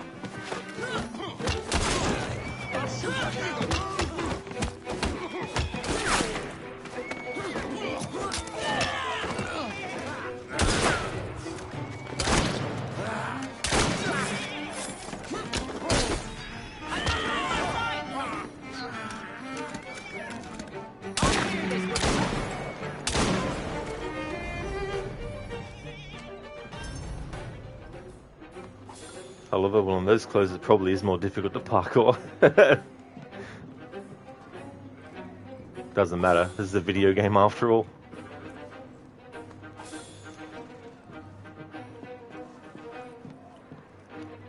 It'd be like in this game if the temperature got too hot and the character's like, I can't move. And for 10 minutes of real time, you couldn't move the character. Right, sometimes realism in games fucks things up. Did you find it? Actually. There he is! I think it's best we leave. What did you do? It's hardly the time for questions. Whoa! Come on!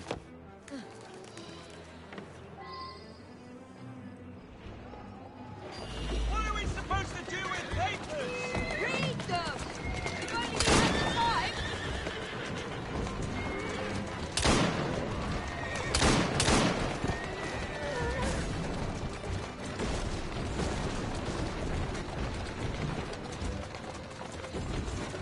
Come try and knock us off the ground then! My sister can dodge bullets too! What? Easy! Easy does it! Doing... Wait till you can't hit my sister! Stop it!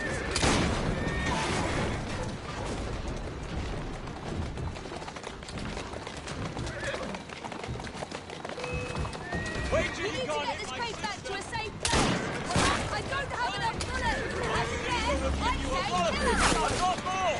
Just keep shooting! My sister will give you a walloping!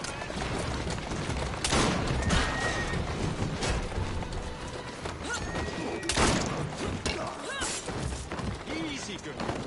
Easy. Wait till you can't hit my sister!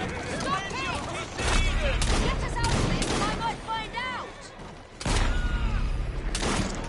I'm out! That's the way. My sister will give you a walloping! Wait till you can't hit my sister! What is it? Papers, David! Documents research!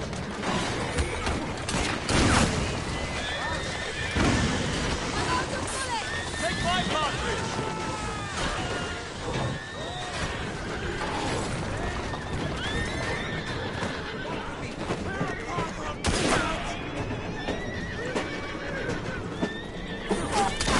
Carefully, you're endangering the documents! Oh! More documents! Perhaps it's not right to stop right.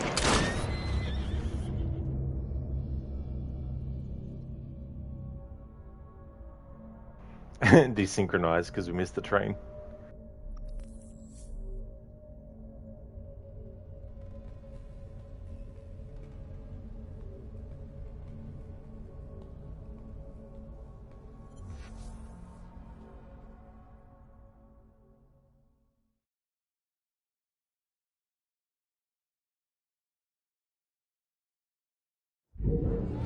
We need to get this crate back to a safe place! What do you think I'm trying to do?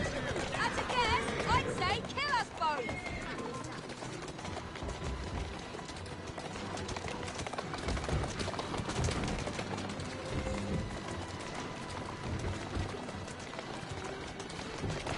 Wait till you can't hit my sister! Stop it! That's a girl. If you really want to fly,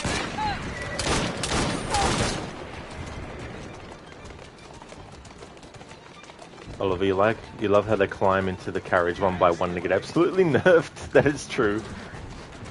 They wait patiently too. They don't all just try and get in. And yeah, Oliver. Unfortunately, a quick way to deal with the enemies is to shoot the horse.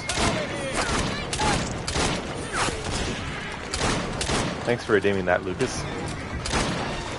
Indeed, Oliver Mayhem. F. Lucas, all we had to do was follow the damn train. I know, right? That's all. Would you drive a little more carefully? You're endangering the documents! oh, good documents. Perhaps you'd rather I just stop right here.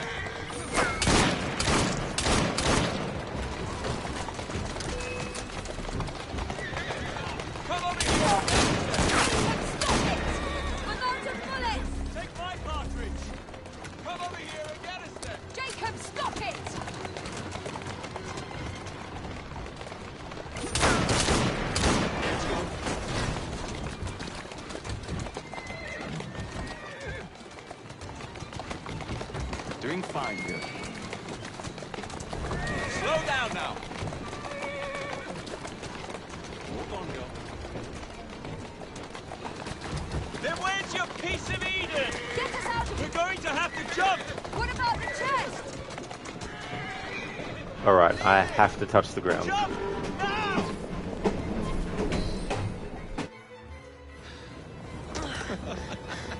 Well, that was fun. Thanks for the invitation. Let's do it again.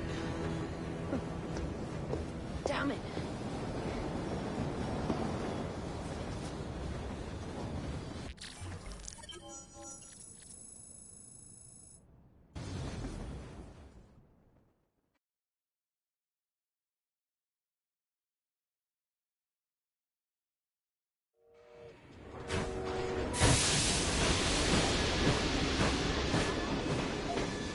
We fixed up the train for you.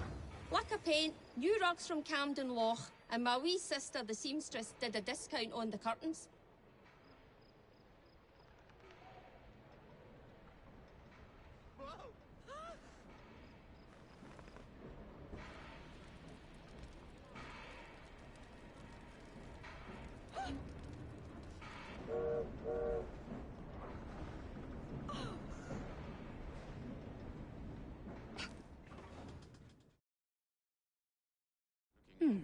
Seems a letter has come for Jacob.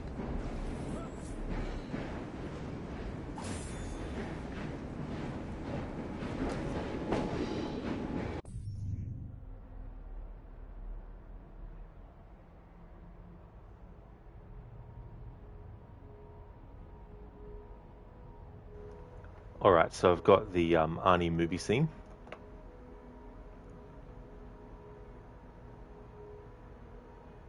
Can you believe this shit? 24 hours a day, 7 days a week. Don't listen to it. I worry about the kids. The network shuts down the schools. The kids are either in hiding or getting their basic training, brainwashed by the TV. We can jam the network once we find the uplink to the satellite. Then we'll broadcast the truth. Truth hasn't been very popular lately. Can't find the code or the uplink. Don't know where the network hid something that big, but they managed. Steve, would you mind? Goodbye, my lovely. You're one of the cops who locked up all my friends, burned my songs. People like you took this country and turned it into a jail. We don't want his death on our hands. He's a cop. He's the butcher of Bakersfield.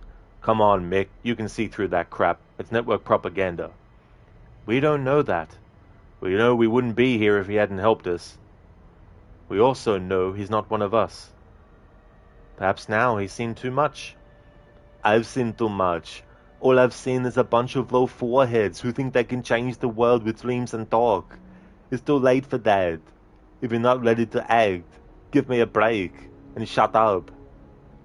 Nothing worth losing your head over though, eh? You got it. Well, there's your ride. That's all set. Nothing like first class. I guess this is it. Now you wise, stay out of the national database, okay? And you, Laughlin, stop trying to teach the Constitution to the street punks. See you guys at the 10-year prison reunion. You can still join us if you want. No, thank you. My brother's gonna get me out of the city. Plus, I'm not into politics. I'm into survival.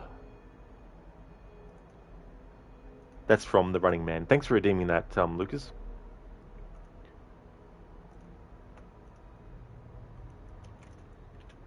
Be right back in a moment.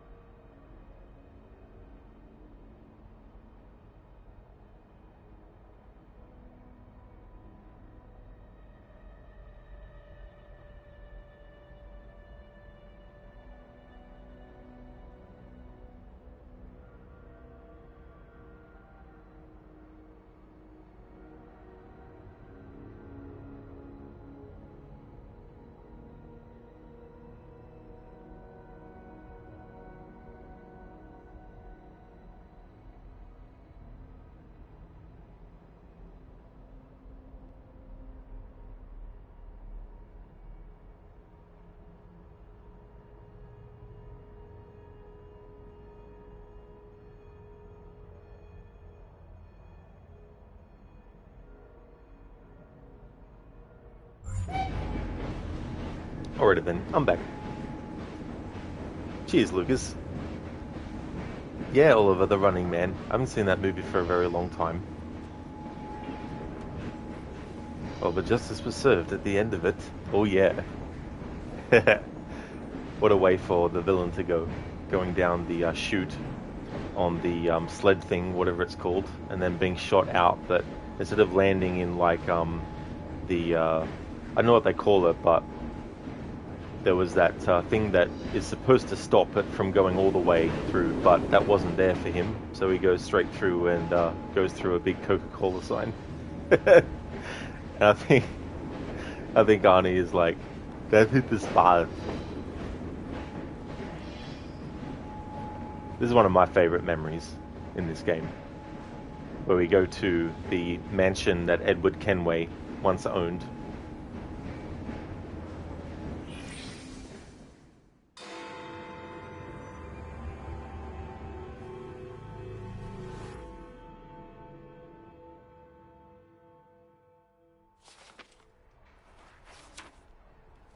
You may have not found a piece of Eden, but this material is invaluable. Look. It says the London assassins had found a shroud. The Shroud of Eden is supposed to heal even the gravest injury. If the assassins had found something like this, surely Father would have known. There must be something we're missing. Something only we can see.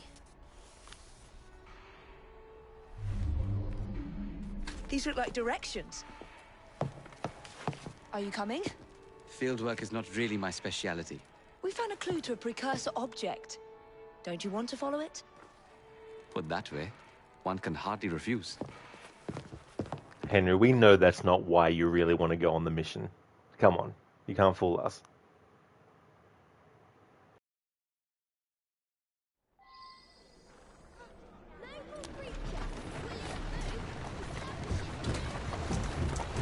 Do you know, I think this map may be taking us to the Kenway mansion. Kenway? The pirate? Master assassin and pirate, yes.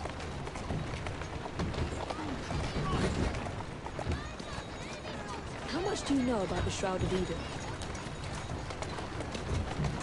It's said to heal the sick. Popular myth is that it brings people back from the dead, but the assassin records say that's not true. I've never heard of one being in London, though. Do you really think Edward Kenway could have found one? He traveled extensively, so it's possible. But if he did, he kept it a closely guarded secret. But if it's true, what a find it would be. Indeed. I'm eager to find out myself. Yeah, Oliver. It's surprising that you haven't already searched the Kenway house. Edward's son, Hatham, joined the Templars. When he died, the house passed on to Hatham's sister. And in all your time in London, you didn't go and have a look around? Weren't even a little curious? Truly, I didn't expect to find anything there. We've no way of knowing how many times the building's changed hands. I presumed Hatham would have had it stripped bare before he left. But if Miss Thorne thinks the shroud could still be there... If there's a vault, the Templars haven't found it yet. So the Templars owned a house with assassin treasures stored in it, and never located them. We must be better at hiding things than they are. Indeed, Oliver, you're terminated. There's a funny little thing that I like to show in this mission. The game wants you to use the eagle vision to find the jackdaw sculpture, but if you refuse to use it, and instead you go inside the building... Why are you jumping on the fucking ground for? Jesus fucking Christ! You think you're so special. Jesus!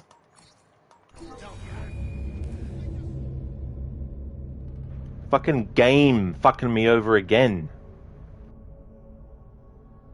There was no reason for her to jump on the ground, considering I was going along the fucking fence.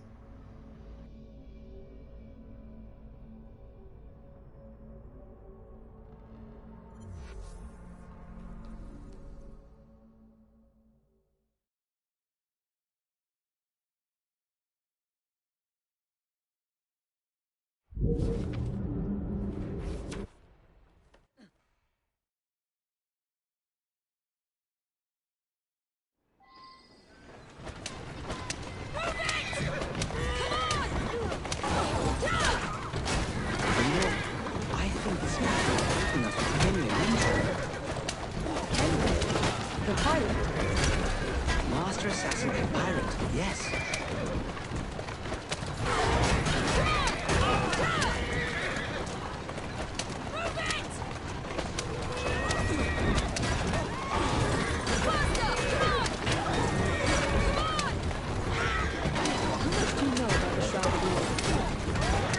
To heal the sick. Popular myth is that it brings people back from the dead, but the assassin records say that's not true. I've never heard of one being in London. Do you really think?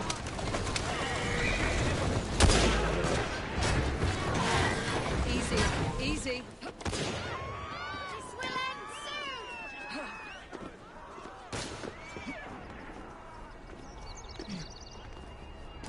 Alright, now that we're actually on the fucking roof and off the fucking ground, and that's all good, Oliver. I don't mind people laughing at my rage. It's all part of the fun. It's just so annoying when a little tiny thing that's out of my control fucks me over in a challenge. It's just like... Usually with my challenges, if there's a glitch that causes a rule fail, I don't count it. But this isn't due to glitching, this is just due to the fact that the fucking game itself was not friggin' programmed with keeping the assassin on stuff in mind in the way that I'm trying to play the game. In ways in which it should not be an issue. It should not be an issue for a character in a fucking jumping and climbing game to jump across a little bit of thing or to stay on something that I'm fucking moving across. Okay, so the game wants you to use your eagle vision to reveal the sculpture.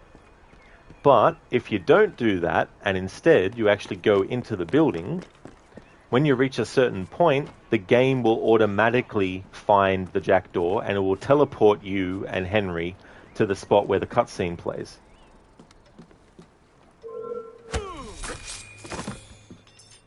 I only found this out because there was a playthrough I did once where one of the rules was I wasn't allowed to use eagle vision.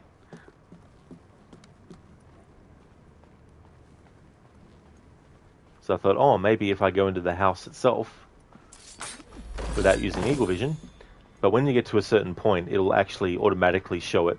I think See? this is it. I think you're right. Look. I'll be in the study. I don't want to be interrupted unless you have news of the lost notebook. That makes getting in a challenge. You still intend to enter?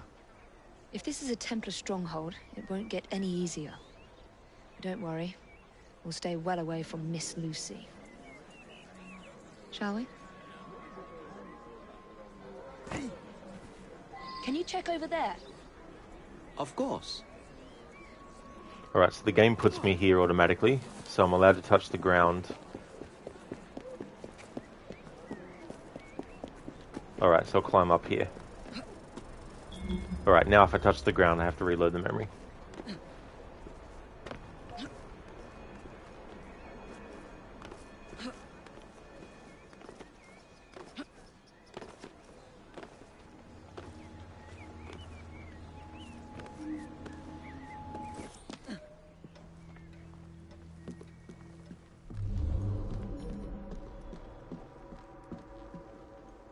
Alright, so when inside a building in this playthrough, when I'm on a level above ground, I can walk on the boards and the floors and whatnot.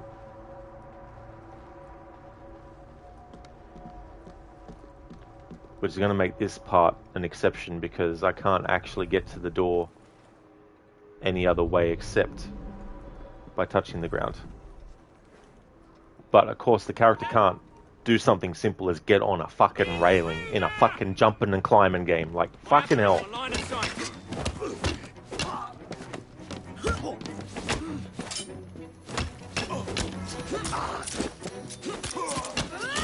Like, fucking seriously. Are we playing as assassins? Like, I can't make the character jump on this.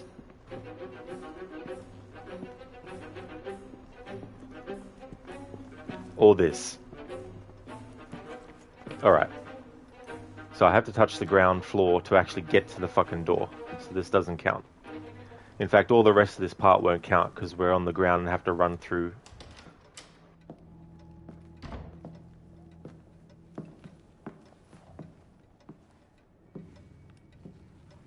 are we looking for? I'm not quite sure.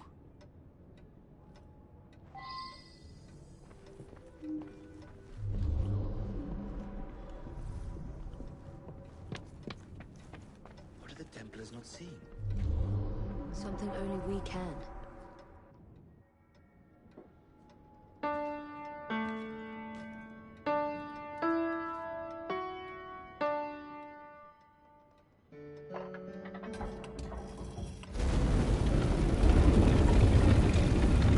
Not enormously subtle, is it? Clearly Kenway had a strong sense of spectacle. He did. He was a legend. Until some fucking Templar pricks killed him. Then kidnapped his son and turned him into a Templar.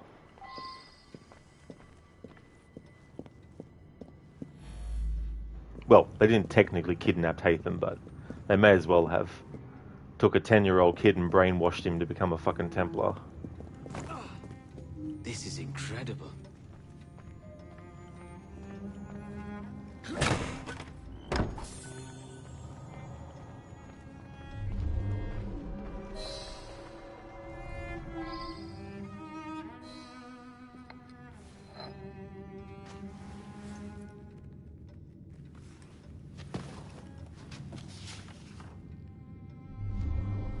The history of the London assassins. Bolt holes, vaults, a hidden key. This is it. You say you heard music. There was no opening there before.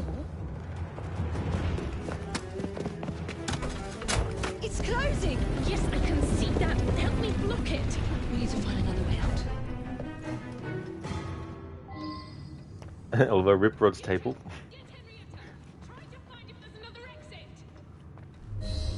Henrietta. Justice will be served. Yeah. It's a shame what happened to the Kenways. But yeah, Hatham was brainwashed to become a Templar. The head of the Templars, Reginald Bitch, or Reginald Birch is his actual name, lied to Hatham for years, telling him that his sister had gone missing and that they were trying to find where she was. All along he knew that she had actually been taken and sent away to be a slave because she rejected his ass. Because Bitch wanted to have Jennifer Kenway to himself, but she refused, and so he had her sent away and she became a slave. And even after all that, when Hatham found out what had actually happened, even though he and his sister did actually kill Reginald Bitch to get revenge, he still stuck with the Templars. It's like, dude, seriously? Oh, but yeah, you'll be playing him when you get to Black Flag. Oh, very nice, Oliver. Yeah. That's such a great game, that one.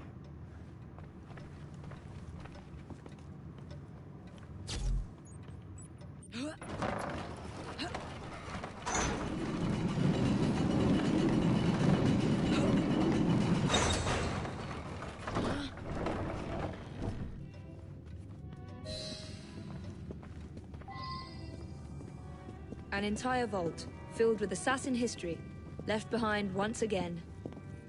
We'll just have to reclaim this one later, or find a better cache. We? I thought you preferred to stay out of field work. I was thinking more of you and your brother. I shall provide planning assistance from the train. Jacob's off marauding. There is a vacancy. Should you desire to broaden your horizons? Oh, well, Evie, Oh, well, Evie, I will think on it. You do that. Come, let's get above ground. Still here in Mita. Still going.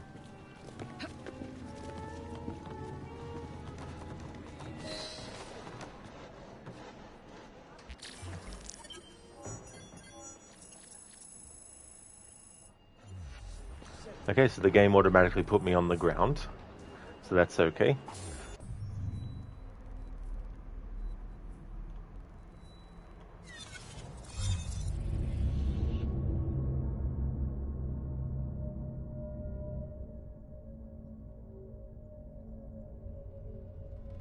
Dr. Darling Rod gone. He runs on solar power. He's never gone. If only that was the case. Imagine having unlimited energy and not even having to go to sleep and stuff.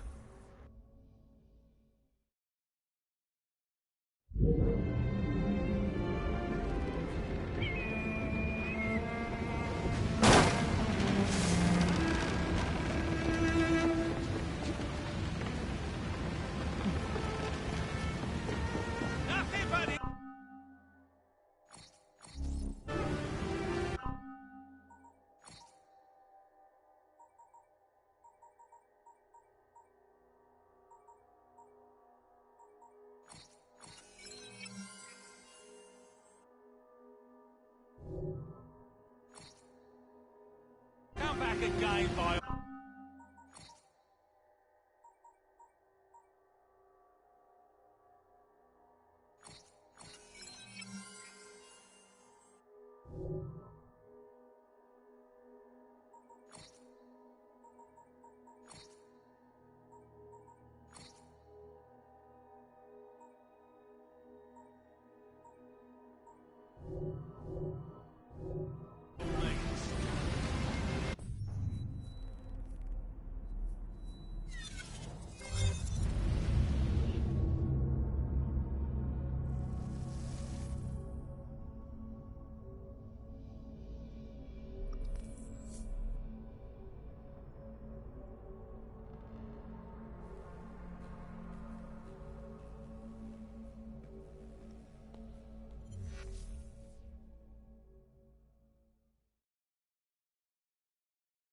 A letter. For me. Hello, Mr. Fry. A letter for me? Okay, so now Jacob's turn.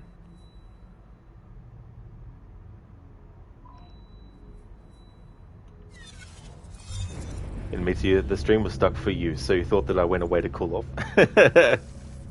That's totally fair. Oliver, wouldn't be surprised if that did happen. Yeah, there hasn't been any times where I've just like ended the stream without saying anything. But there have been moments where I've ended the stream after a rage moment and did my outro stuff still and all that kind of stuff, but had got sick of the game for that day.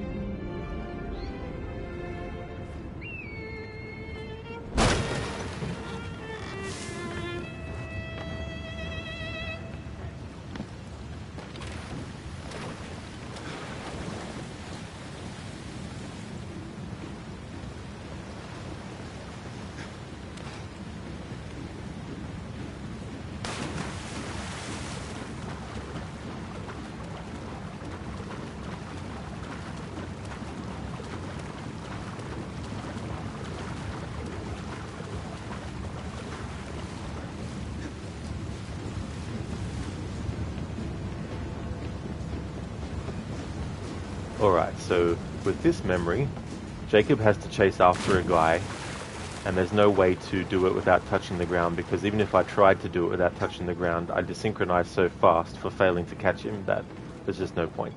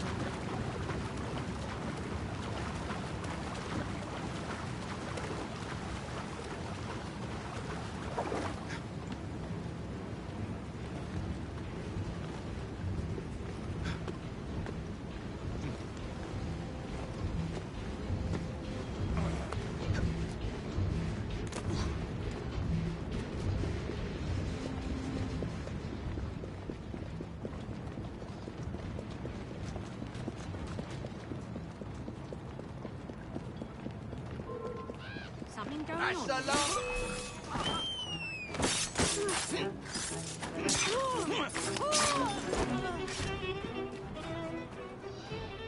Alright, so I need to count 2 touching of the grounds.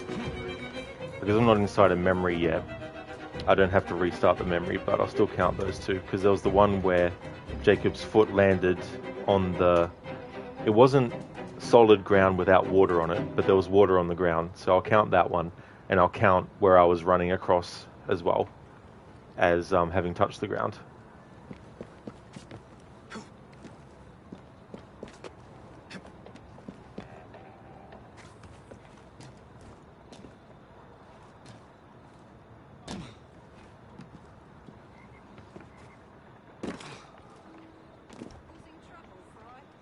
Now jump across from this small thing.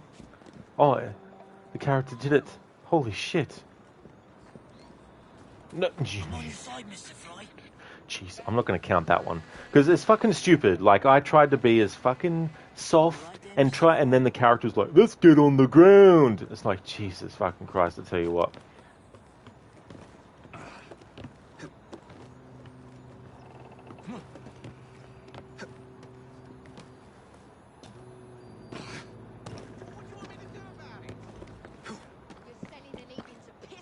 I'm thinking this might be the last floor is lava challenge I do with any of these games. Because I'm thinking, do I really want to put myself through this for a 4th or 5th or 6th game? This is the 3rd game I've done this challenge with. Liberation, Assassin's Creed Unity, and now this game.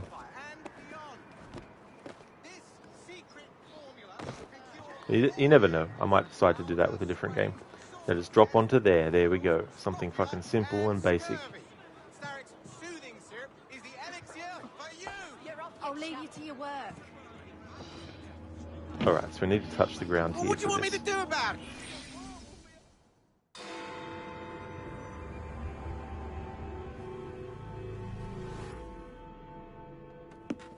Get Starrick's soothing syrup right here! It's all he drinks. Your syrup is liquefying him. He's turning him simple-headed. Now look now. You are scaring away my customers. Why don't you bugger off or I'll give you something to remember me by.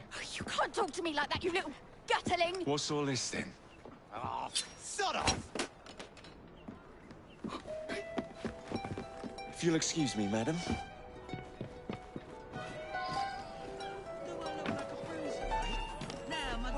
What's going on over there?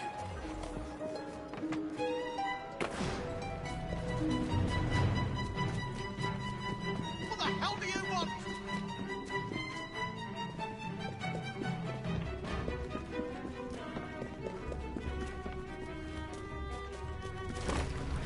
Not in any Assassin's Creed game in Meta, but with the reboot Tomb Raider trilogy I've done no death runs.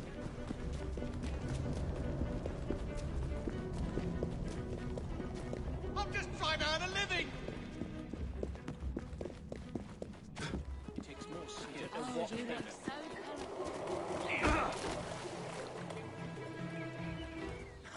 We'll see about that, you swine! Tell me where the syrup originates. All I know is they make a run each day between the gasometers and the asylum.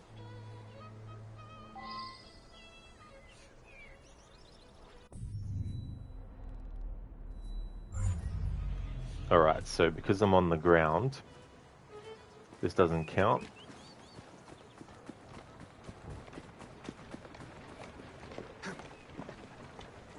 Alright, now jump to the fucking carriage. There we go, good.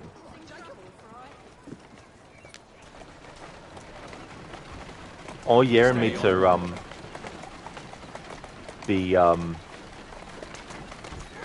reboot games, like there's a lot of points where it's literally you press the wrong button in this QTE, goodbye Lara, you're dead. And a lot of those moments can be very frustrating. And because it's one of those things where it's like the further you get in an attempt without dying, the more pressure you feel, because it might have been 2 or 3 hours beyond the last point where you died that you've gotten, only to die again, and then you're like, right, I need to redo all that 6 hours again. So it can be a bit of a mind fuck with you if you do that kind of stuff as well. But yeah, I did it with the reboot trilogy, and it was just like so many moments where it's like, "Ugh, of course I'd die here, you know. Like, it's not so bad dying early in the game because you're not that far from the start, but the further from the start you get and you have to restart at the start, that's when it starts to really get really fucking annoying. You are. Walk on, girl.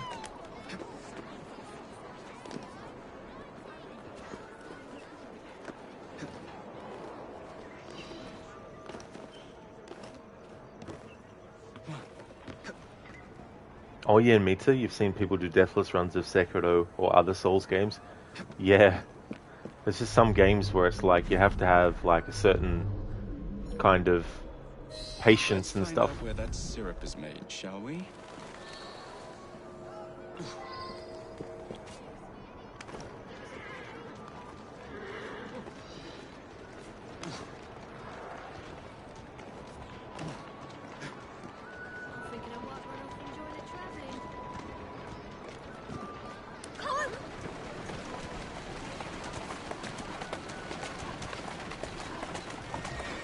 Steady on.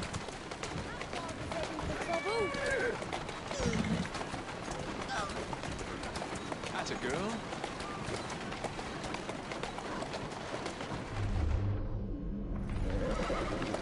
Keep moving.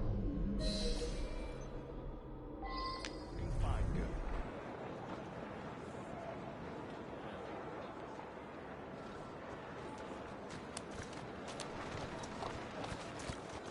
Let's go.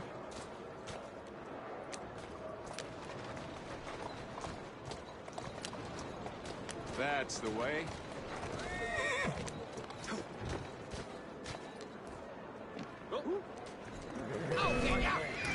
Damn it. I was hoping he wouldn't see me, because then I could wait for the fucking target.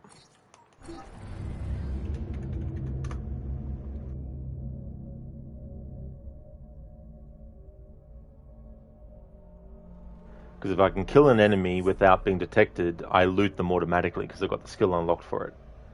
So if I can sneakily kill him while not touching the ground, I'll be able to take advantage of the auto loot skill to take what he has, what I need.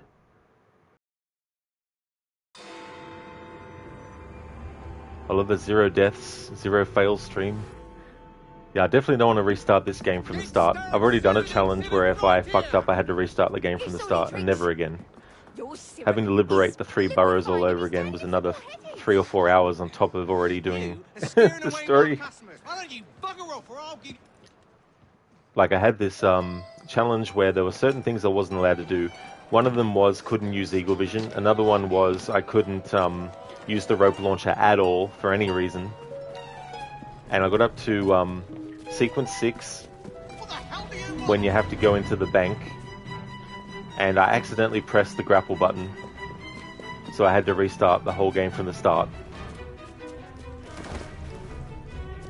And so I not only had to redo the 6 sequences again, I had to actually redo all the liberating the burrows again, which in and of itself can take 2 to 3, 4 hours depending. I'm just trying to earn a living. Good one, Oliver. Not seen you fail so far. What are you talking about?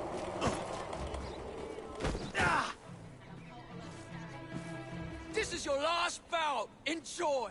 Tell me where the syrup originates. Hey there, Calm. You don't shy away from a challenge, that's for sure, Rod. Yeah, there's moments where I'm like, fuck this. But then I'm like, nah. I've committed to wanting to do it, so I need to stick with it.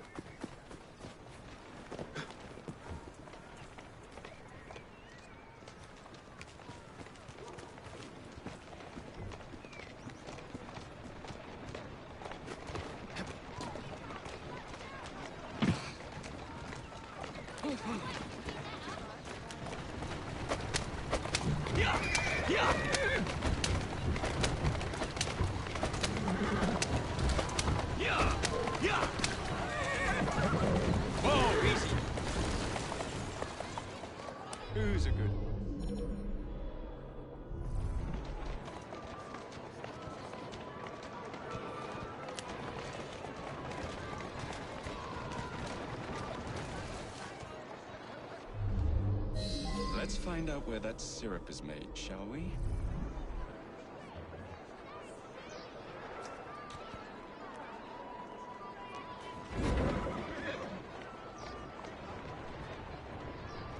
It is calm, yeah. Yeah, recently they did a 60 FPS update for it. The only thing is they didn't update the FPS for things like cloth physics. Let's go.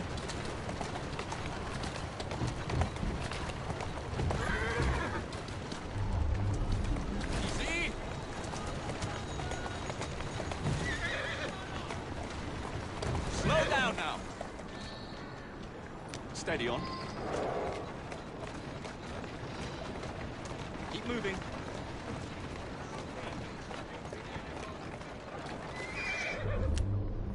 Walk on, girl.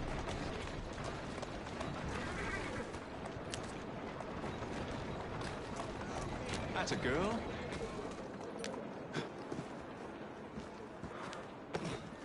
There we go, that's better. Alright.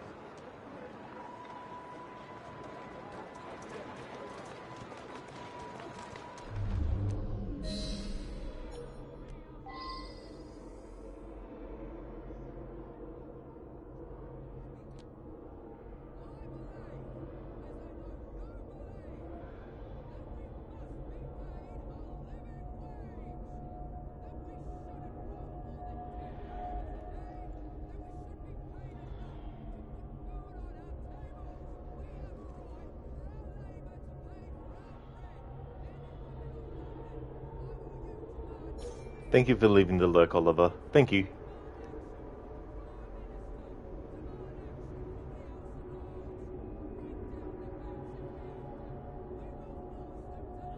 Alright, so the plan is, once this guy gets back on the carriage, to hopefully not get detected by him, and assassinate both to take over the carriage.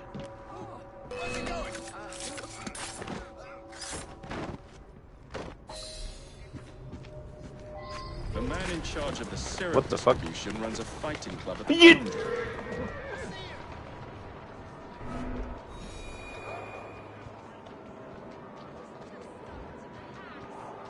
Because the fucking thing was on the screen, I pressed the button to fucking get the fucking thing off the screen, which then is also get off the fucking carriage. But in the meantime, the enemy fucking pushed me off.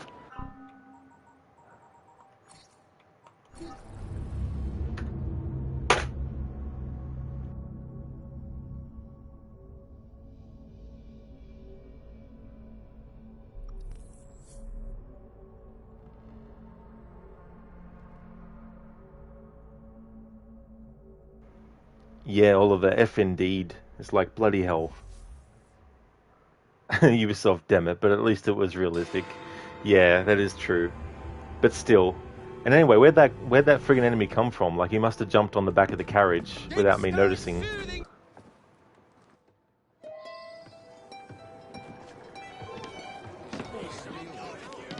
It's so pretty, isn't it?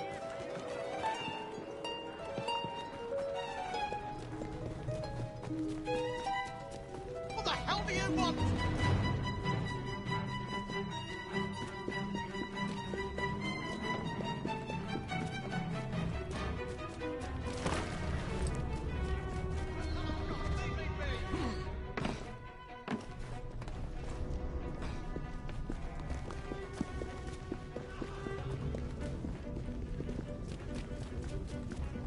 I'm just trying to earn a living.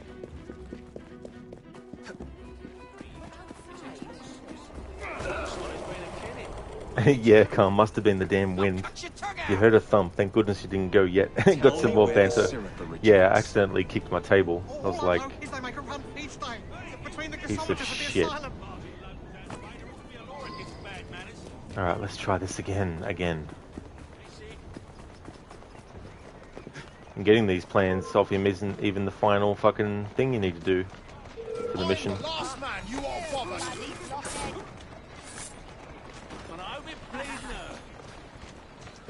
I'm not impressed.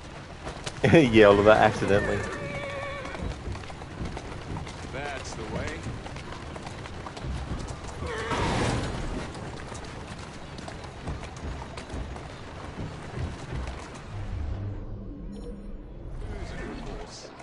you up.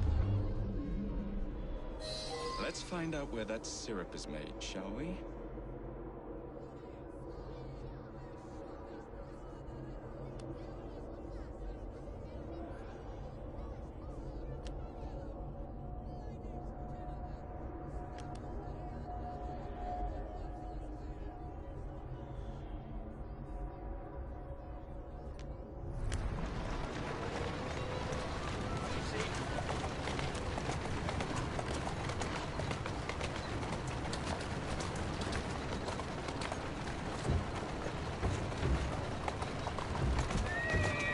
Moving.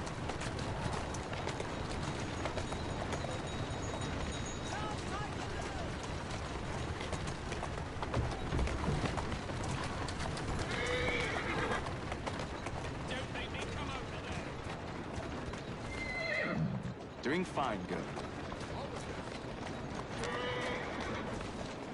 Let's go.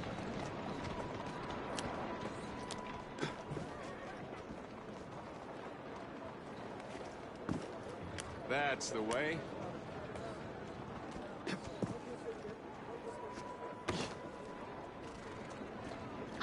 And of course, the two enemies in the carriage were the ones that pissed me off before. One of them climbed up out.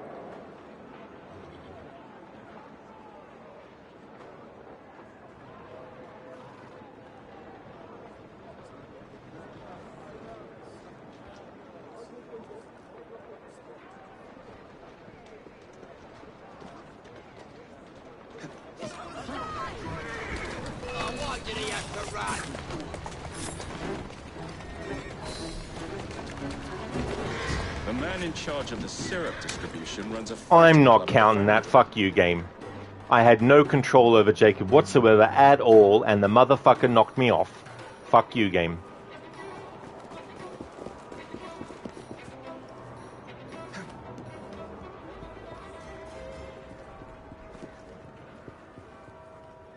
Like, I literally went to move Jacob and started attacking, but the game wouldn't let me, and so the dude knocked me off. It's like, fuck you.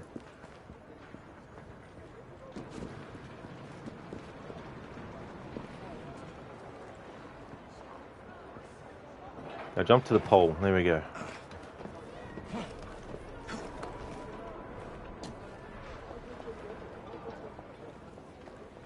Nice one, Calm. Redacted. It just really pisses me off when games actively prevent you from doing anything until a certain time has passed. In a situation where you want to react and get something done. Look, darling, these challenges always make me rage. That is true. It's just that sometimes there's stuff that is unfairly happening, but it's not due to a glitch, it's just that the programming is unfair. Or things that you think should be fine because they've been fine in other contexts that are the same, aren't fine in one context just because the game decided, you know.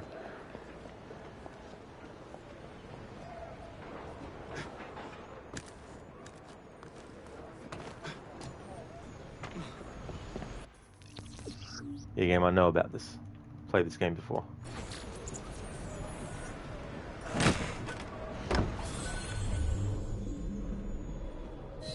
There you are. Not so tough now, are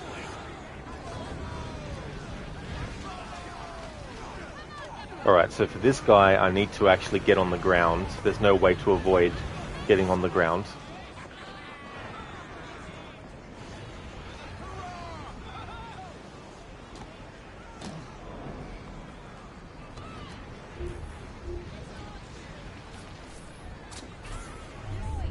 Stop that, you Mesa!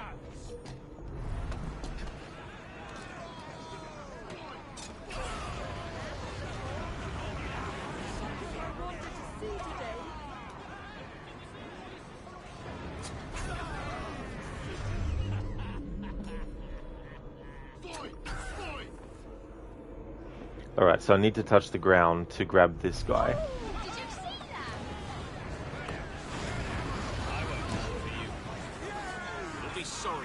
Yeah, sure he saw Jacob, sure. Sure. Whatever. Fuck you, game, sure. Whatever then, fine. Be that way.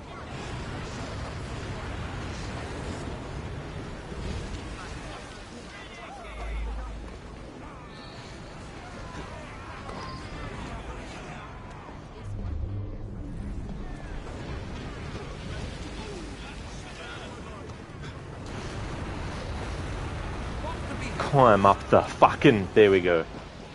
Jesus Christ.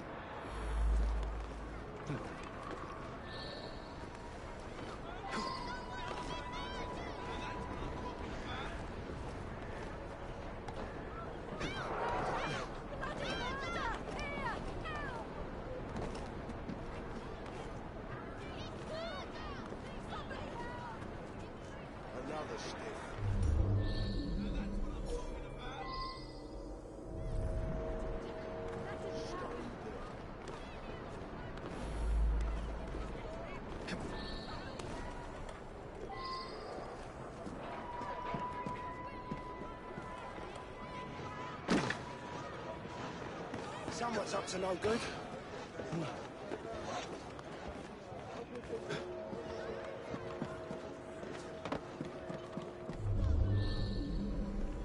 Alright, so I'm gonna have to touch the ground to actually get to this guy.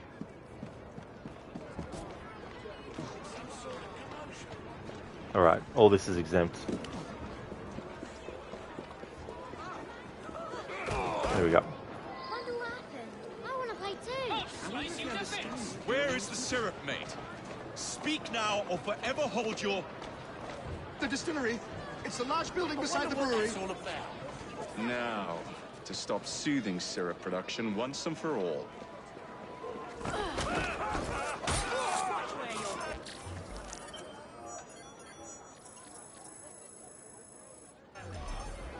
Alright.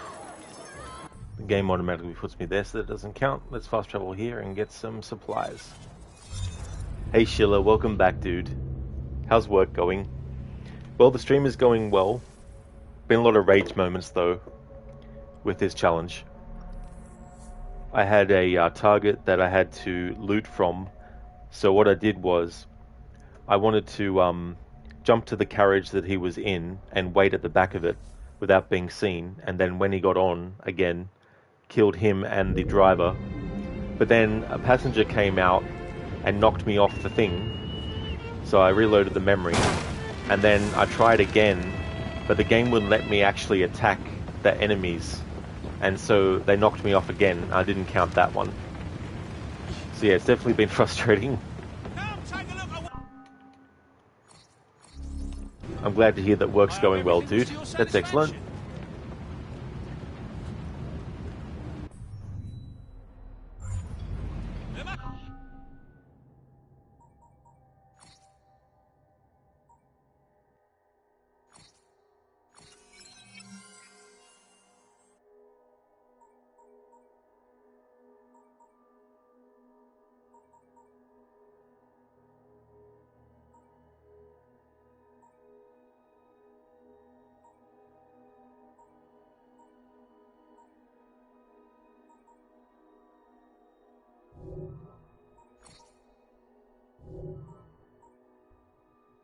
Be something of interest here.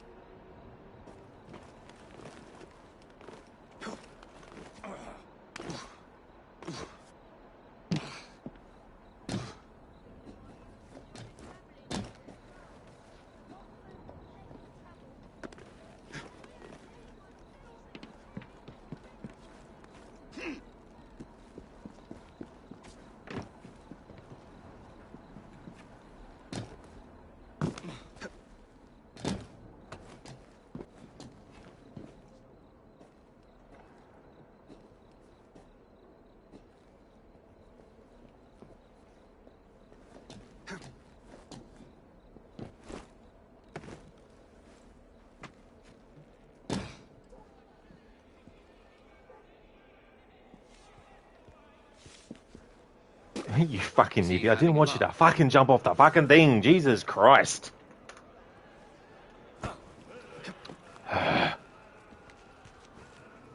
Oh, he wouldn't have...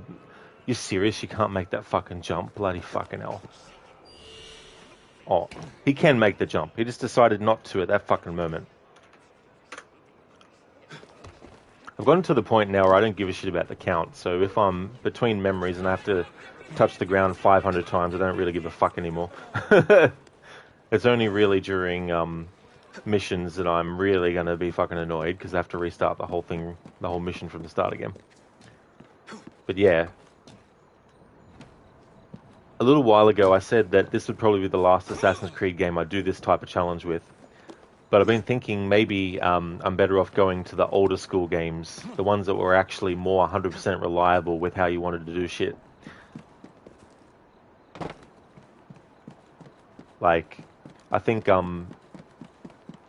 Assassin's Creed, like, you know, Brotherhood would probably be a really good one to do next.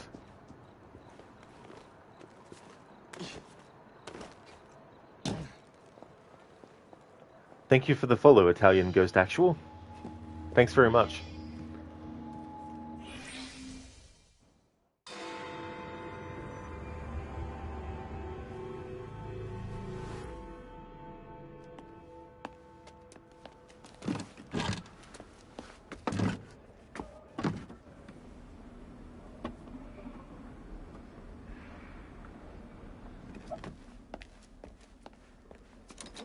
Keep a sharp eye out, lads. Someone's targeting our network. The distillery might be next.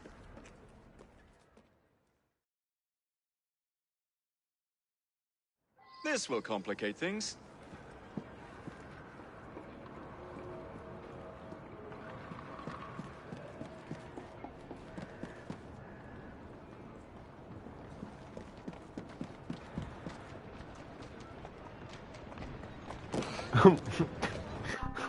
Fucking hell. I didn't mean to fucking press this either. Oh my fucking god, I hate when this fucking shit happens. No, I don't want to go to fucking bloody Ubisoft Connect. Yes, exit the fucking thing.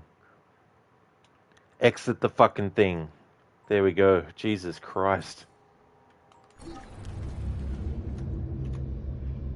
What's so stupid there is I wasn't expecting Jacob to even do a jump. Why? Because this game teaches you that the character cannot jump from a great height down to the ground without doing parkour down, which I didn't do.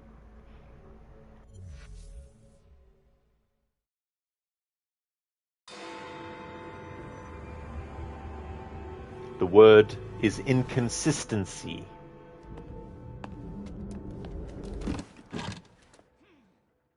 This will complicate things.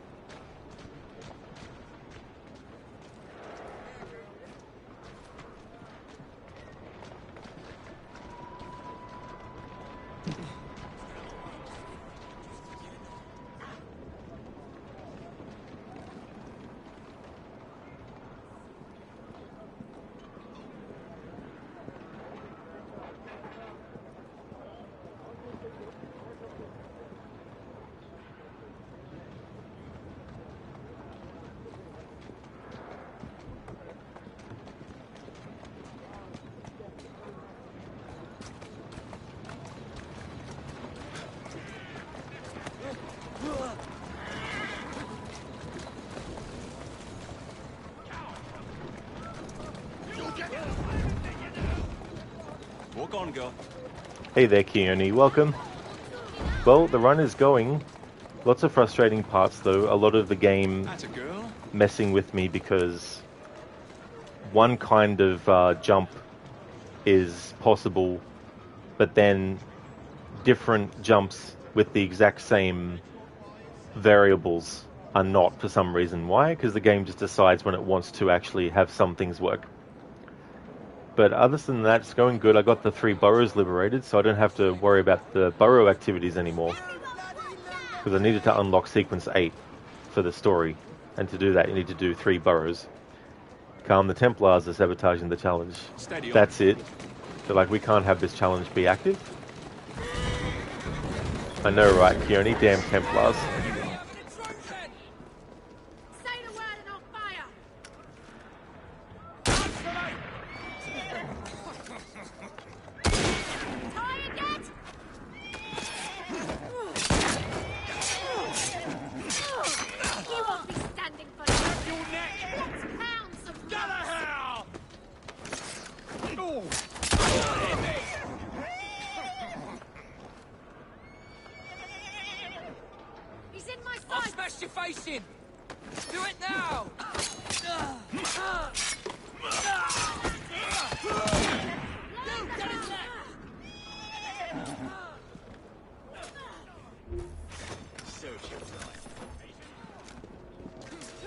Damn Templars indeed, Keone.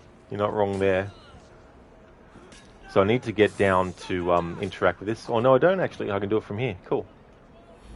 But we have to be anonymous though. But still. Get rid of that piece of shit. Oh, of course, 2 enemies. Yeah. You. What the fuck? Jesus fucking Christ, I don't know.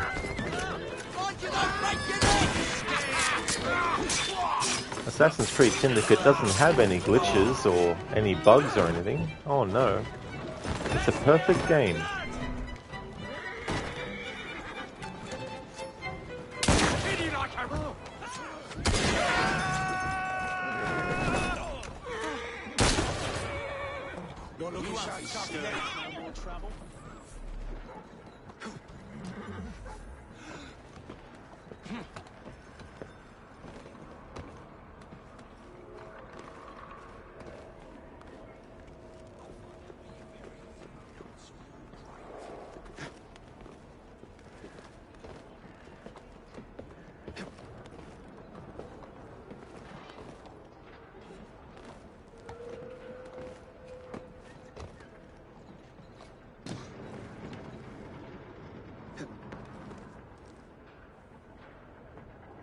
Steady on.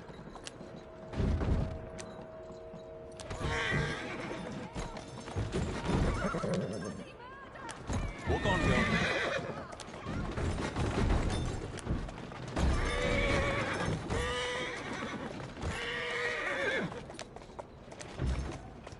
Doing fine, girl.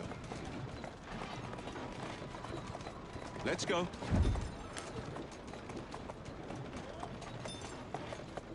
Atta girl. She'll have no bugs or glitches, just unintended features. Remember, this is made by the company that brought us quadruple A games. That's true. Every other game for the rest of the time has to thank Skull and Bones for being the first true quadruple A quality game that no triple A quality game could ever top. Calm, fluid 60 FPS gameplay update features. Yeah. I mean, that's all well and good. But it would also be good if they actually went through the code with a fine-tooth comb and actually eliminated all and every single bug, but can't do that, though. Because imagine an AC game taking place in Nazi Germany. Yeah, that's the thing, like a World War II set, Assassin's Creed. Some people say, oh, but it'll just be like Call of Duty. No, it wouldn't be, unless you make it that way. Like, if you wanted it to be Call of Duty, then you would, but it's like you don't have to make it like that. It's like they were using stealth tactics during the war. It's not like stealth tactics were only invented, you know, last year or something. You know what I mean? So a World War II set Assassin's Creed would be doable. It's just how you do it. And what limitations do you place on the player? If you choose to go around guns blazing, sure, go ahead, but you'll die in a couple of shots. You know what I mean? So if you want to play it like Call of Duty, be prepared to learn how to play the game without taking damage if you want to get through it. You know, making sort of like a system where if you do want to do combat, you can, but you got to be careful because a couple of shots and you're dead. So stealth is prioritized, you know, and all that kind of stuff. You don't have to have it be like a first-person shooter thing or even a third-person shooter thing. You just add limitations and stuff. It might annoy some players, but that's the best way to do it. That way it promotes stealth and makes it that if you want to play combat, you're essentially setting up a challenge run for yourself. Like if you shoot a loud weapon and 50 guards come rushing at you, that's your fault because you shot the weapon. But if you use stealth, that wouldn't have happened. You know what I mean? So I feel like that's a time period that gets boo-booed by some people in a way that eliminates any sort of like creative thinking about how to actually do it in a way that's not cliche or not turning it into something it's not.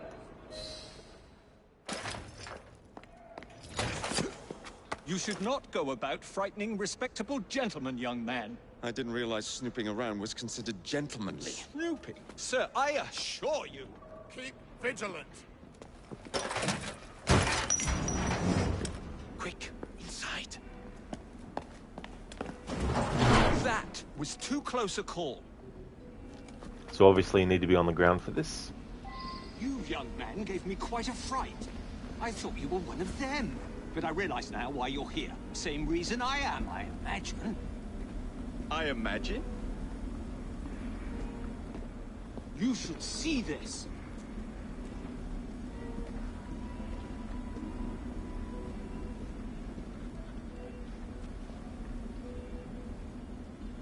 Rather impressive contraption, wouldn't you say? I've seen bigger. That's true, Lucas. Wouldn't even have to take place in a war zone. Turastramonium, or devil's snare as it is commonly called. That goes into the syrup. And opium, no less. Revolting. Absolutely sickening.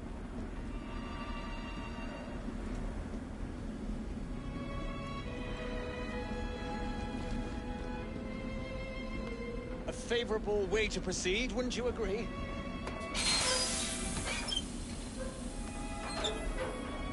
Oh dear.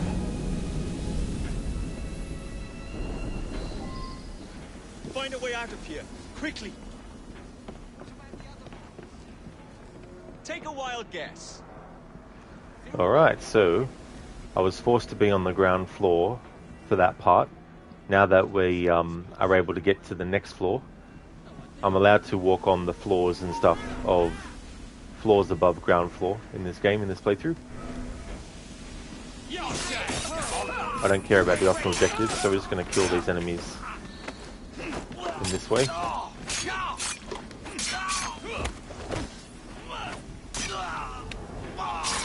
Oh, nice! I don't think I've ever actually noticed that before. Because we were close to an object like a desk, Jacob, or Evie, if she's using it, I imagine, if you use the kukri, would do a stabbing motion through the desk. That's cool. Lucas, you're thinking Berlin during Nazi occupation, maybe you go around taking out officials and stuff. Yeah, that's true. You know, like being on the rooftops, looking at the officers as they're going around, you know, like looking for ways to attack them or sort of like, you know, sabotage things and stuff.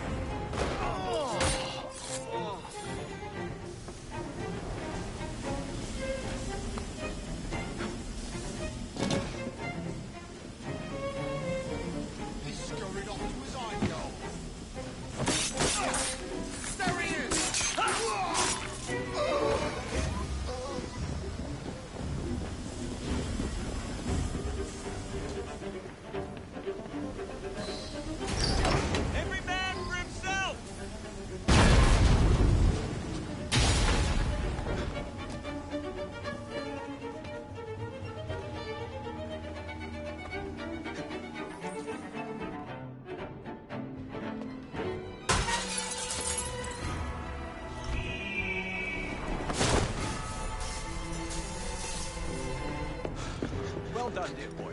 Well done. Charles Darwin, delighted to make your acquaintance. Jacob Fry, the pleasure's all mine. While you were busy wreaking havoc, I found this. It indicates that a sample of every batch has been sent to Lambeth Asylum. I wonder if it's visiting hours. Don't be so hasty, Mr. Fry. Many people work at Lambeth. You wouldn't want to attract unwanted attention. And what's the fun in that? Not every problem can be solved by blowing things sky high. Sometimes a little discretion is in order. It's getting late. I will meet you at the asylum to continue our investigation.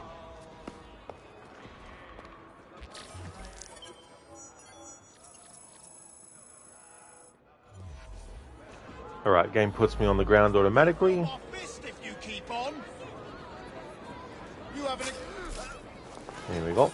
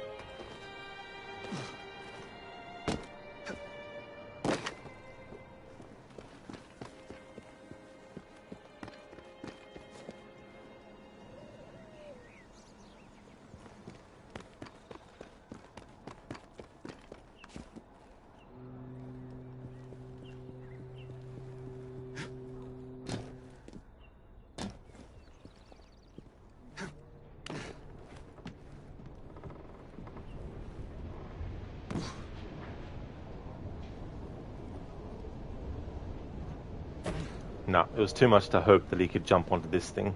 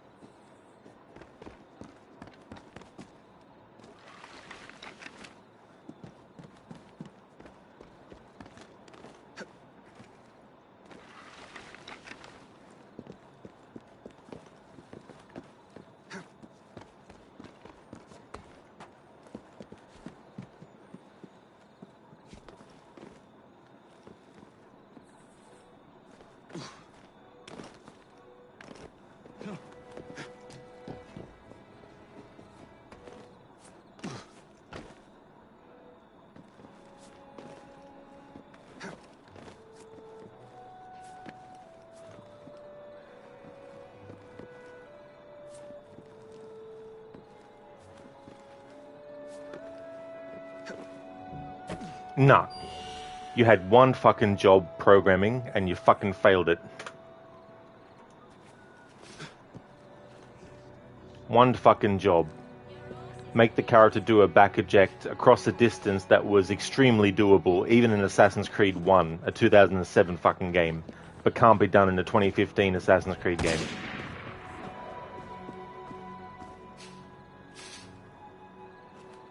You know what? Fuck this. Another break a rule. I'm fucking over this between missions thing.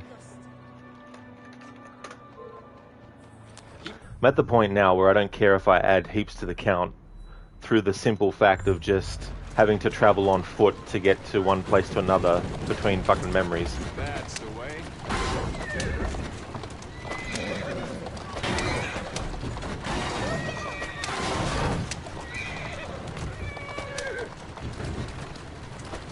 Even in the Super Mario Brothers game, the very first one, Mario could make the same distance that this game fails to let the assassins actually make.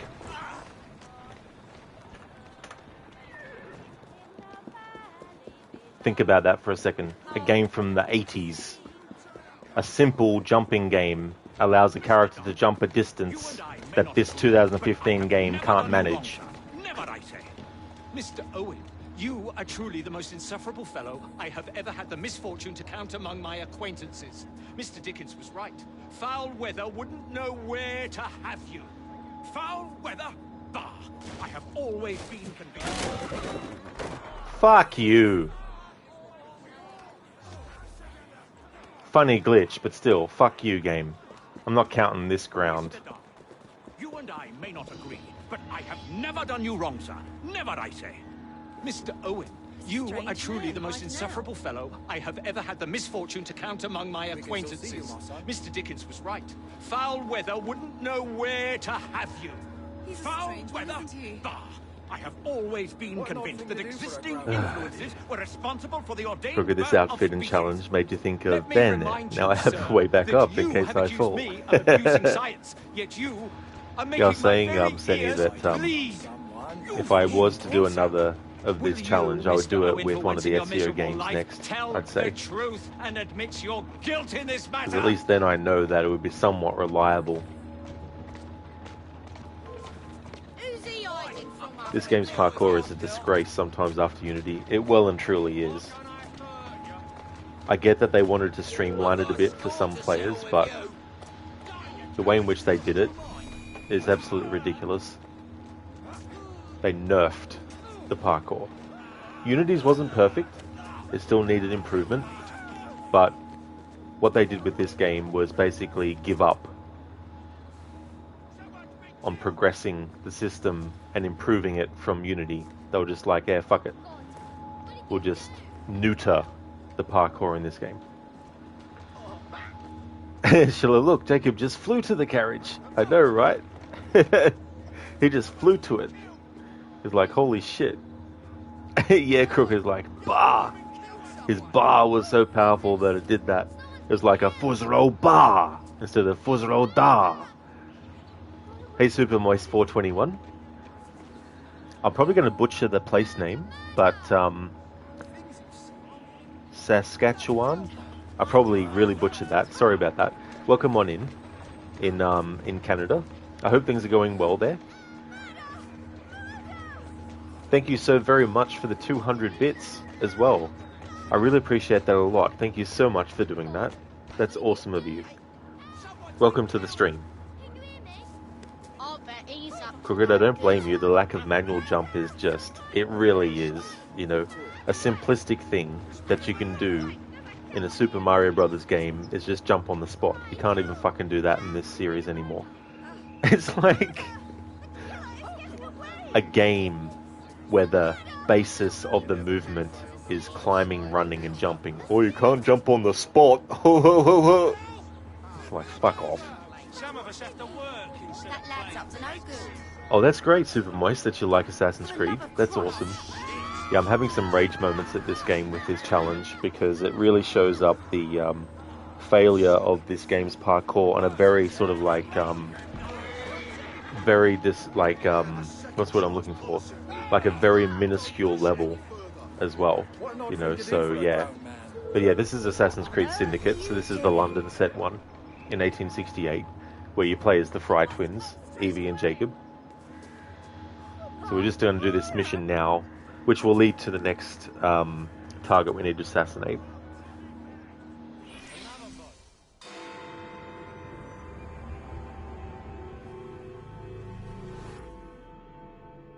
I have told you before, sir, I had nothing to do with that anonymous article. Nothing, I say. That is a lie, sir. And you know it. Bah, I don't have time for this nonsense. Nonsense? It is my name and reputation you have willfully besmirched, sir. My very name. Bah! Drive, damn you, drive!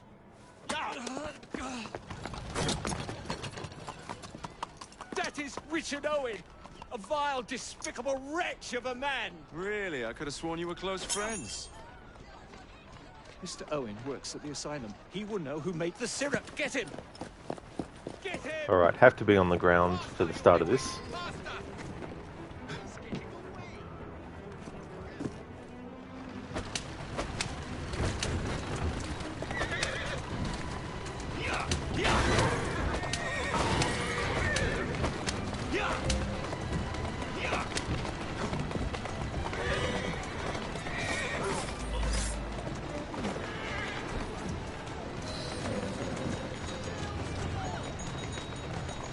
Whatever Darwin is paying you, it's not worth it. Do you realize how much trouble you're in? None at all? But if you're trying to intimidate me, Robbie, and you're wasting your time. I've always wondered how much of a beating this type of vehicle could take. I just have a few questions for you, sir. Whatever it is Darwin wants, I will not give in.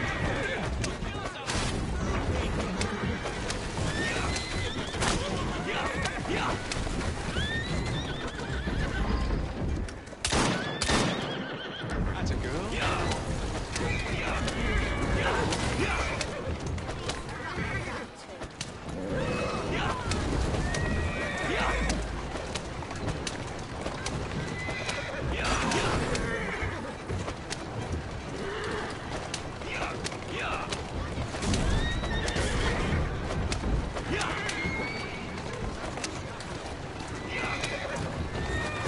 What about Starrick's soothing syrup?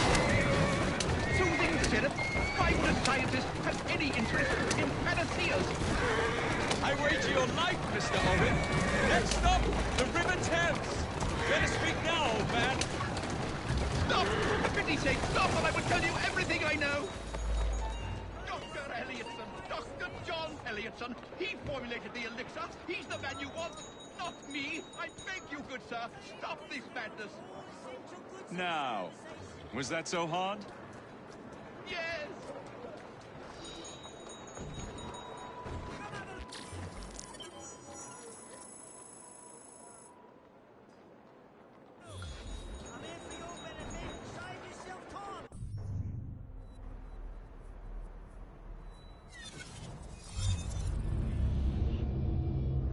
Super Moist, what do you think about the new one that was supposed to be out in November but got delayed?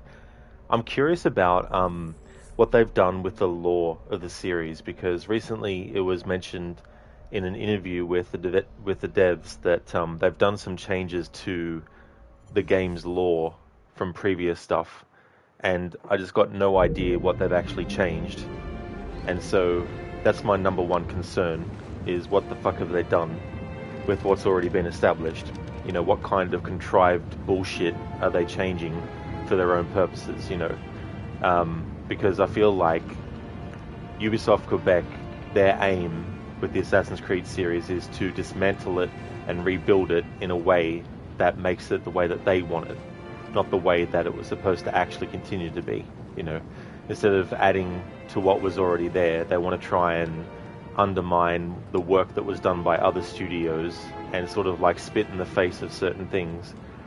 There's subtle ways that you see them do it. In this game, there's subtle jabs at the Montreal games and all that kind of stuff that goes beyond just playful, you know, ribbing and stuff like that. But Odyssey is the one that really took a big shit on the lore of the series.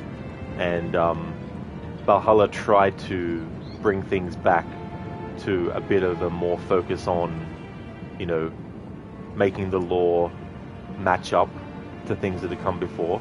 But now that Ubisoft Quebec well, they don't own the franchise, but I mean to say they run it now. So they have the power to make whatever changes they want to anything.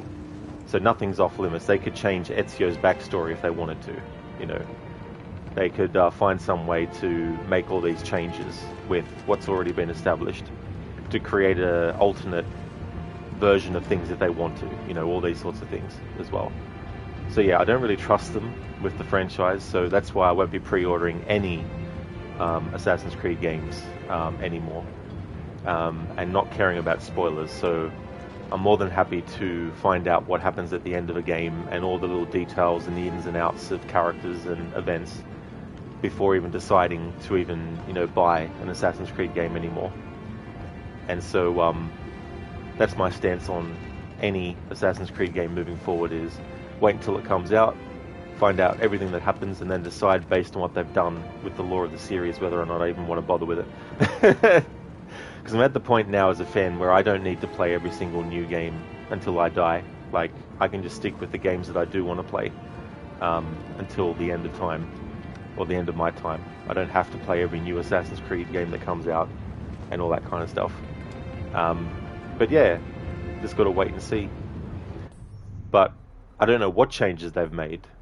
So until that point, it's a bit hard to really know what to sort of like criticize about the changes. We don't know those changes yet.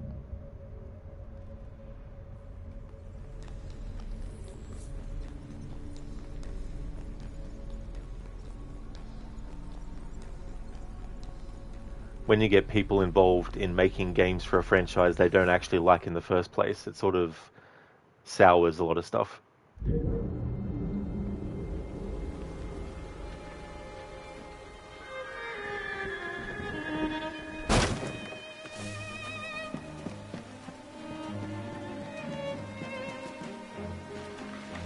Because like if you take anything, like if you have something that you really like and it's a long-running series and you're happy with what they've done, imagine if someone came along and basically rewrote stuff and changed things so that certain things that you actually liked about what had come out before either gets completely retconned, or they sort of like add an extra like flashback moment where you find out, oh, the character didn't really do this on their own. There was this other character behind the scenes that you didn't know about before because they weren't created yet. That is the catalyst for this other character being successful or something. You know what I mean? Like, that kind of stuff is ridiculous. It's okay to add new stuff, but you can't just add anything. You know? Like if I wanted to do a sequel to, let's take a game, like if I wanted to do a sequel to Deus Ex, right, that follows on from Mankind Divided, it would be new for the series to have the ability to turn into a giant gorilla and pick up people and throw them against buildings. That would be new, right? But would it fit Deus Ex? No. The only way it would is if it was like a video game within the world of Deus Ex that people were playing, in which you play as a giant gorilla, you know. That's just taking a made-up example of doing an idea for a sequel to something that doesn't actually fit what came before.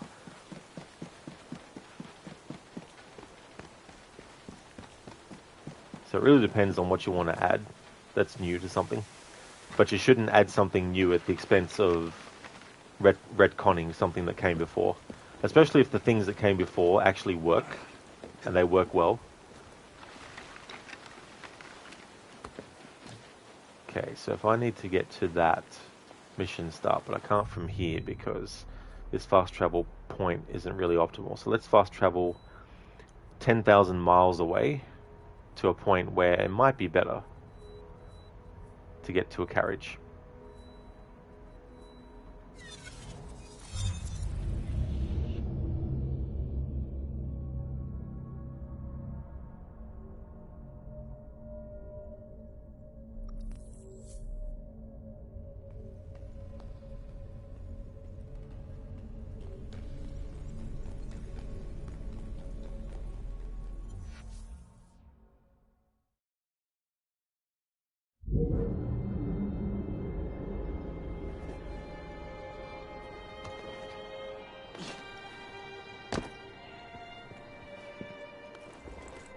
Thank you for the follow, SuperMoist421.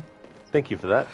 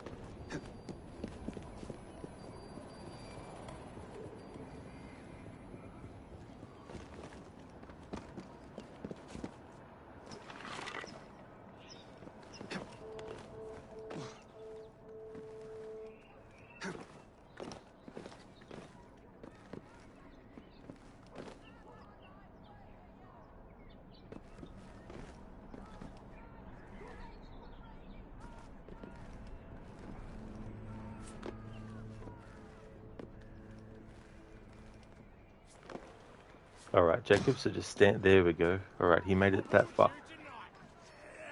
Ooh, Jesus Christ, I tell you what.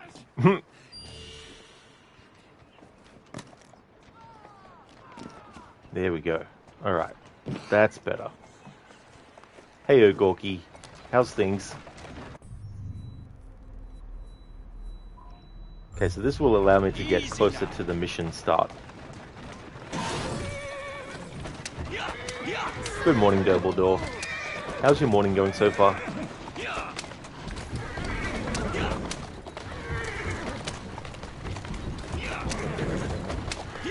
Oh, that's great, Gorky. Glad to hear that you're going good. Especially on the weekend as well.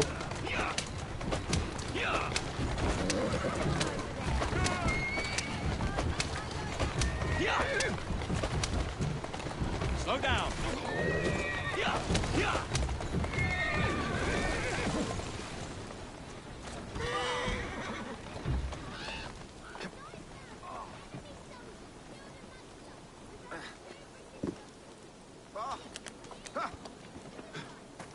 Alright, so I need to get off the ground, on the ground, sorry, to interact with this.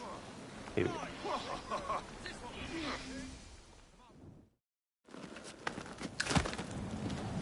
Mr. Fry, I trust that you had a productive meeting with Mr. Owen. Oh, yes, we had the most wonderful chat.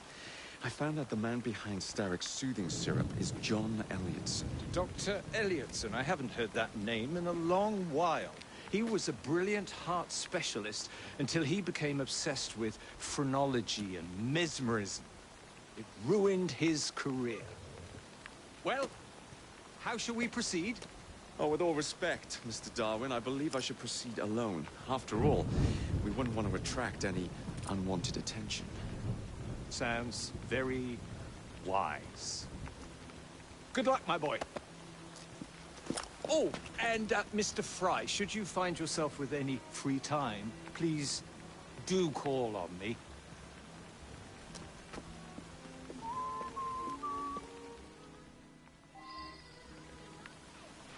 Alright, so the game puts me on the ground automatically.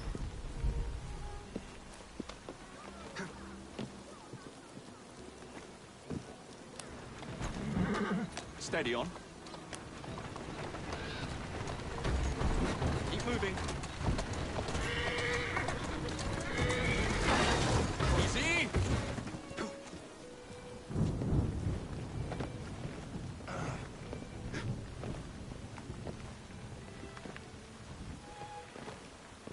And Mitch, you like how he throws the umbrella away? Like, who needs an umbrella anyway? Yeah, especially when it's like really heavy rain as well. It's so funny, he just like, you know, completely gives up on trying to even prevent it from being taken away, you know. Dumbledore never played this one. Well, this game, I do like it, but for this playthrough, the challenge I have set up with the floor is lava has been really frustrating, because it really shows how terrible the parkour programming is when you're trying to do very minuscule things, very simple basic jumps from one thing to another that fail because the character wants to jump on the ground instead, and all this kind of stuff. But in terms of like this game and the enjoyment of it, I do enjoy it when playing through it normally as well. This challenge is just being a bit of a headache, but mainly in those ways as well. Like, it hasn't been annoying not being able to use the rope launcher for certain things. I can use it, but only when it's impossible to get across a gap. Like, I'm talking there's no possible way at all, then I can use the rope launcher. But other than that, I'm not allowed to use the rope launcher. There is a mission where you have to tail an enemy and all that, but depending on how I go, I might decide to make that a rope launchable part of the game. Just have to play that by ear. It all just depends, because when the game desynchronizes you for not keeping up quickly, you have to find ways to be quick. And so this challenge might not help me be quick without using the rope launcher in those contexts.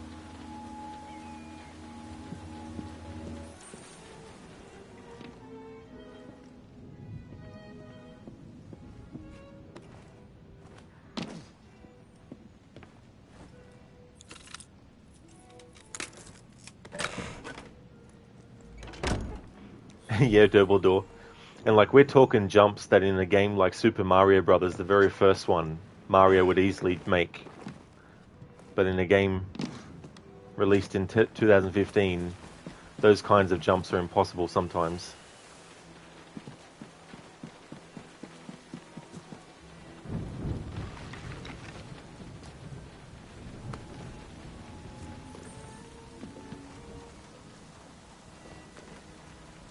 Where would I find the doctor?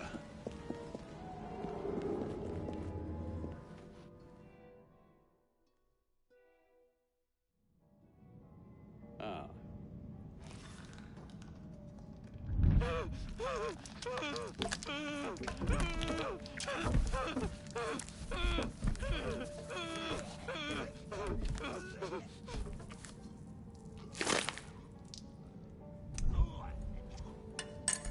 As you've just witnessed, the application of too much pressure can sometimes result in unexpected outcomes. Unfortunately, it appears I've ruined the organ.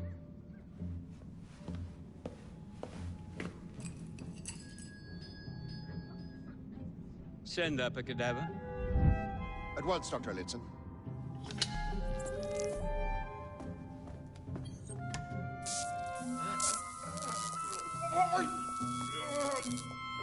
I don't care about your ethics, and I care even less about your damn patience. Now hand over your keys.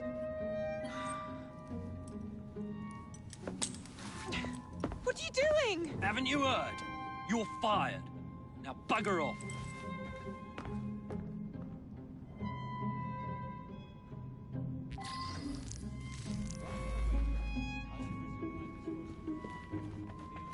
How to do it.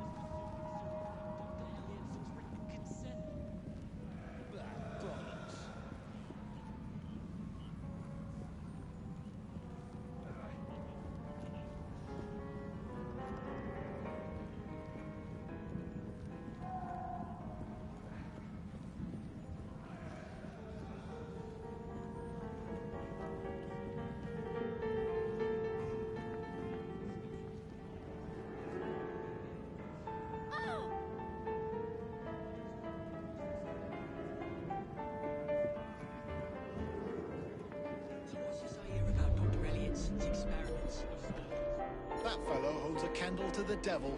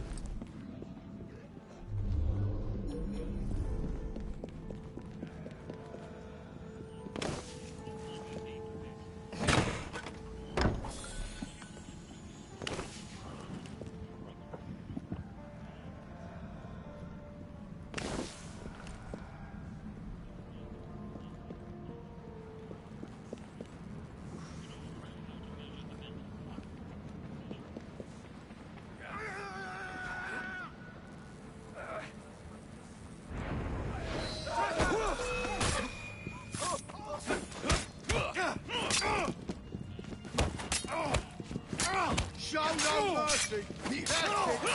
Playtime's over.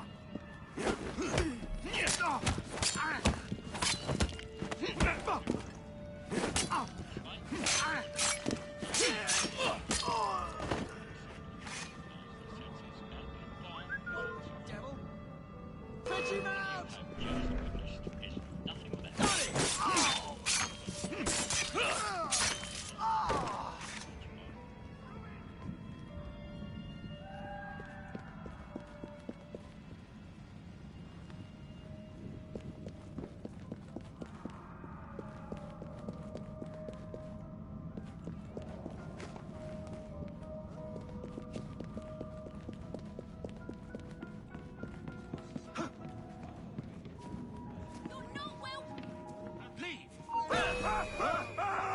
Just my luck. What's it? He's fighting dirty.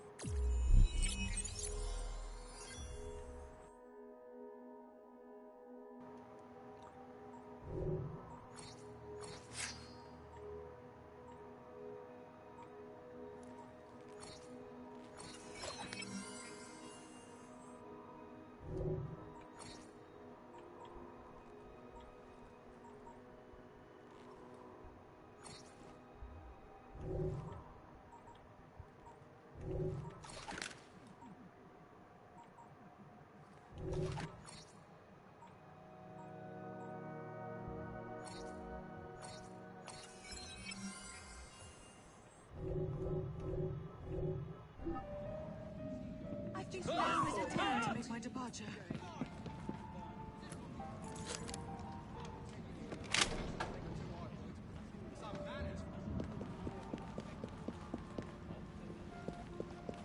Catch him!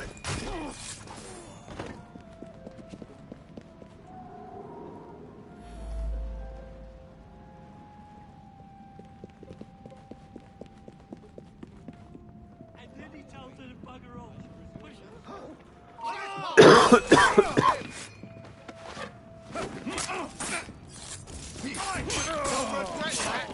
let up on him!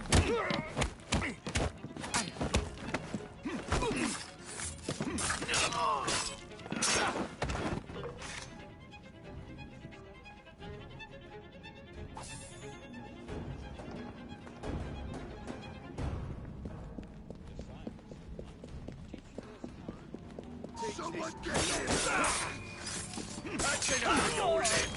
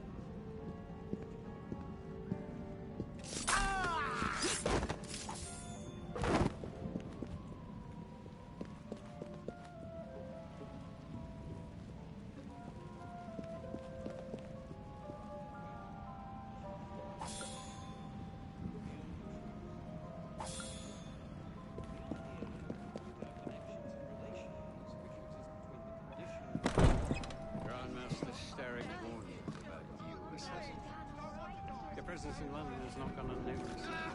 Especially since...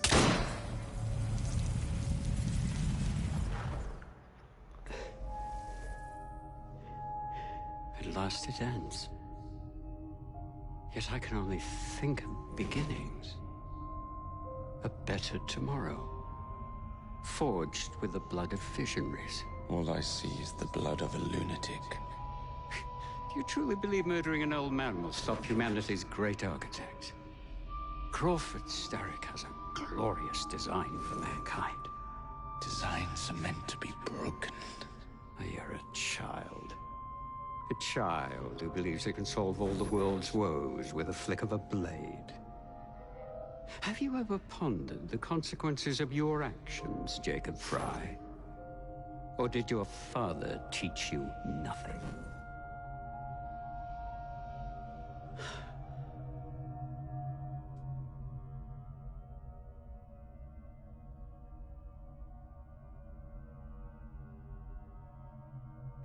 Thanks for the GGs, Lucinda. Thank you.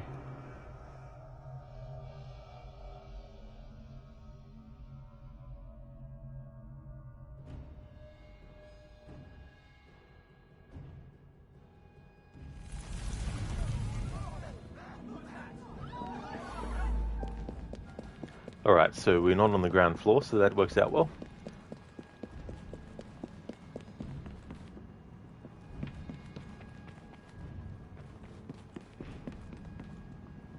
Yeah, Lucinda.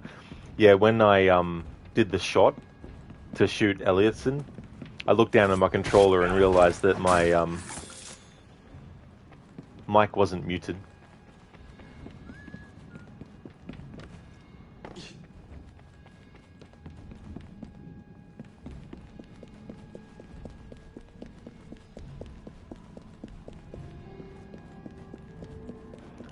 So can you hear my voice speaker, or because I got the mic unmuted now?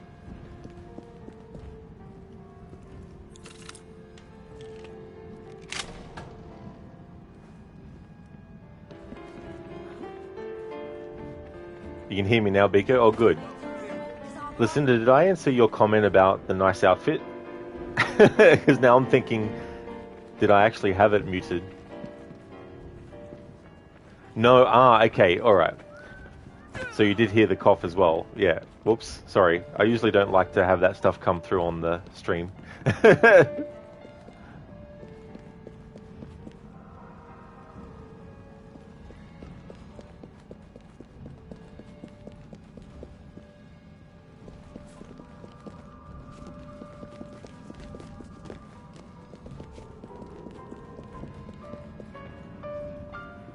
Good thing it was coughing and not farting or something.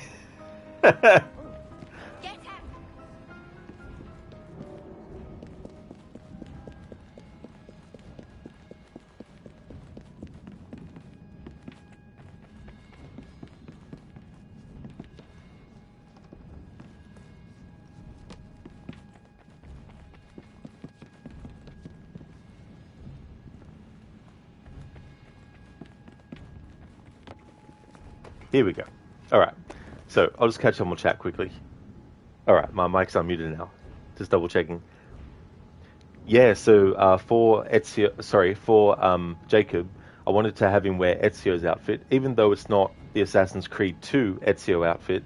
I still wanted him to wear it to pay tribute to Ezio in Assassin's Creed 2 for its 15th anniversary. And with Evie, I have her wearing Elisa's outfit to celebrate or pay tribute to the 10th anniversary of Assassin's Creed Unity.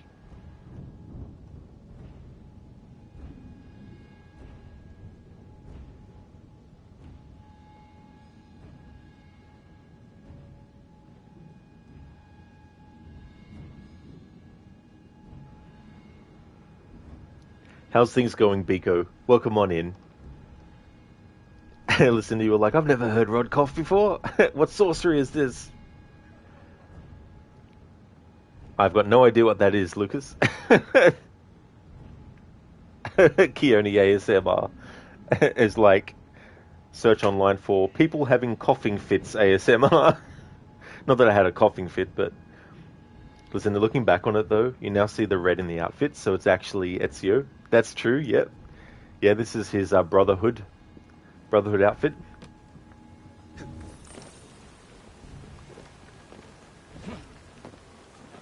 Biko, thanks, you're doing okay. Having a lovely weekend today. Better than this week just gone, that's for sure. Great to hear that, Biko. That's excellent. It's always good to have something that comes along to improve, you know. So it's great that you're having a much better time than you have the past week as well.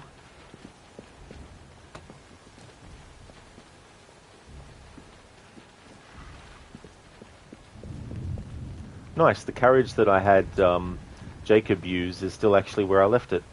Cool. Hey there, Primo Ezio. Welcome on in. I'm doing well, thanks. Things are going good.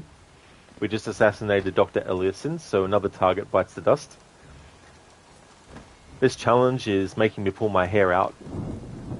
But we're getting there. We're getting through it. Not allowed to touch the ground. Unless, strictly, there is no other way to get past somewhere.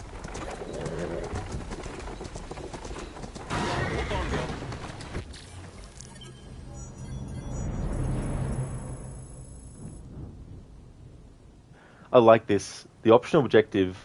Oh no, it failed. What am I thinking? Never mind me. Primo, AC Syndicate, you haven't finished this one yet. So what part did you get up to, Primo? Has it been a while since you played it, or...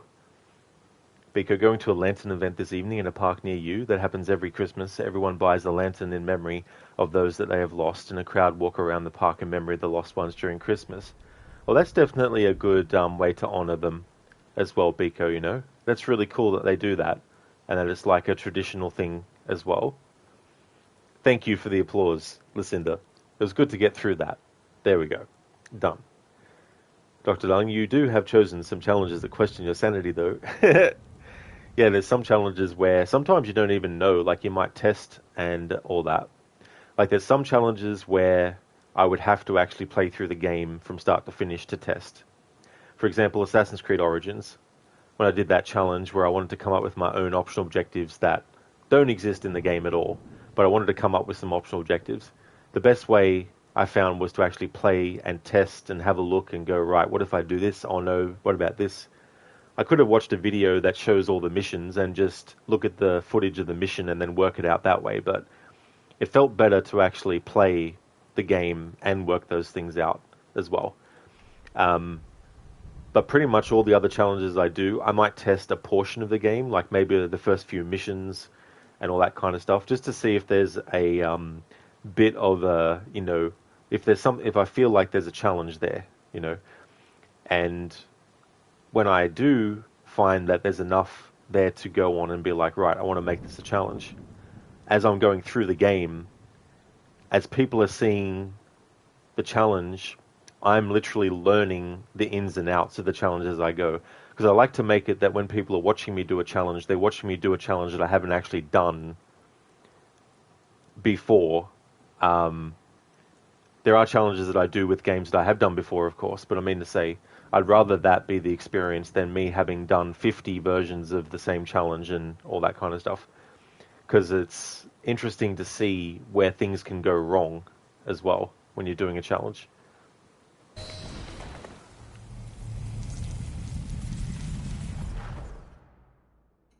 Elliotson expired, and soothing syrup production has ceased?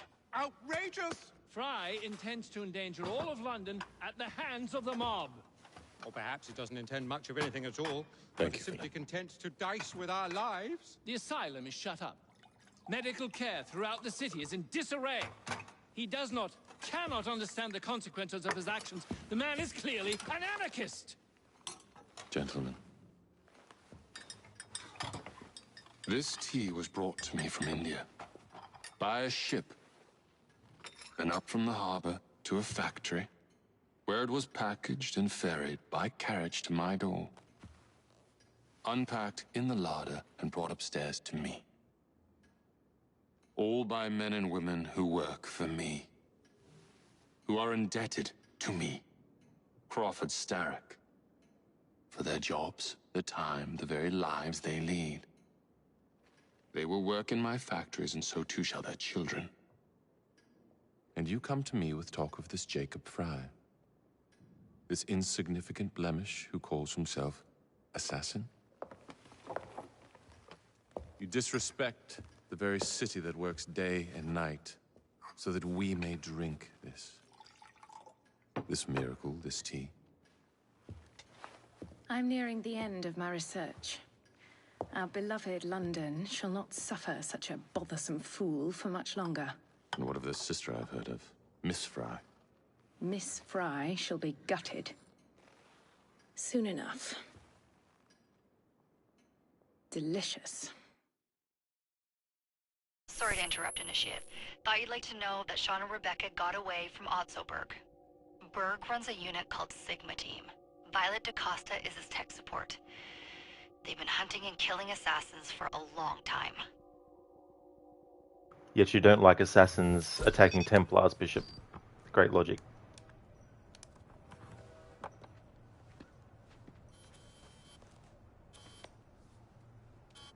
Thank God you're all right. Oh, tish tosh. It'll take more than a Templar super soldier to end the glorious saga of Sean Danger Hastings. I was talking to Rebecca. Right. Anyway, Berg's presence confirms it. The Peace of Eden is in London. The Initiate's data sync suggests it's the Shroud. The Templars seem to want it pretty bad all of a sudden. They must know something we don't. The only thing we know is that we can't go up against Sigma Team alone. Leave that to me. In the meantime, keep a low profile. Let the Initiate continue to sync the data.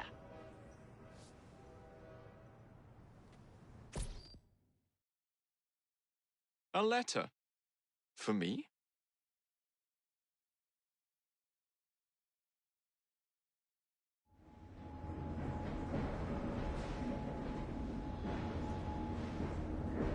Primo, gosh, I haven't played a lot. It's the part where you assassinate the doctor in the beginning, the professor. Oh, yeah. Oh, that's definitely pretty early then. But that's definitely fair enough too, you know. Those two memories are quite interesting introductions to the characters as well, where you have, like, Jacob wants to get rid of the target, and Evie is sort of like looking at the Piece of Eden, and it shows the two differences in the characters' approaches and stuff. Keone, AC no-hit run. I've done that with Assassin's Creed Revelations, but I made it that it was only inside memories. So if I got hit between memory starts, then it wasn't counted. But if I got hit inside a memory, I had to actually restart the memory. But I've never done a no-hit and then restart the whole game before, which I don't think I'll ever do. But Splinter Cell Conviction, this year I did a no-damage playthrough where if I got hit, I had to restart the mission from the start. and it was such an annoying and frustrating experience that I'm never going to do that type of challenge with any game ever again. So there won't be any no damage runs anymore.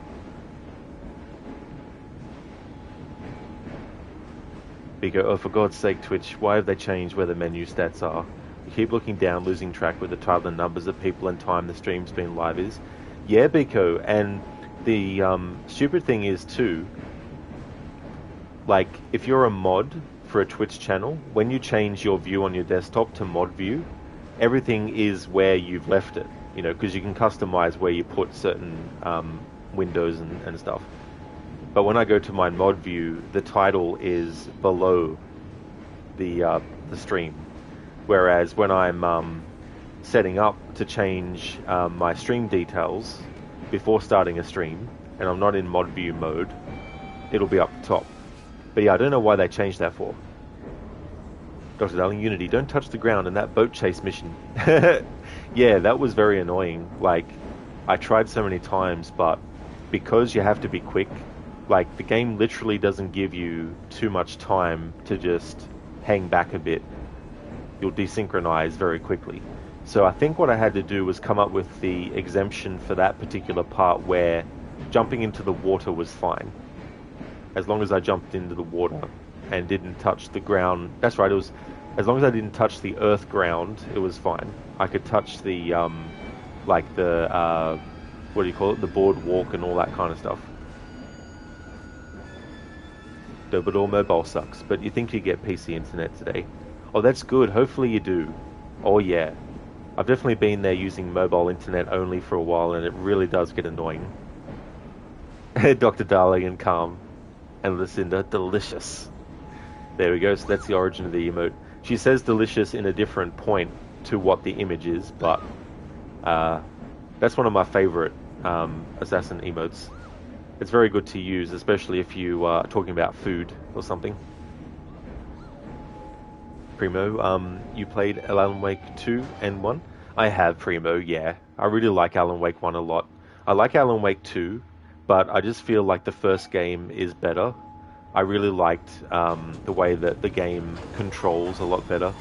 Like Alan Wake 2 controls in a similar way to the remakes of Resident Evil 2, 3, and 4. But that's part of the thing that's a little bit frustrating because, for example, in Alan Wake 1, the speed at which Alan jogs is actually faster than the sprinting speed in Alan Wake 2. Alan Wake's sprint in the first game is much faster even still, but you use stamina. Whereas in whereas in Alan Wake 2, you don't have a stamina bar, but at full speed, you go slower than Alan does sprinting in the first game, you know. So personally, out of the two, I prefer having the stamina out of not having it, because I'd rather be able to run as fast as the character can in bursts than never be able to run as fast. It feels like the character's jogging, and you're not really running that fast at all. But I do like Alan Wake 2, but I definitely prefer the first game, though.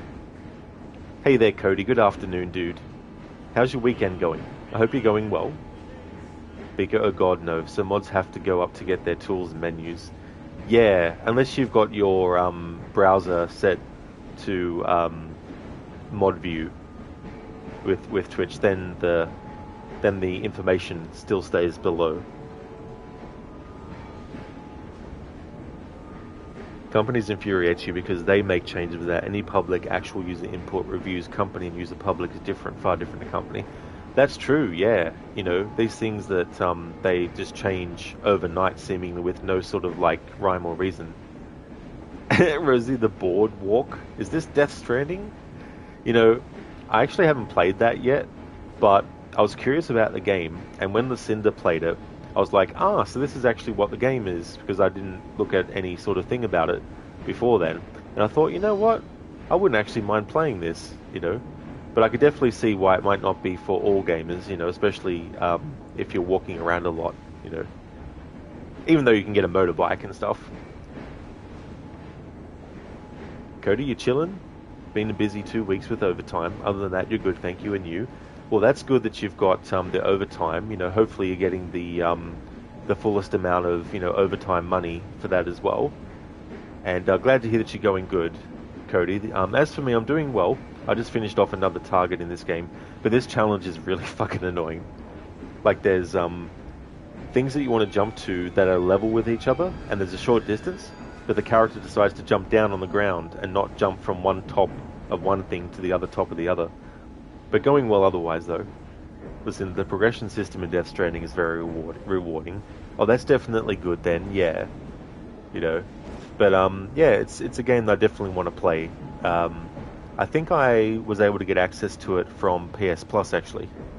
Rosie played it with a friend, but he couldn't stop ranting about the stupid interface. Oh, that's definitely fair, yeah. I didn't really pay much attention to the interface, so I don't really know. Cody, with next week, you'll have done 7 days of overtime, and glad to hear you're good. 7 days worth of overtime. Well, I don't blame you as well for wanting to be able to chill as well. Whereas the walks were fine, actually. Well, that's good then, that they weren't too tedious or anything. Owning the railway wasn't enough. Now Starrick has bought an omnibus company as well. I suppose he wants to control the neighborhood's workers and keep them under his thumb. Pearl Attaway is Starrick's competitor, is she? Perhaps it's time I went into business. And Miss Fry, what are your plans? I studied the history we recovered from the Kenway Mansion's hidden room. I'm off to a certain monument. A letter? For me?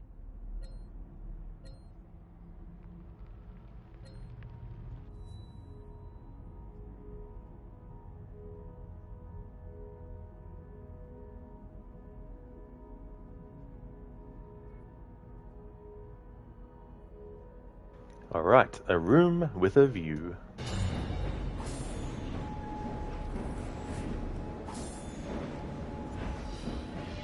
Yeah, Lucinda, my buses.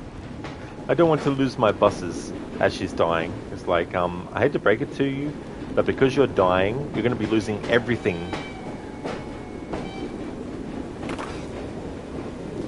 It's like, what are you talking about, Willis?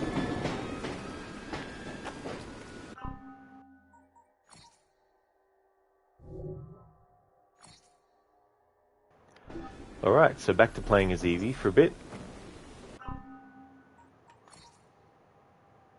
Alright, so she'll get to a next level after I spend 3 skill points.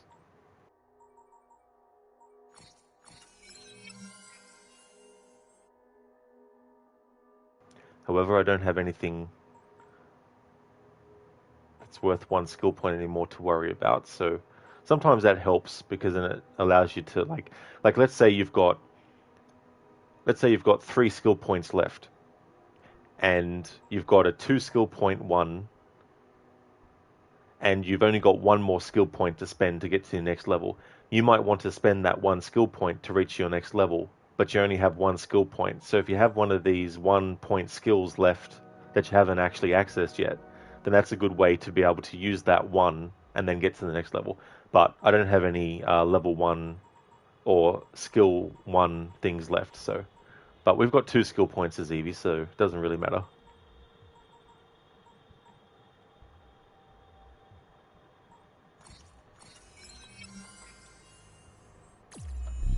Hey there, Eli. Is Syndicate just Unity on steroids?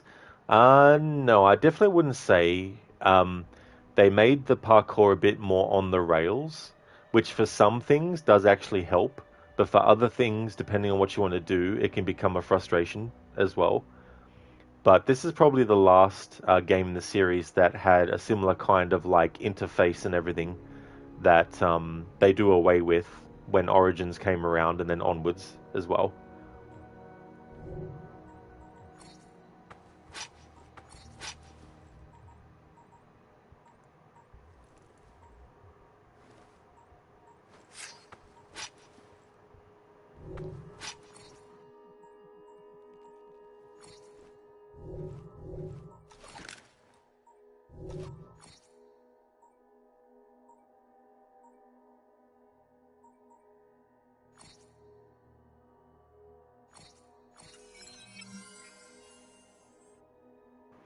What works out well for this challenge is if I need to refill ammo and stuff, there's actually a fast travel point on the Thames where there's a shop on one of these boats. And basically for this challenge, I'm allowed to jump on boats, so I can use that as a way to refill stock. Because before I got to this point where I synchronized this viewpoint, I thought, oh damn, for a while I'm going to have to rely on the game being generous to give me refills of stuff. It just helps like when there's enemies that you need to kill to have some ranged weapons that you can use. Eli, so it's kind of the same format but a completely different game. Yeah, like it's very different in the sense that you have an actual numbered level system this time around, and the XP that you get, you know, you've got that sort of aspect. Whereas for Unity, it was really just, do you have enough money in the game to actually get the best gear to improve the rating of the character, you know, and all that kind of stuff. Then you've got the two protagonists that you can switch between as well.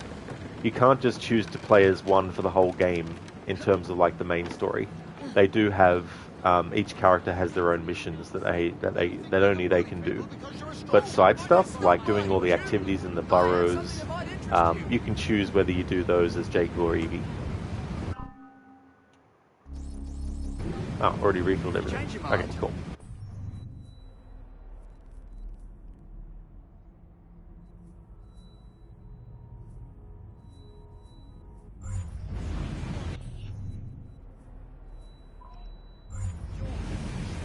Dr. Darling, gonna get in bed and watch with one eye closed. It's starting to ache again. Sorry to hear about that, Dr. Darling. That'd be so frustrating. Let alone, you know, the pain aspect of it, but definitely do what you need to do, you know, to get comfortable and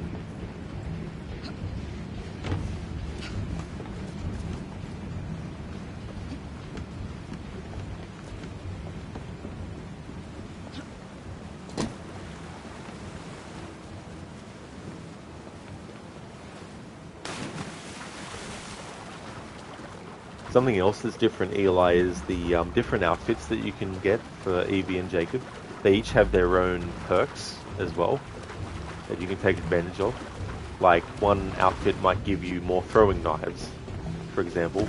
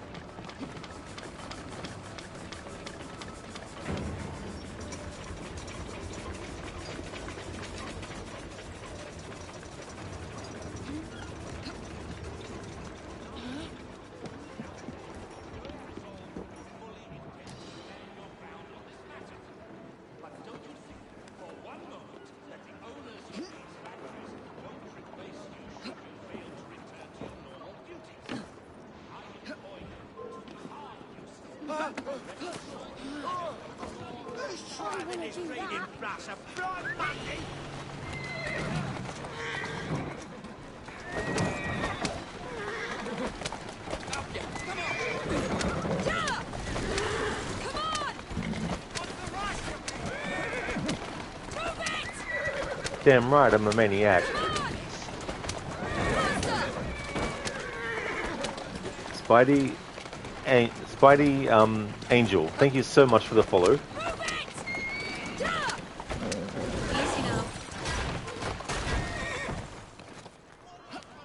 Shit, I pressed the wrong button. We're not inside a memory, so I don't have to restart, but I do have to add that to the counter. I meant to press the button to go onto the rooftop of the carriage. Mr. Epic, yesterday you watched the Game Awards. The Witcher looked cool, and it's nice you play as Ciri. Only one thing bugged you a little, that's that they changed the voice actress. You love the OG voice of her, but maybe if you play the game, you'll get used to it when it releases. Yeah, that was the thing I was wondering, because I only watched the trailer once, so I didn't really catch the differences in the voice of Ciri from Witcher 3 as well. But after it was pointed out, when I saw comments about it, I was like, oh yeah, that's right. Because there was something different about it as well. But yeah, hopefully it ends up being a great Witcher game. You know, I really liked Witcher 3. I played through 1 and 2, and by the time I got to 3, it was like a breath of fresh air. It was just such a great experience. Much, much better than Witcher 1 and 2. Like, story-wise and music and all that kind of stuff, I really liked Witcher 1 and 2.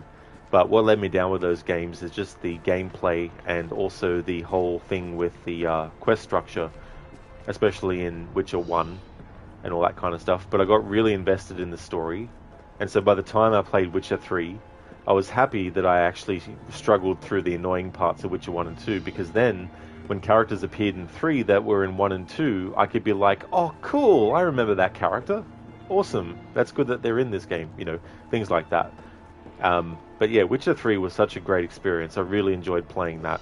So I hope that the fourth one is just as good, you know, at the very least. Keone, we didn't see anything. What touching of the ground? You didn't touch the ground. You touched a little elevated piece of the cobblestone that was higher than the earth ground. Cheers, Spidey. Welcome to the stream. I hope you're having a good weekend. Biko, you're looking forward to and going to buy Split Fiction by Hazel Light. The game looks freaking amazing, and the developer has been very respectful and lets you play for free as long as one of you has bought the game. That's actually a really cool idea. That's a good way to do it. Yeah, that was one of the ones that was revealed recently, wasn't it? Mr. Epic, kind of disappointed about the new Borderlands 4 trailer. The game looks literally looks like a DLC, and the playable characters look so generic. Not too familiar with that series, so I didn't really check out the trailer for it. But I did look at trailers for The Witcher 4. I'm a big fan of the Onimusha franchise, so it's cool to see they're doing an actual new entry with Way of the Sword, so I'm curious about that. I don't know about the gameplay side of it, but I am a fan of Turok. That was actually one of the first Nintendo 64 games I played, the first one. But not enough to be I'm not massively into the franchise, like I own all the games and played them all and everything like that. But I mean to say, I did like Turok 1 and 2 at the very least. But I never played that other one. There was a reboot that they tried to do years ago on the Xbox 360, I think. But I never played that one. Because Split Fiction is split screen, so you literally see your mate play at the same time as you beside you in front of you. Oh my god, it looks freaking amazing. That's cool, Biko, that it looks like that for you. And that's a good idea that they do it like that. Yeah, Mr. Oak, that was cool too. I need to play those games, actually. Mafia 1, 2, and 3. Maybe 3 at a later date than 1 and 2, but I definitely want to play 1 and 2, because I like the time period more for the Mafia games than the one that is in Mafia 3. Because I think isn't Mafia 3 in the 60s or something? Oh, that's all good, Spidey, for the lurk. No trouble at all. Thank you so much for leaving the lurk, and thank you for the follow as well. And I hope that you can enjoy your lazy weekend. I definitely don't blame you for wanting to have one of those. That's for sure.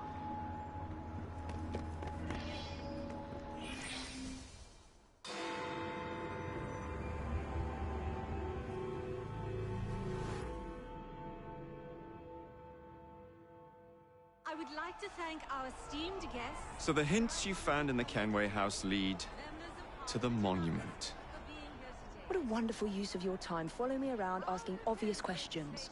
Well, since Henry isn't here, I thought you might enjoy the company. I don't require any company, and Mr. Green is following up on some leads of his own.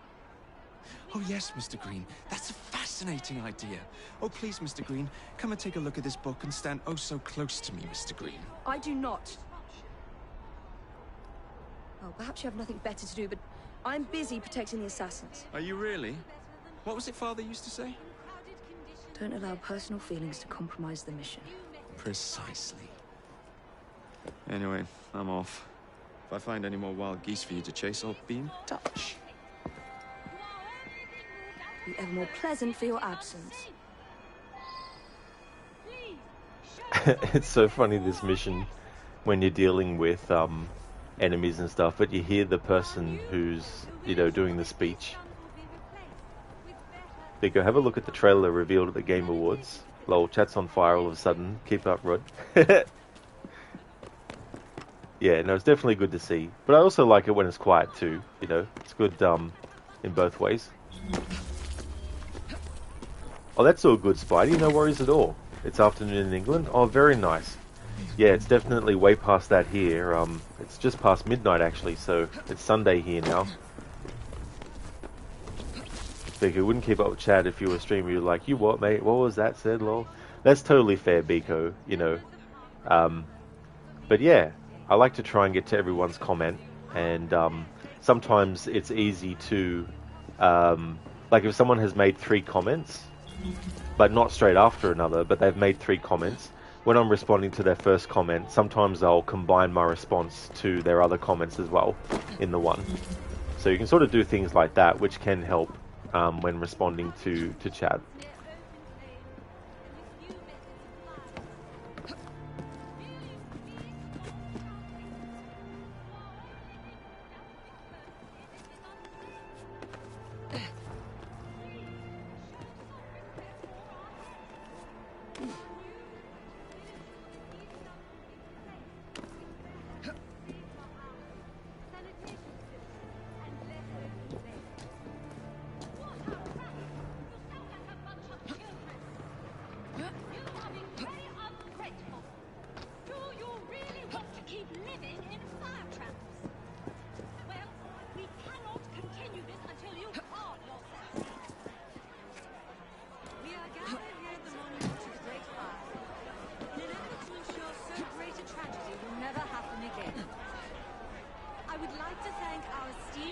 Alright, so if there's no conceivable way to get to that monument without using the rope launcher, then I'm allowed to use the rope launcher in those sort of circumstances.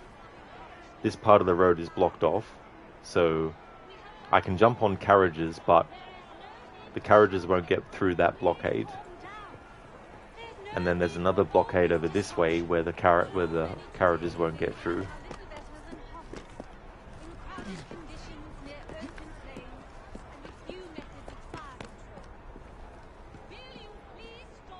Mr. Epic, you love sci-fi, but when you saw the new Naughty Dog game, it did nothing for you. You already know the game's going to be preachy. You think you're going forward, you're not buying Naughty Dog games anymore. They're not for you anymore, you guess.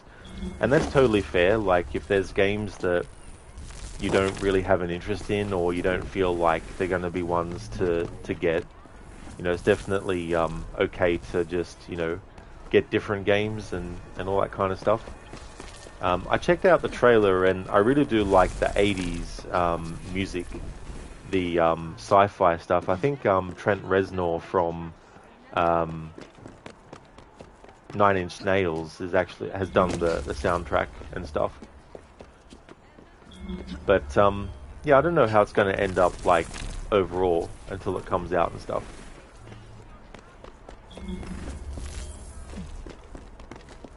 Spidey, you struggle to even remember chat when gaming because you're so enthralled in your game. You don't know why you're still a streamer. You like quiet streams personally.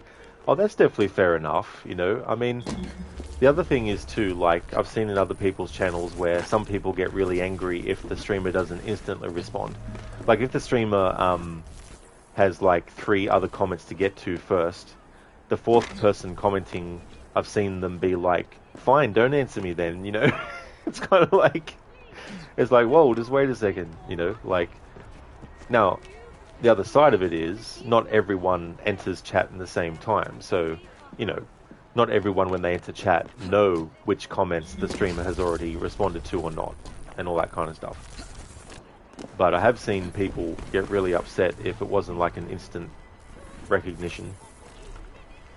Like, I can understand on some level, but ultimately, like, some streamers don't even acknowledge anyone's comment, you know, and they're not saying that they're, like, if that's what you advertise your channel as, that you don't speak, that, like, you don't speak or you don't respond to chat, then that's fair enough, because at least people know that that's what your style is. But if you don't have some kind of thing in your about me or anything like that, then it's understandable if people come in and just assume that you're someone that responds to chat and stuff. But I feel like the great thing about platforms where streamers are streaming is that there's a lot of different, you know, styles for everyone as well. And if you want to have like a channel that's really sort of like watches the cutscenes and all that kind of stuff, you know, that's something that I like to do with games, because I really like stories in games. Now granted, if something happens in the game and the cutscene plays again, I won't, you know, watch it again without saying anything over the top of it. But whenever the cutscene's happening for the first time in a playthrough, I usually like to let the dialogue be there. And that way people who are actually also keeping an eye on the story can also hear what's going on in that respect as well.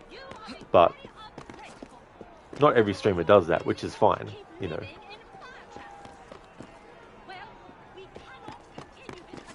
This side of the street isn't, well, it is blocked, so there's no carriage, damn it. Fine then, game. Alright, so it looks like the only way I can get to the monument without touching the ground is to actually use the rope launcher. So this will actually be the first time in the playthrough I've had to use the rope launcher to get somewhere.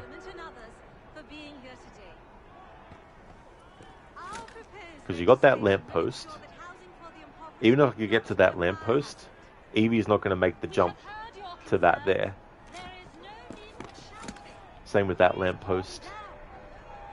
That one over there. So yeah, I'm going to make it that this is an exception where I can use the rope launcher to get us over this way.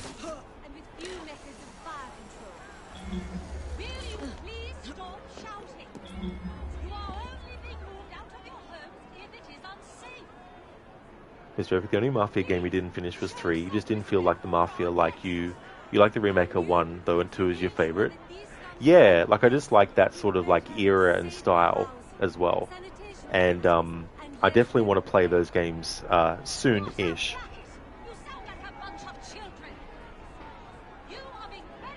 Spidey, oh yeah, you get that a lot, but you don't take it personally. You're not superhuman, lol. That's true as well, you know. Sometimes it's just the way things are, you know. You have to just sort of like let it roll off your back, you know. Mr. Epic, the graphics and the 80s stuff are amazing in that game, and also things you love, but the main character looks unlikable in your opinion. Yeah, that's fair enough too, as well. Like, if a character is hard to sort of like, well, not that they're a real person that you have to get along with, but I mean to say, if they're a character that you don't really get behind, or you don't like their story or whatnot, it's very hard to just stick with it, you know. Spidey, you have in your bio that sometimes your mic and cam is off. You have elderly parents that need sleep, so you make sure your followers know this. Well, that's definitely a great thing too, as well, Spidey, and that's cool that you do that for them as well. That would definitely be a big help as well. Oh, it's not too bad, Mr. Epic. With cloth physics, though, they didn't actually do the FPS for the cloth physics. So if you look at the cloth on Evie's outfit here, the FPS of it is not 60 FPS. But otherwise, it feels pretty fine.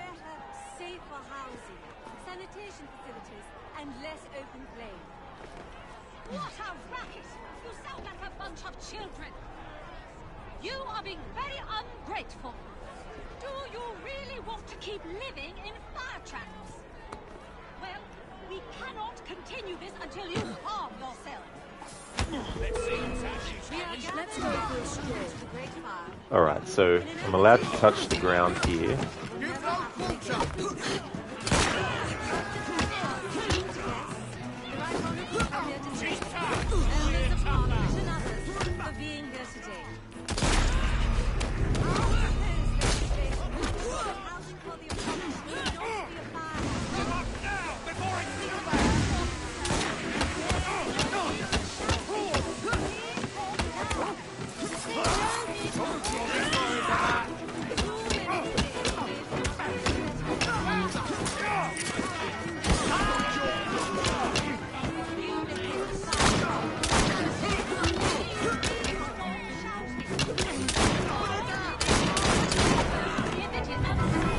Come on.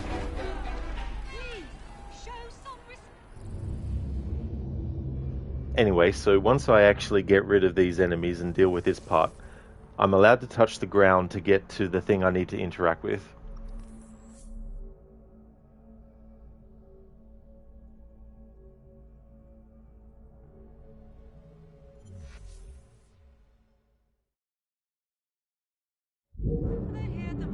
Alright, so now that I know that I have to use the rope launcher here, I can use this to get to the monument. It's the only way to actually get there without touching the ground.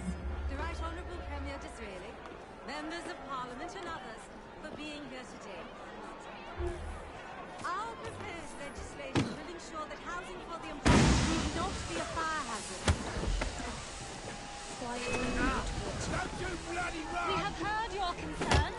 There is no need for shouting. Please calm down. There's no need for all this disruption. And we'll go easy. Too many today live in what are little better than hovels. In crowded conditions near open flames and with few methods of fire. She's ours now.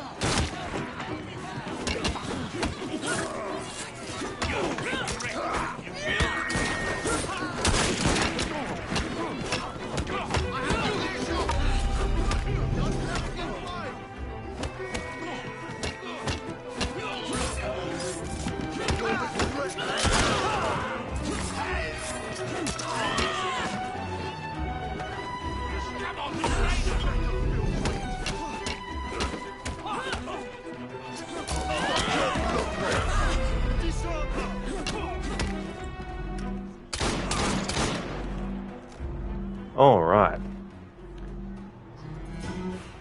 Climb up. Auto aim. There we go. Not auto aim, but manual aim. Alrighty then. So, when this all settles down, to get to the thing I need to interact with, I need to actually touch the ground.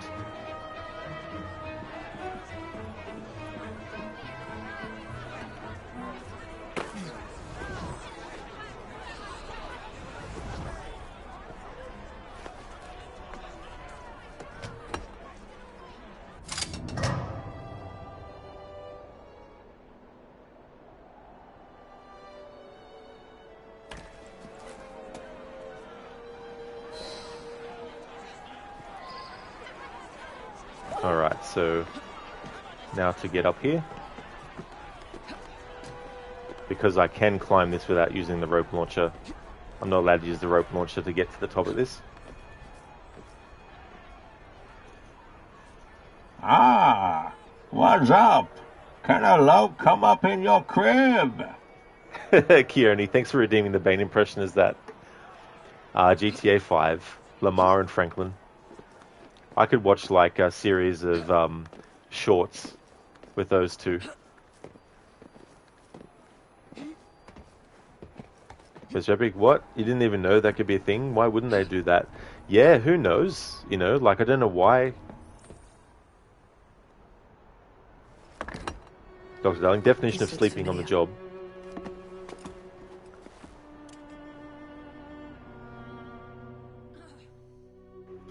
Landed behind them.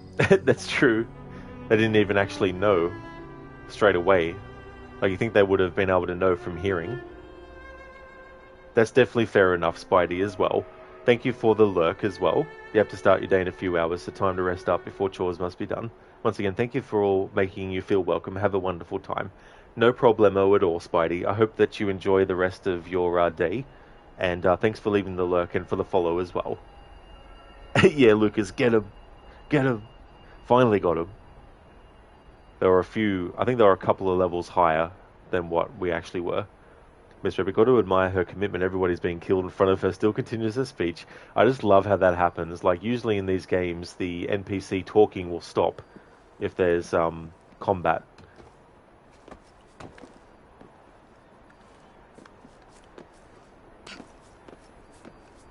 Okay, so because I'm at this monument now, the only way to get off this monument and get to a building without actually touching the ground is to use the rope again.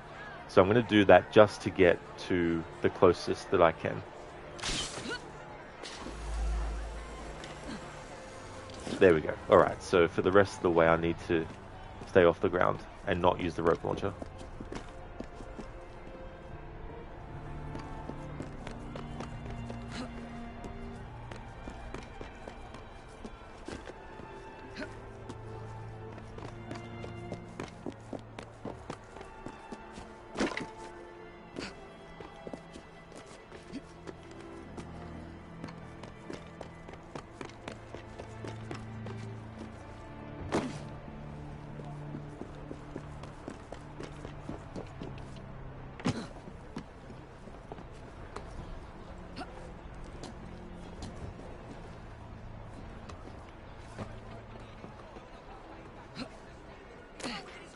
For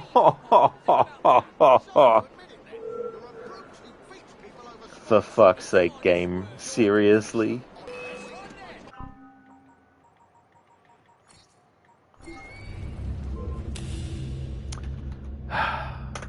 Welcome to this challenge.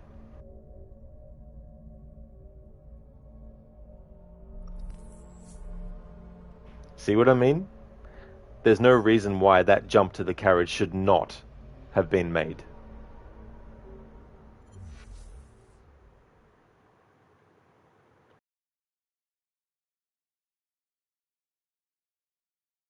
In an effort to ensure so great a tragedy. So the hint...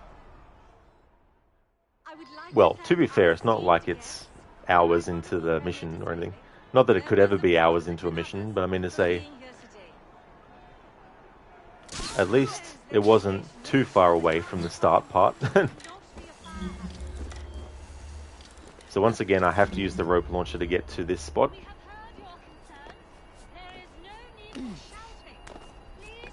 Pico half an hour later, Spider's like, right, must go, Lord bless. It shows how amazing this place is. Roger's stream how quickly people start and stay in conversations and how comfortable people are quickly. Yeah, it's good to have that happen, you know. I'm glad that it's a space where that can happen as well.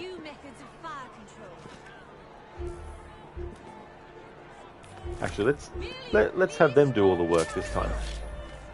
Oh, hang on. Oh, okay, well, never mind then. I don't have that up to the next level yet.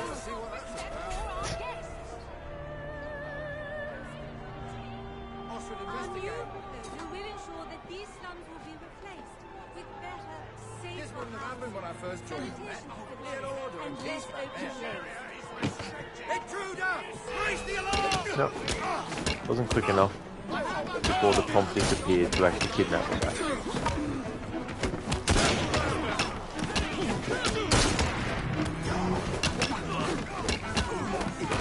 I hate when that happens. You have to be careful in the combat in this game because you can be focused on attacking one enemy who is facing you, and then all of a sudden, by simply just pressing the attack button, the character will turn around and attack an enemy that you need to do a break defense of. And in the meantime, there's another enemy on a different angle that's doing something different that you can't react to quick enough because you thought you were fighting the person in front of you before it switched to automatically fighting the person behind you, and vice versa and all that kind of stuff. It's epic. Things go right next year. You'll have your new PC. Can't wait to play this game and Unity 4K with 4090. Been waiting for so long to do it. That'll definitely be a great feeling to have all that set up, you know, and get to that point by that time. Yeah, Lucinda is like, of course that wouldn't be made. Why would that jump be made? Because and then people say goodbye, but then stay law. Yeah, that can happen too as well. Yeah, Keone, Requiescat in pace. It was so close, Lucinda, like really so close, but no.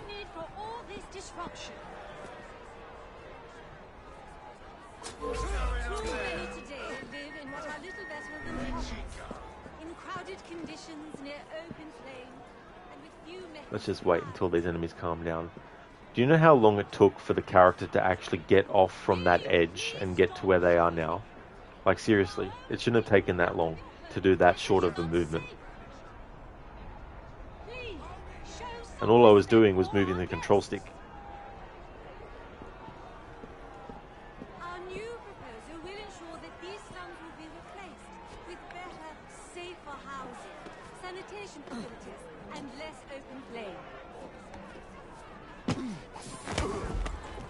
There we go, because the other guy wasn't near that one, it meant that the range when it bursts out wasn't hitting anyone.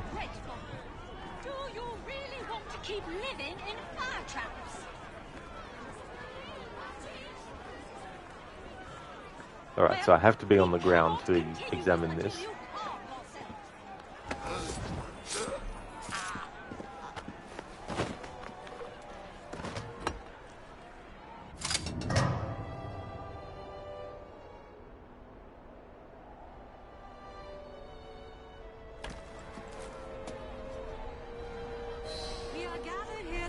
To the Great Fire, in an effort to ensure so great a tragedy will never happen again. I would like to thank our esteemed guests, the Right Honourable Premier Disraeli,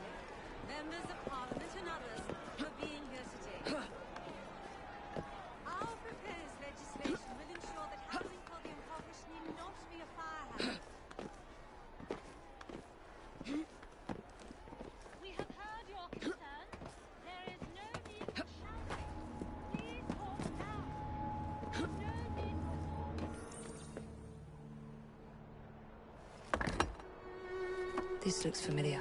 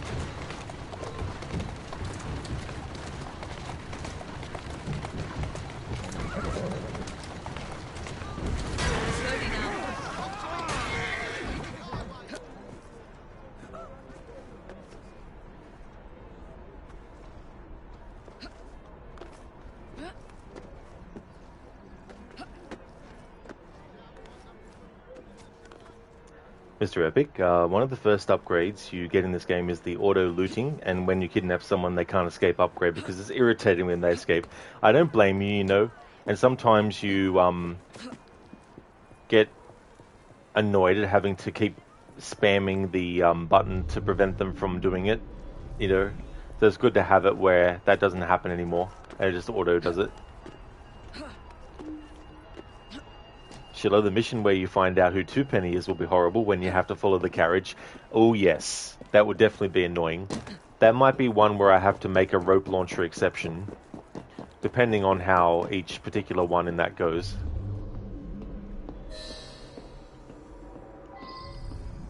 Hey there, Drake. Welcome on in, dude. How's it going?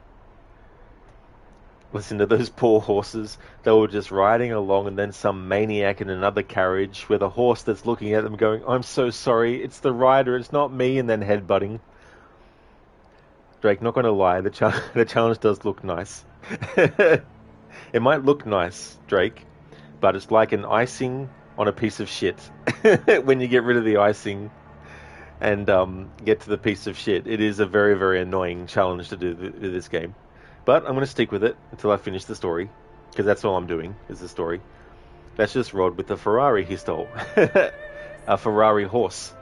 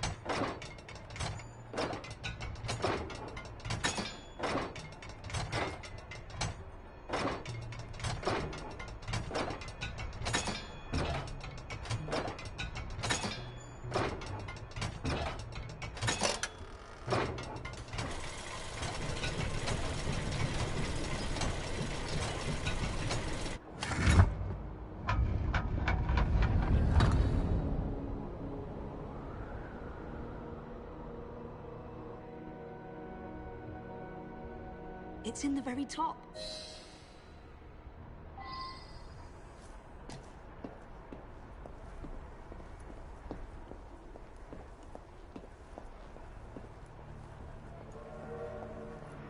Drake, you're being well, man. You started your fighting game journey by buying Tekken 8, well, 50% off. That's a nice bargain to take advantage of. That's a good amount. Glad to hear that, Drake. The only Tekken games I played was 3, as well as Tekken Tag, but not for very long. But I hope you enjoy. Hey there, Stardust. Welcome. Floor is lava. If only you modded in actual lava. That was so funny, Stardust, because I was saying that earlier in the stream, because I made it a rule that I'm allowed to jump into water and swim. And I was like, imagine a mod to make the water actual lava that actually did damage to you if you landed in it.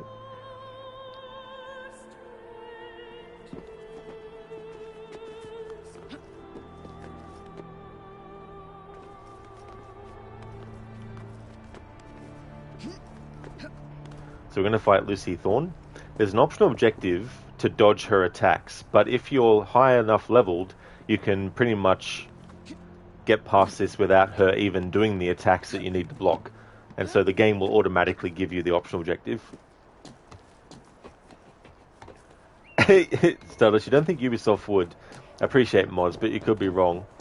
I mean, the funny thing is, the updates that they did to Mirage with the parkour were actually a direct result of modders and what they did with Mirage across the console versions of Mirage and the PC versions. So I think sometimes they need to look to modders.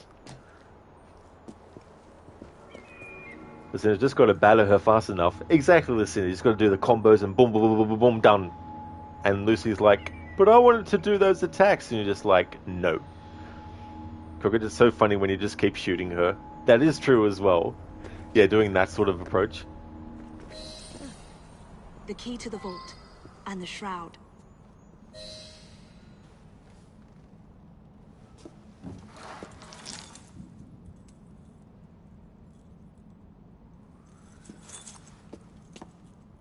Good day, Miss Fry. I'll take that. You want the shroud to cement your own power. But what if you cannot control it? And why do you want the shroud? Merely to keep the Templars from having it? How like an assassin.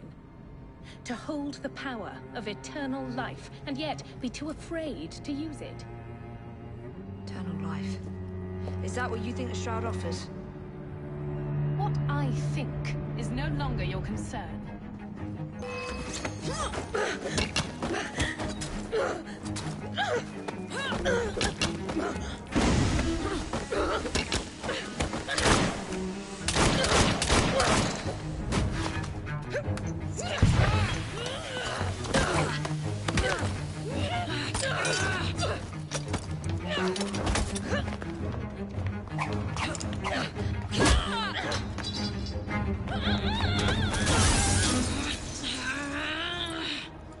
Coming with me?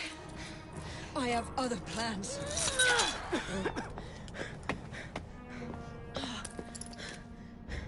Damn it!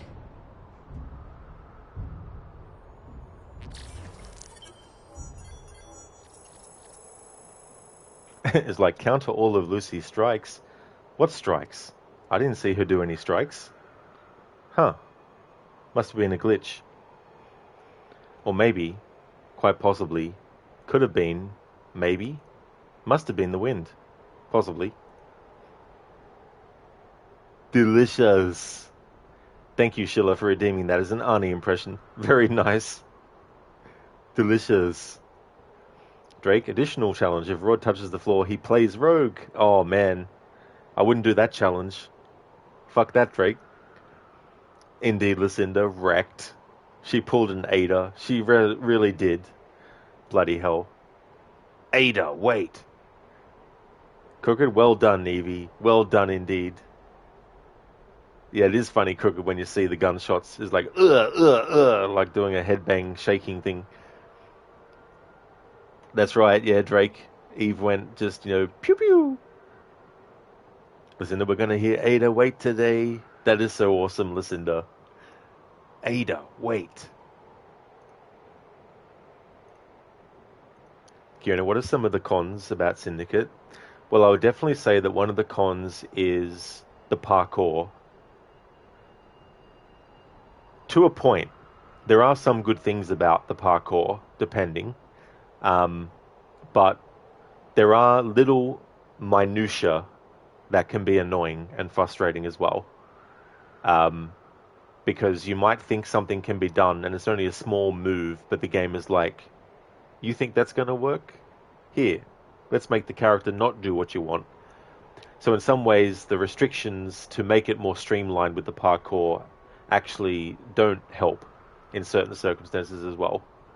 But if you're a player that doesn't like to accidentally fall off of something, then this game has you covered. However, there are some parts where you still can fall off something. Like you can choose to drop from some heights yourself when you're on like a zip line and stuff. But primarily, though, it's all on rails in a way. Lucinda and Ada! That's the moment when Leon became Ada whipped. Stardust fun fact, you watched a video on YouTube of some girl helping another woman out. She's just describing how things went. Mind you, this is at GameStop, but she helped a woman get a Wii when they were supposedly not going to have enough for everyone. However, she finds not one but two more Wiis out back, one of which is the Mario edition. And ironically, she had the best sales just for a disobeying manager, lol. The message is to be kinder to people. Well, that's definitely cool, you know. Like doing things like that go above and beyond for a customer. And it definitely is, you know, annoying sometimes when higher-ups in management are like, why did you do that for? You're not allowed to do that. Not that it's a illegal thing that you do, but it's just like that. That's not our policy. We don't do that. Drake, for just a few seconds, Evie became American. Really, Drake? With the gunshots. Hey there, Max. Welcome on in, dude. Parkour indeed. Parkour, parkour, parkour. How's things going, Max? Welcome on in.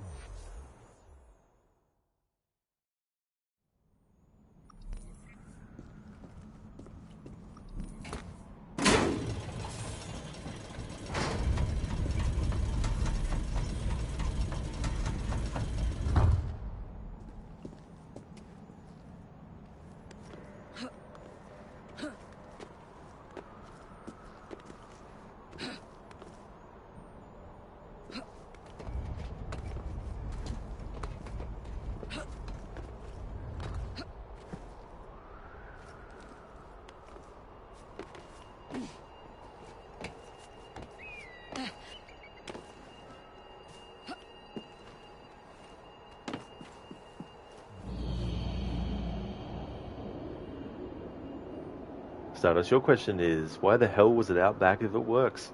That's true. You think they would have wanted to have it in the store out the front, you know? Or, you know, make sure that everyone was aware of it. Hey there, Batman Smash. Thank you so very much for the 4 months in a row. Thank you very much, Batman Smash. I'm Arctic Man. Hey there, Batman. Hey there, Arctic. I'm Batman. Thank you, Batman, for the 4 months in a row. How's it going today, Arctic? Oh, that's great, Max. I'm glad to hear that you're going well. As for me, I'm doing good. Have a lot of rage moments with this challenge, but we're getting there, though. But yeah, it is a bit annoying when your character can't do a simple distance. That's the current count of how many times I've failed one of the rules. It's a mixture of doing it between missions where if it happens during a mission, like between a mission, there's no restarting the mission if I'm not in one. So I just add a count to that number. But if I'm inside a mission, I have to restart the mission and do the count as well. So it's a bit of a combination, those 25 of both of those.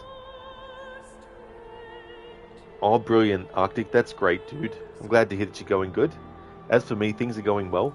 This challenge is being a bit of a headache, but I was saying earlier that I probably won't do this challenge with any other Assassin's Creed game, but then I was like, hang on, some of the earlier games would probably be even better. Like I've done one with Liberation, but that was a game from 2012, and I've done it with Unity, but that was a game from 2014, and this one was 2015. So I want to go back, not like you know, straight away after this playthrough. But in the future, I'd like to do this challenge with maybe Assassin's Creed Brotherhood, one of the Ezio games.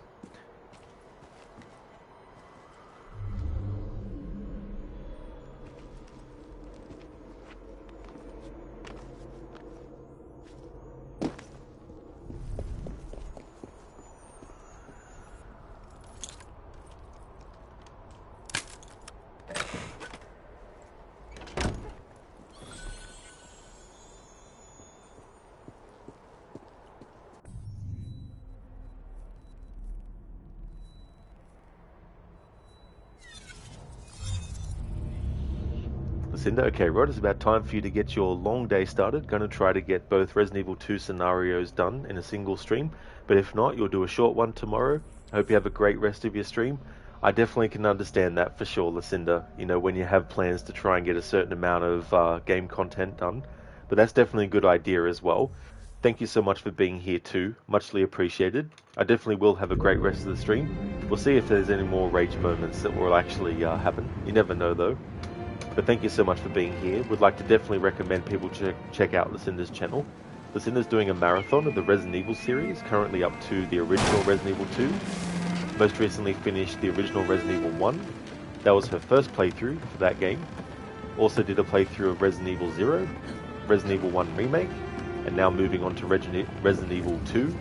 Is also a fan of the Dishonored series, as well as Last of Us, Evil Within, Dying Light, and Dead Island as well. Great streamer with some really cool raccoon-themed emotes as well. Actually has some new ones that are part of her collection. Some really cool animated ones. Well, look for yourself. There must be something of interest here. There's a few examples. Come take a look at what I've managed to conjure up today. No worries at all, Lucinda, for the shout-out. Absolutely no trouble at all. Thank you so much for being here, and I hope that you have a great start to your stream as well. Mr. Epic, you prefer this England over the Legion one? You especially was amazed back when this game came out, was the moving train and the moving boats. Legion doesn't have that. Yeah, it's funny, like, Watch Dogs Legion, it's okay as a game, but it's definitely lacking in a lot of ways that 1 and 2 weren't as well. But yeah, the difference between the two Ubisoft games set in London, different time periods, of course. I mean, one is a time period that has things in a way which we know that's how things were, versus Watch Dogs Legion, where it's an extrapolation to 2030 about what could possibly be the way things look in certain ways, you know. But still, having both games set in London and a similar map too, there's not the same amount of, like, not the same boroughs, I think, that you go to in Watch Dogs Legion, but yeah. Drake, you're curious, is Roshan an ancestor of Desmond? I don't think so, but there were people that thought that she was related to Altair because of the name that she was called by Rayhan at the end there. But I can't remember what he called her though. But it was very similar to Ibn Lahad, which is the the full name of Altair is Altair Ibn Lahad. I never know if I'm saying that right, because sometimes I change how I say it. But yeah, some people thought that she was related to him, but I think the convention of naming is just to indicate being a daughter of or a son of, I think. But I'm not too sure on that. Yeah, Coyote, that wrecked emote. I really like it a lot.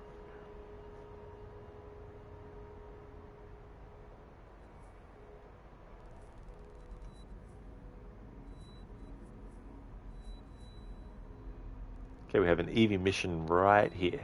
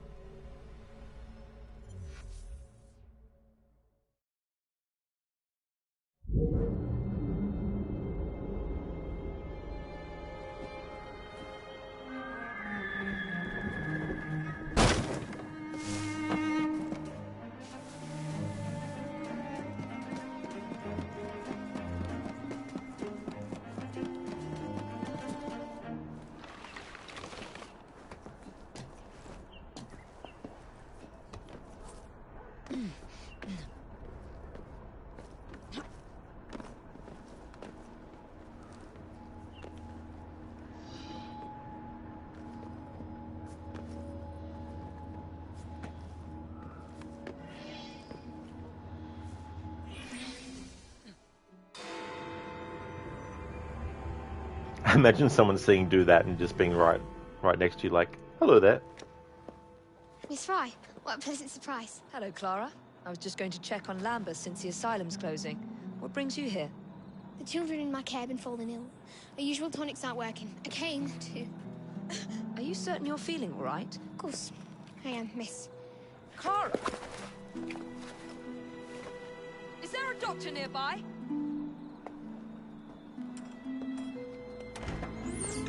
Bring her inside.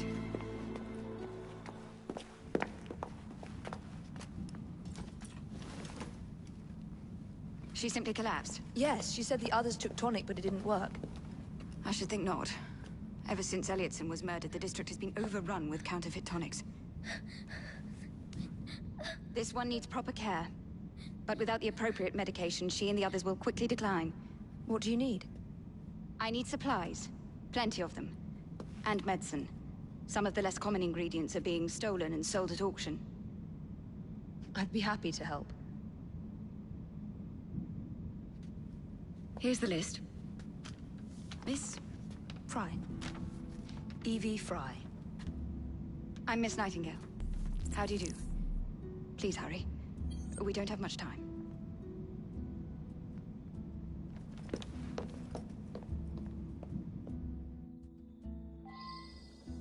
Okay, so the game starts me on the ground.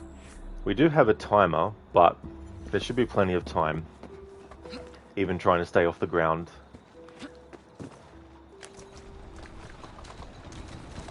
However, stealing from this store guy will have to be an exception. So I don't think you can kill him. If I can kill him without being detected and not touching the ground, then I'll do so. Because then I can actually auto-loot him. But if not, then I'll have to make an exception to be able to actually get on the ground near him to loot from him.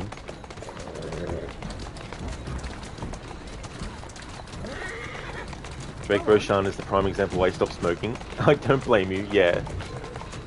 Oh shit, it's Florence Nightingale. She's the first nurse. Your profession looks up to her. Yeah, it's quite interesting to have her included in this story, you know. I think it was a good way to incorporate different figures of this time period. To cure your son's ailment.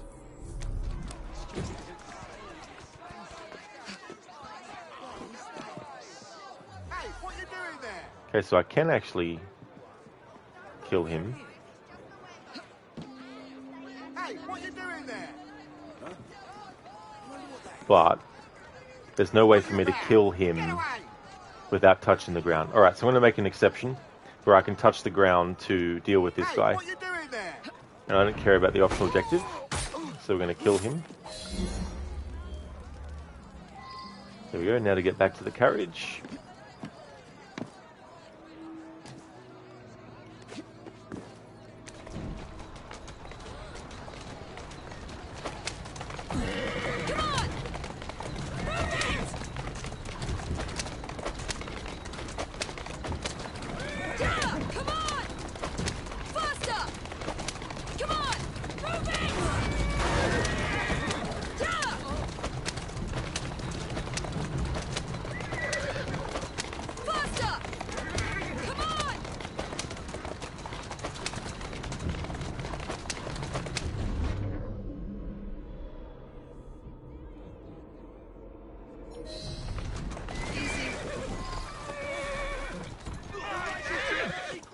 Here now.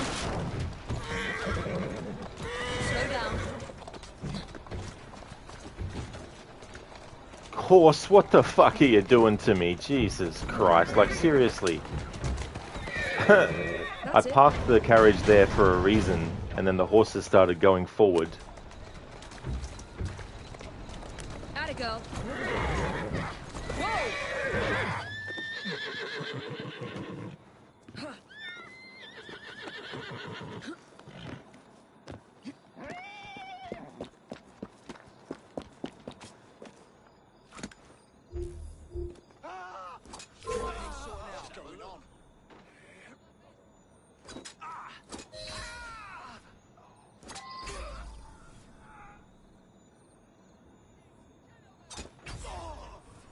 Alright, so I need to actually speak with this guy. So I'm going to make an exception here to speak with him.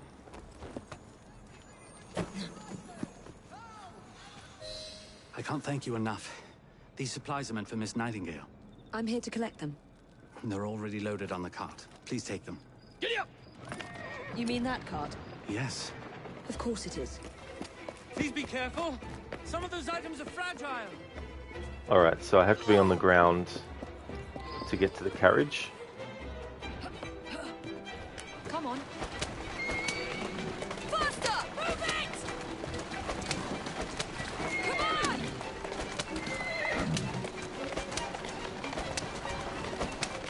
Yeah! Come on! Come on! Move it!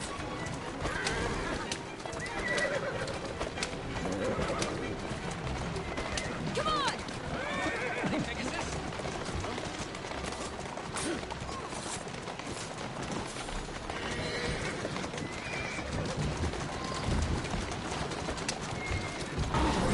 Faster!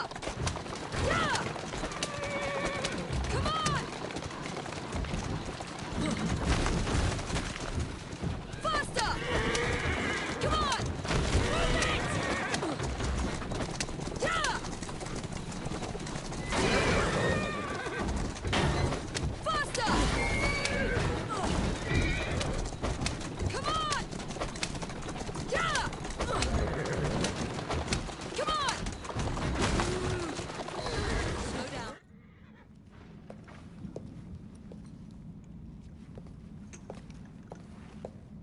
You're back. And not a moment too soon. I hope you brought the medication I requested. How is she? She will recover. Babylon Alley, the children. Thanks to you, we can distribute authentic medicine now. But is that a permanent solution? I will petition to have regulations put in place. Lambeth is in your debt. It takes a long time to change things. But I'm not going anywhere, Miss Fry.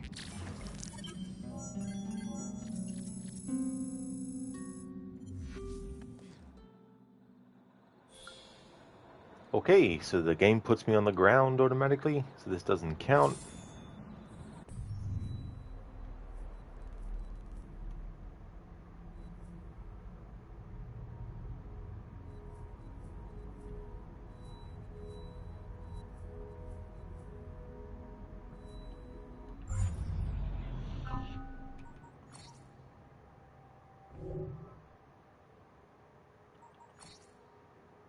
Miss Rebecca, if you want to really play the Floor is Lava game, you should play Saints Row Gat Out of Hell. There, the water and surroundings are literally lava. It's a great game, trust me. That definitely sounds like a bit of a challenge.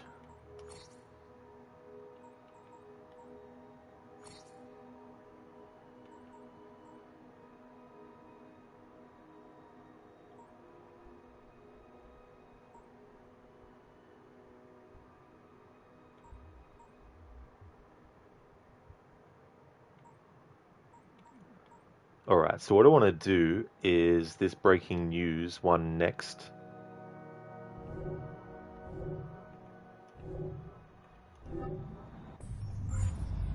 Oh. Which is that one.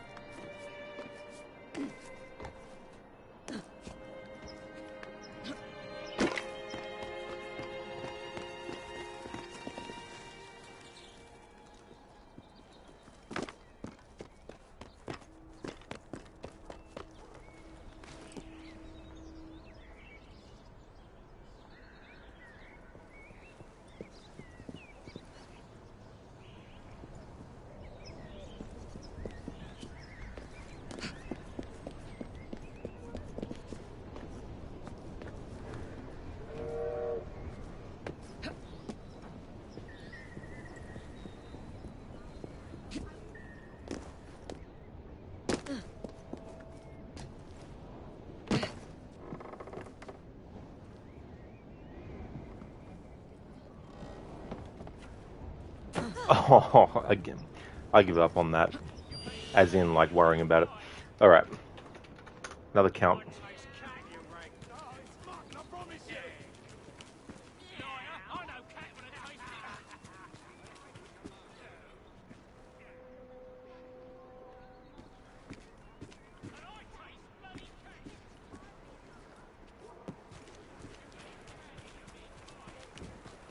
Mr. Big, if you stay too long on the lava and die, you see an Arnie thumbs up when he drowns in the lava.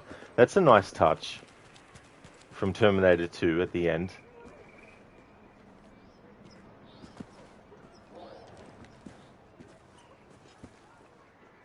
See the stuff you have to work with when doing this challenge? Simple shit that can't be done because of glitches. And I did not want you to drop off of it. I wanted you to drop and hang. But the game is too stupid to understand that concept, it seems.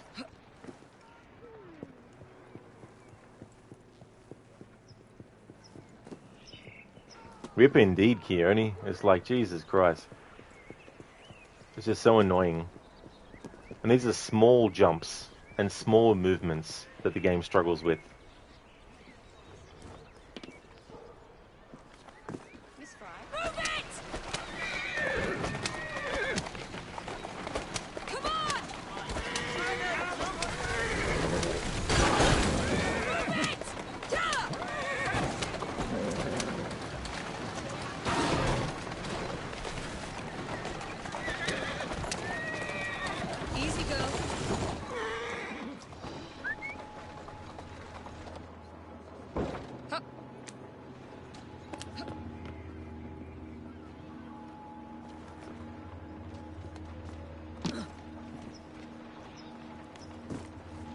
There you are.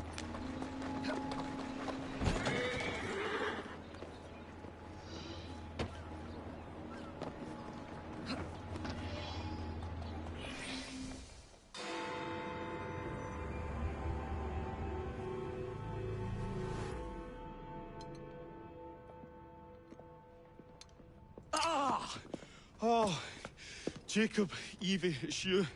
Thank goodness. Experimenting, are we, Alec? Correct. And looking a bit frazzled. Nerves. It's those great oafs Starrick keeps sending round to coax me. He is offering a ridiculous amount of money.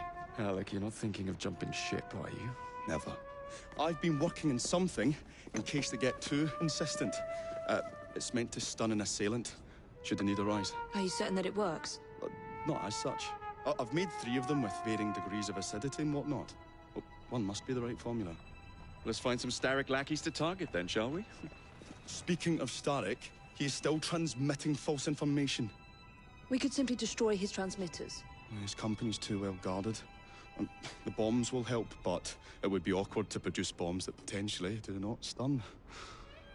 Oh, wait a minute. Looks like opportunity has come knocking. Oh dear, they never looked so angry before. Stand clear, Alec. Let us instead play a little linguistic game with them. Take the bombs and climb onto the roof. When I say the name of a fruit, toss one near the thugs. Right then. Oh, wait, I nearly forgot. Slip these into your boots, and you will henceforth be immune to all voltaic discharge. I think Alec has gone bananas talking about fruit. Okay, so the game puts me on the ground floor of this building automatically, so it doesn't count against the challenge. Hey there, Tech. Welcome on in, dude. How's things going for you? Stardust, no offense, but as much as I understand your rage, I hope you don't drive with road rage. Definitely not, Stardust, no. Yeah, the way that you see me drive in video games is definitely not the way I drive in real life. Keone road rage.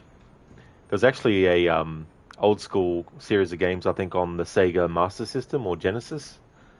That was some kind of motorbike game, but it was like a fighting game on motorbikes or something. Can't remember the name of it though. I don't live... Well, I guess Stardust, if you look at Australia as a whole, I guess it is one big massive island.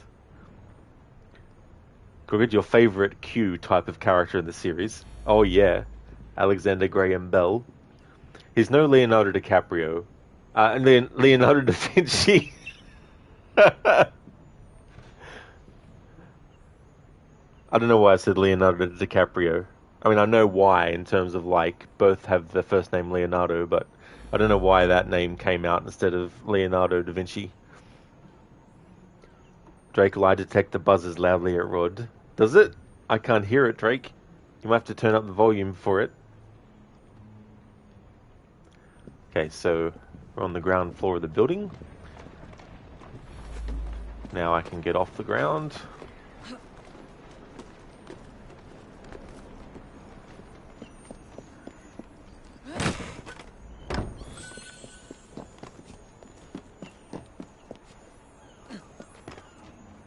There's a conversation that you have with Alexander Graham Bell when you're going from this area to the train station, and depending on who you're playing as, there'll be different dialogue from Evie versus Jacob.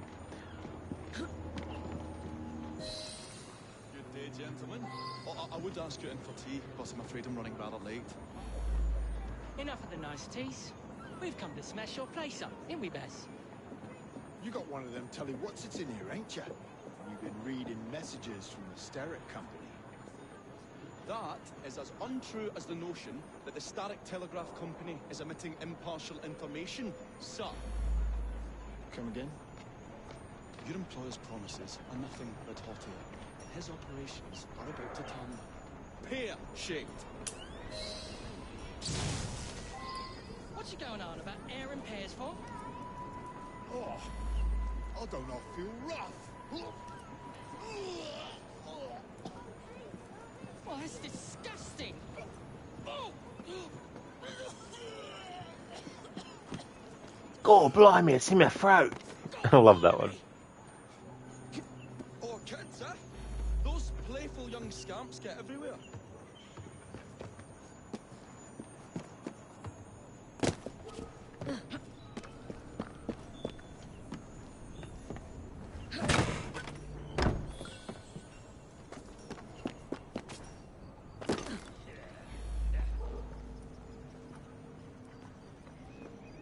Listen up, Belle, or I'll thump you till your ears are ringing.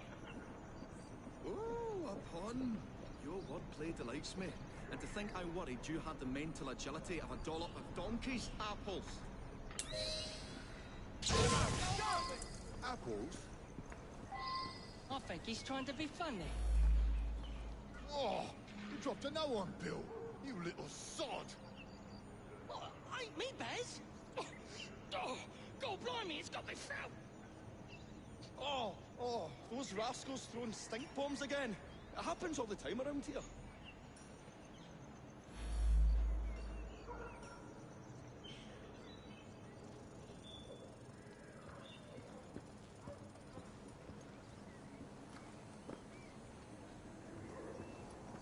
Right, tell us where you keep that telly what's-it.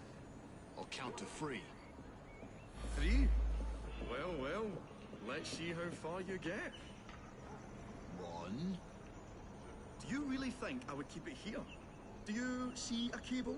A telegraph without a cable is about as useful as a bell without a clapper. I'll give you a bleeding clapper. Well, bless my boots, you're as purple as a plum. A plum? I feel all wobbly, Baz.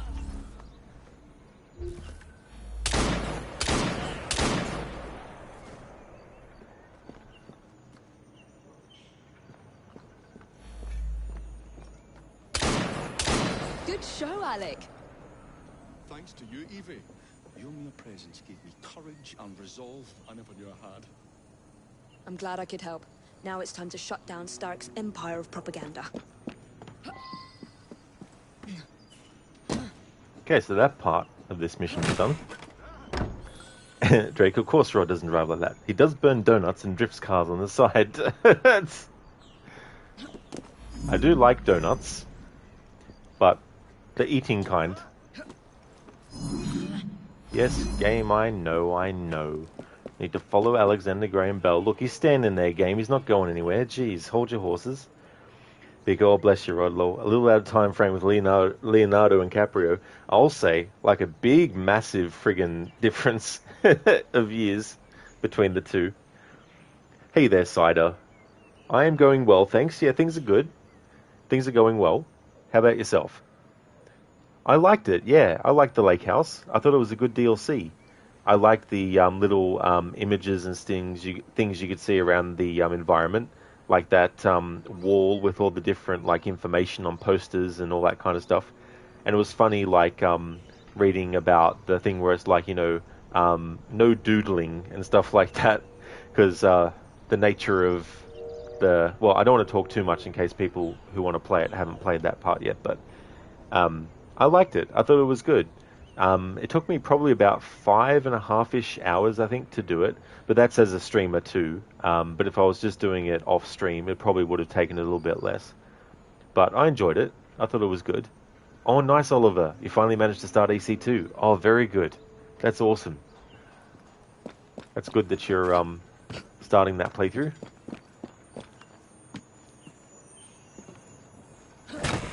So this is the part where, when you're talking to Alec on the way to the train station, that Evie will say something different to him, and Jacob will say something different to what Evie says as well.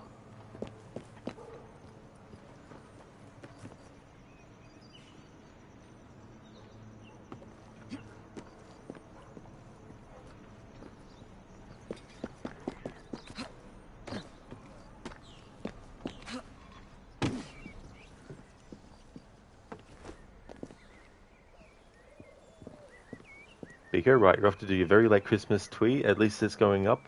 Christmas tree. At least it's going up. You've just been stupid as always, not putting it up earlier. Oh, that's fair enough, Biko. Well, I hope that the putting up of your tree goes well. I hope it goes together nicely. Oh, that's great, Cider. I'm glad to hear that you're going good as well. You loved it too. You love Remedy's games. Oh, very nice. It was also cool to see a tease for what could potentially be happening in Control 2 as well. I thought that was quite good. I actually found a glitch. I ended up having the character go out of bounds, and then they started to fall through the floor. It looked really trippy too, because the character's arms and the character model was sort of like twisting around and all that kind of stuff. Oliver, first you were messing with Uplay, why you couldn't make an account, etc. Oh, really? Yeah. I hate when there's like roadblocks like that you have to get through. Oh, that's awesome, Biko. You're watching from the TV? Very nice. That's cool.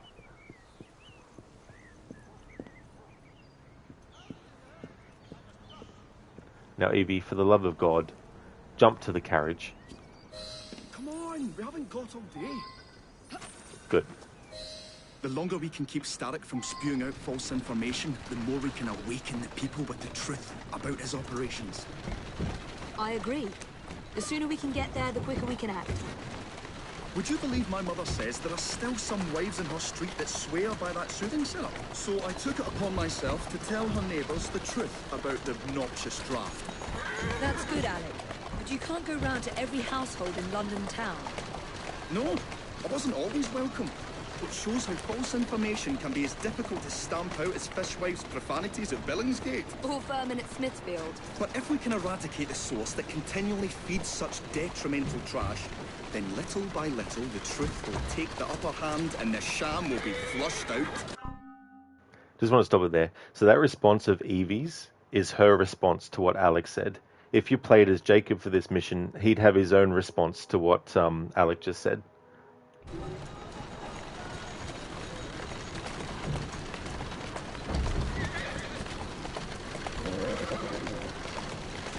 There you go. That's why we're here. We will have to get in without being detected, mind. I shall stun them while you get inside. I shall destroy not one, but 3 parts of the transmitter. He'll be as good as dancing before a public toilet without a penny. Okay, so this part, it's unavoidable to actually have to touch the ground due to the nature of the fact that we're actually on the ground to help Alec be near him and also protect him from enemies that are coming around, and then we need to travel to the opposite side and all that kind of stuff. So once I actually get to this part where the marker is, then the rules don't apply for being on the ground. Although then you Google the problem and realize Uplay is obsolete, then why do they still keep it with the game? Figured out you need to download Ubisoft Connect to start the game and finally got it done. Yeah, they changed that at some point. I can't remember when now, but they changed the name of that, and I wouldn't be surprised if they eventually changed the name of it again. But I'm glad that you finally got it done though, but that kind of stuff is annoying to have to deal with.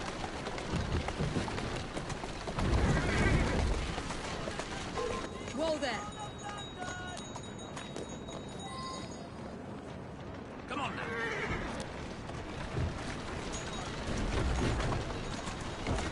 Or, hang on, maybe I can cheese this. Let's see. When I get over there, you'll wish you never been born.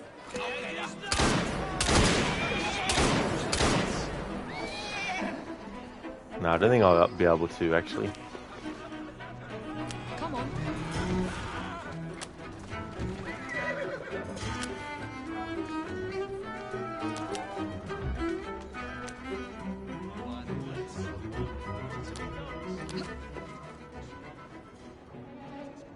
I've got a job for you. Won't bite back now, will you? Humanity.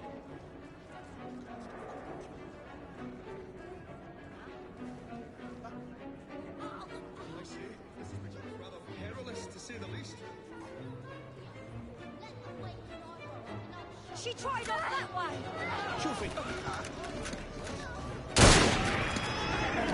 Serves you right. What's on?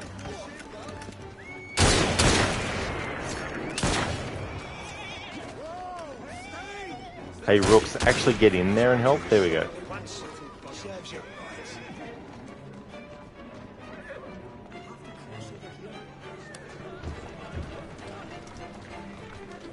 Yeah, Kiona, Carriage drive-by.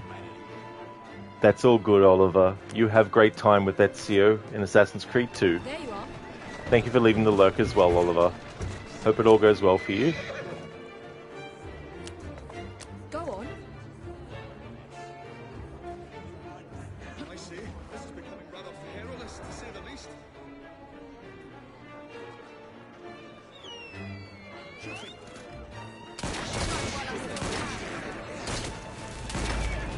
Come on, Rooks. Actually go over to where the enemies are, where I'm directing you to go, and take care of them. Don't fucking stand miles away and try and shoot them from there.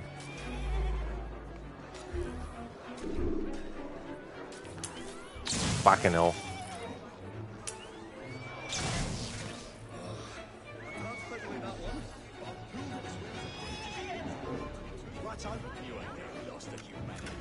Move faster than you can. That's it.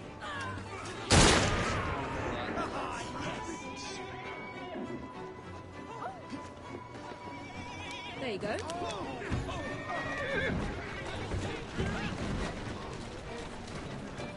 Calmly. Hup. Gotta go. I think I left the stove on at home. Mind you, I heard they're paying good money at the College of Medicine. Fucking hell. Rooks. I wish you could literally fucking zoom in aim at where you want the rooks to go to and just make them go in there. Then that way when they auto get near the enemies, they'll automatically start to attack. Right, so there is a way to do this without getting off the carriage and touching the ground, but it's going to be a fucking annoying game of getting the rooks to actually do their fucking job, which they're not, because they're just fucking standing there shooting an enemy that's way, way away from them. Well, the game's put me back on the ground automatically, so that's okay.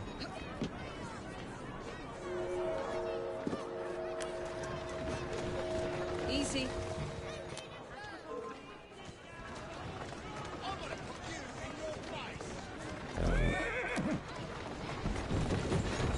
Slowly now.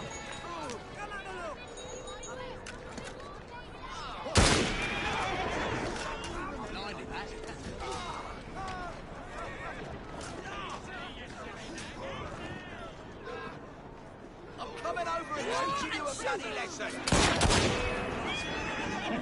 That's it. Open fire! Line of that.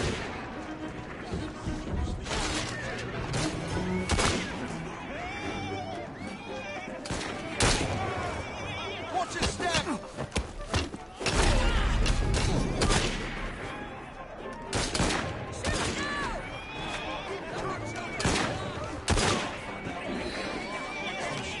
Keep your wits about you, Brooke.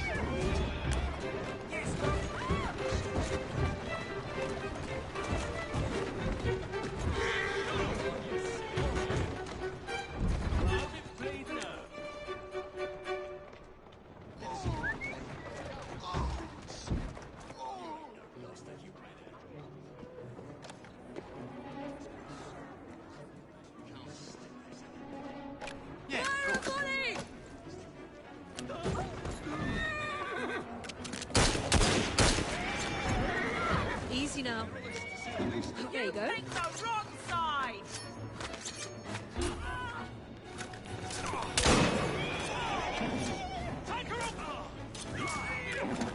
Serves you. This one took a shot once. Serves you right. I'll find out where you're buried. Dance on your grave.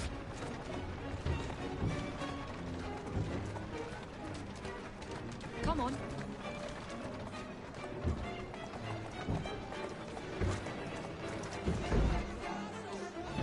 Atta girl.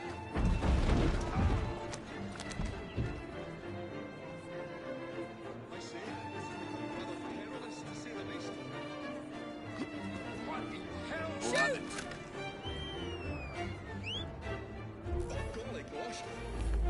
Line of that.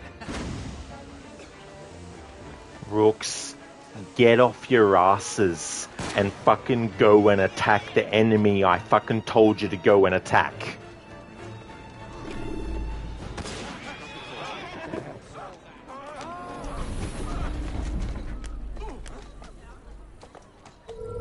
Talk about fucking hopeless AI.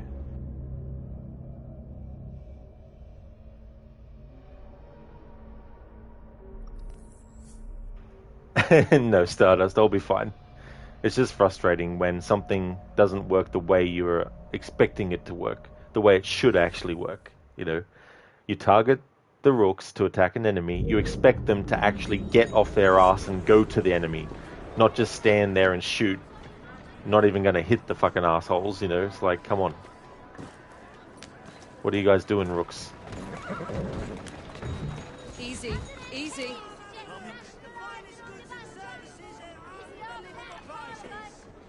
No desync command. For this playthrough, Keone, that's for sure. I think I've had it for one playthrough or something. I hate when rando enemies just fucking turn up too. That's really annoying about this game. It's not bad. It's not enough you have to deal with enemies that are actually designated to be there, but then you get these assholes that just fucking randomly spawn in. That's it.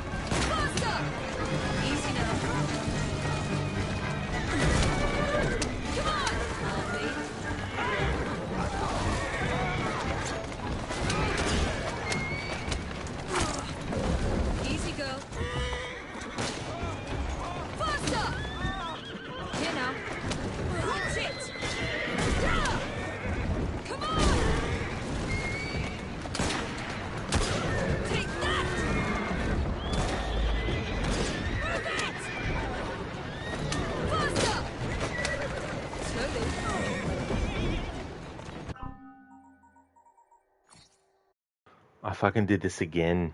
Put the Ubisoft club in a fucking different spot. Not near the fucking restart thing. Urgh. Reload last checkpoint.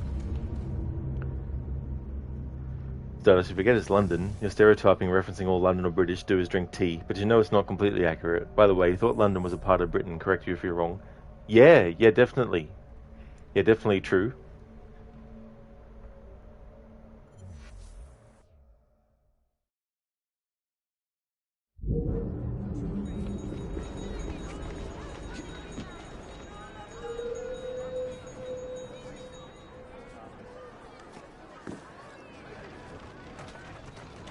Any goings on? Easy, easy.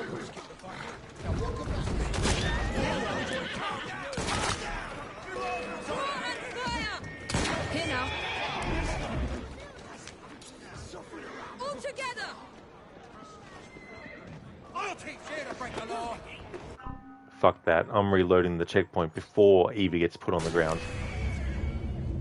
Fucking bloody piece of shit. I'm not counting that. I reloaded the checkpoint before the ground was hit.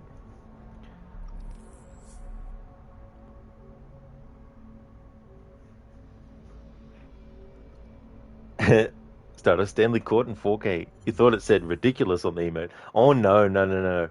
Yeah, delicious.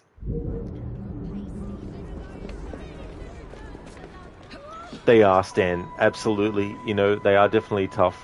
And what's even more annoying is how enemies that you think they would be happy to see get bashed up. They're like, how dare you do that? Slow down. Fire!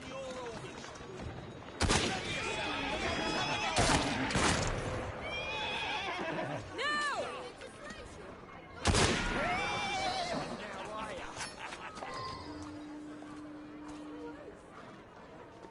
I think this one took a shot at me You won't once. be stirring up Serves no you more trouble. right.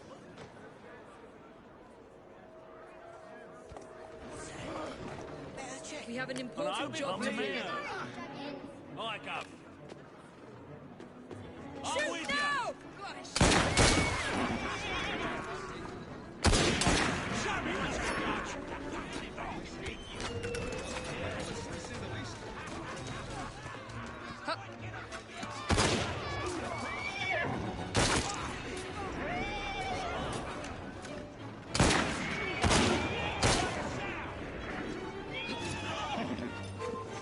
What's that? Nothing here for you, but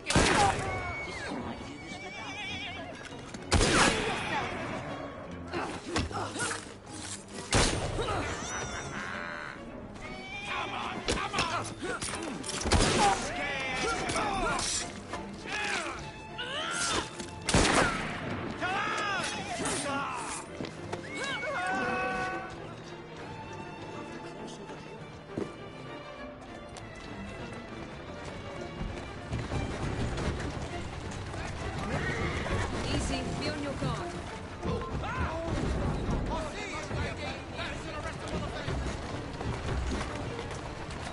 Slowly now. Go on. I say, this is becoming rather perilous, to say the least.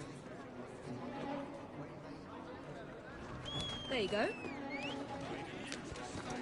Fire! Whoa! That's it.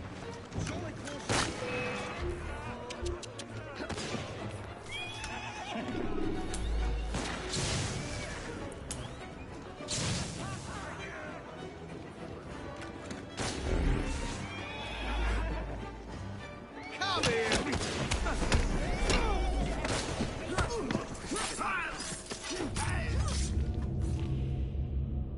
Part of the problem is the rooks like to get into the carriage when you're on the carriage. So because they're in the carriage, it means they have to do more to get out of the carriage to get to the fucking enemy that you've tagged them to fucking attack. But I have to stay on top of the carriage. I can't touch the fucking ground.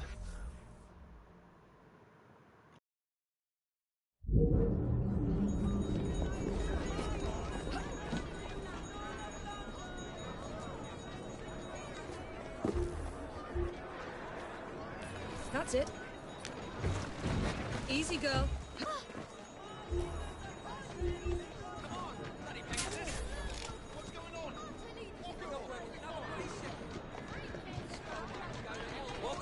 Shiver nag.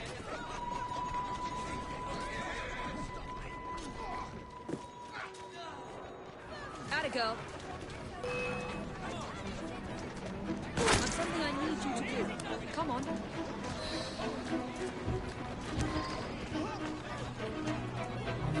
That's it. You're looking so tough now, are ya? Go on.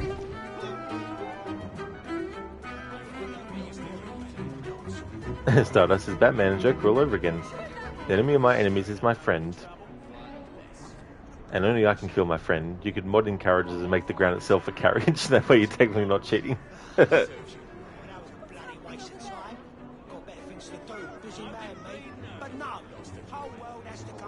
require your help. There you are. Fire your weapon!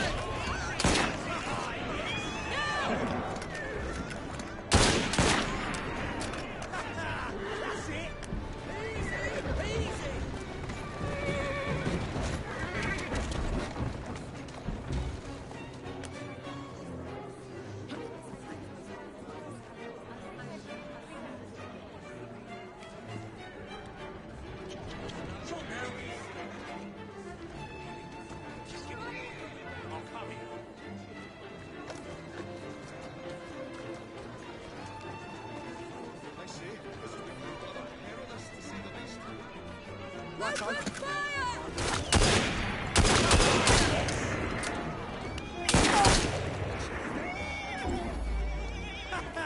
That's it. That isn't all now. So tough now, are you? And shoot. Yes. Righto. This one won't. Ah, so you can use Eagle Vision and tag them to fight. Okay, I forgot about that. But I've pulled it as well as a dentist pulls a... Well, that makes things different then. Move faster if you can. Atta girl.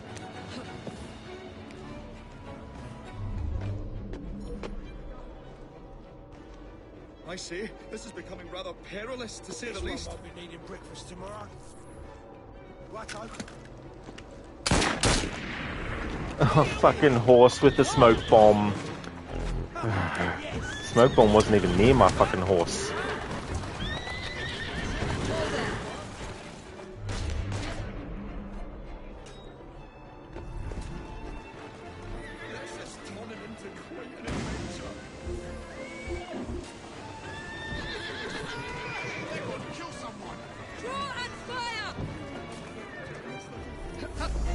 Oh, one enemy dead before he desynchronized. Alright, it's going to make it easier now that I remembered that I've got the skill with Eagle Vision to actually tag, well not tag, but make them actually attack enemies that I can't usually tag unless I can see through the walls with Eagle Vision with this upgrade.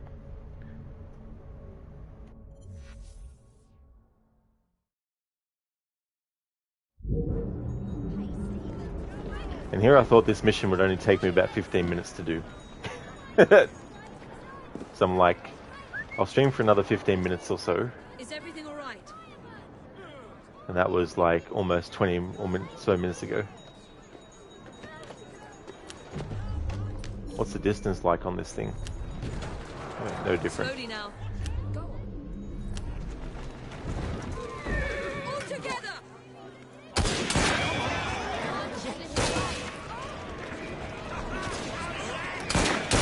That's it.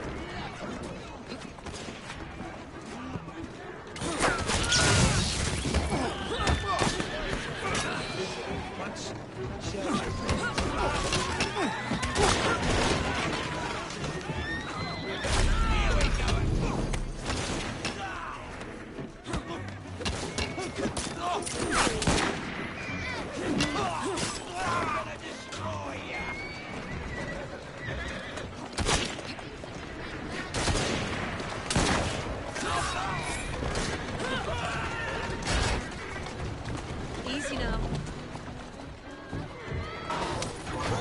This is fucking pandemonium. Easy.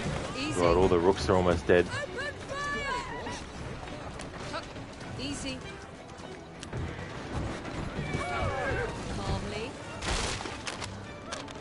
girl. Draw and shoot!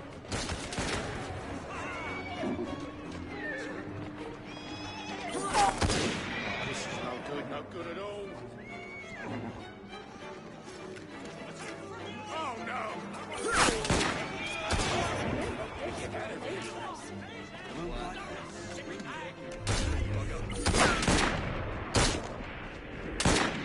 We'll have to cross it.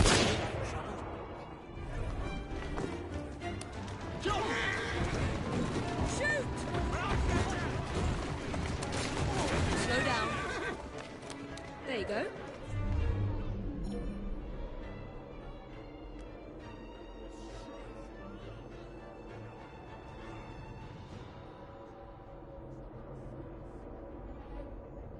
Now the rooks are too busy fighting the other enemies. These enemies are just going to come by and, yeah.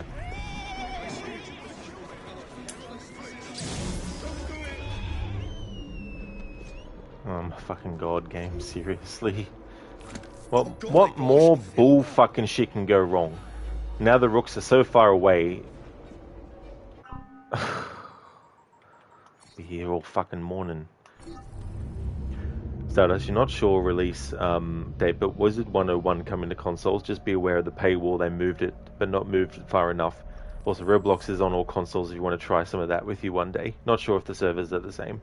Oh, that's fair enough, Stardust. Yeah, I'm not really into multiplayer games and stuff, but I'm not too knowledgeable about Roblox. That was close that other time, Stan. You're not wrong there. Unfortunately not, Stardust. Yeah, I tried to back up into that area, but it wouldn't actually do it. And I didn't want to do it too much, otherwise would have hit the ground. Any news? Slowly. Fire! On your orders. When I go. There you are. Oh, bugger me.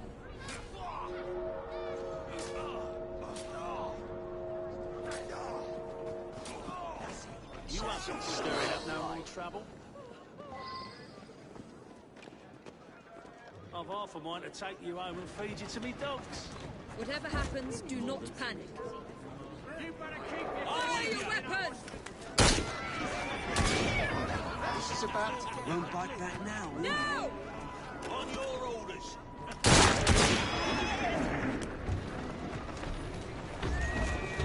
Here now.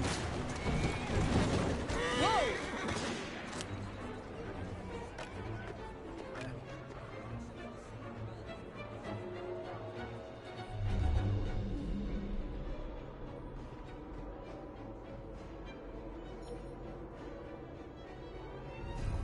I say, this is becoming rather perilous, to say the least.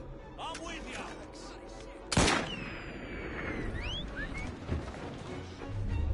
Oh, golly gosh.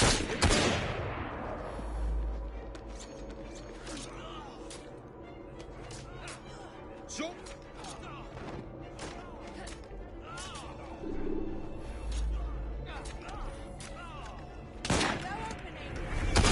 Oh my fucking god.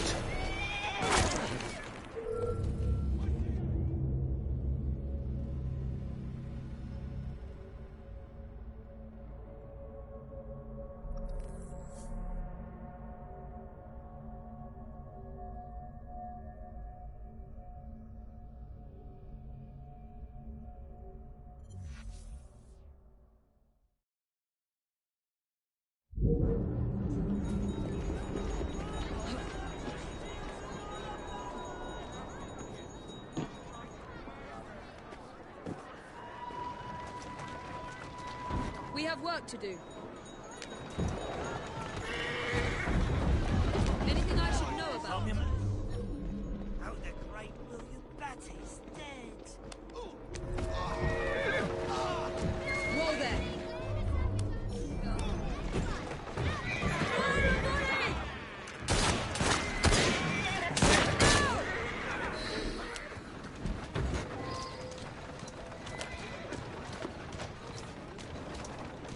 Here now. You'll regret that.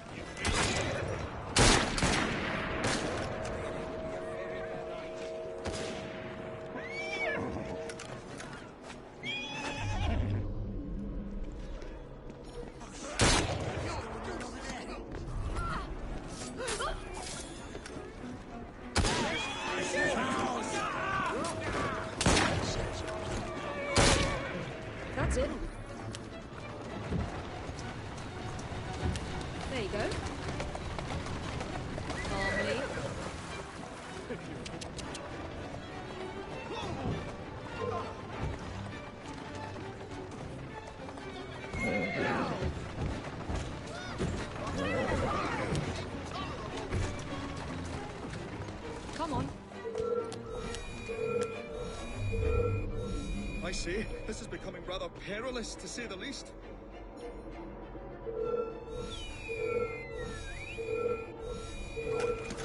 Oh, golly gosh.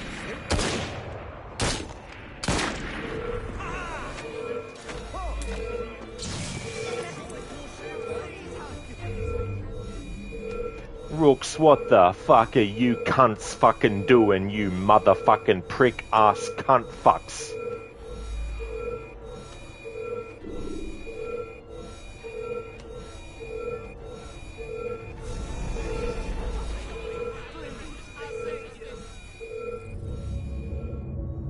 Game going fucking schizo too.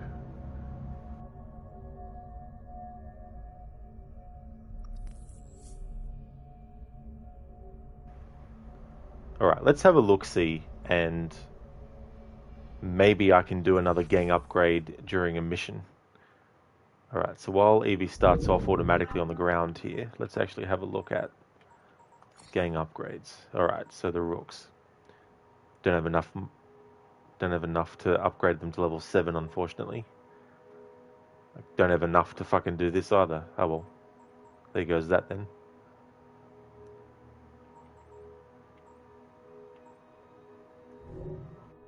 Hey, Stephen. I have a job for you.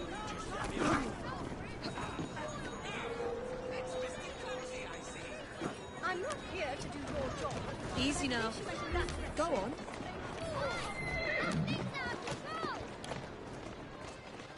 This is bad.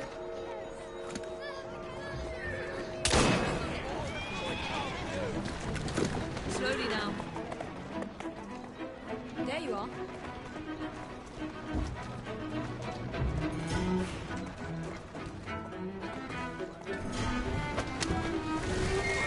Easy, easy.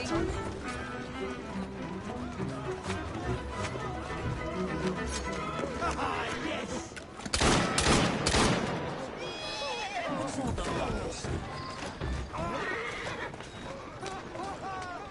Draw and shoot! Atta girl. That's it! Slow down. Go on.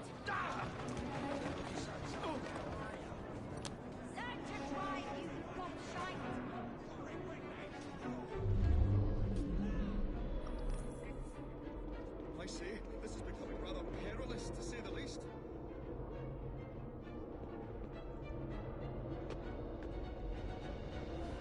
Oh, golly gosh.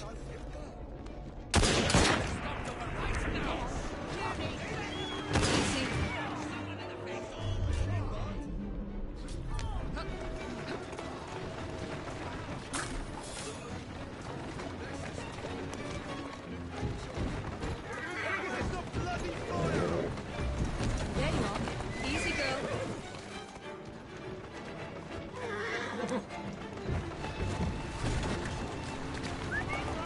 Slowly.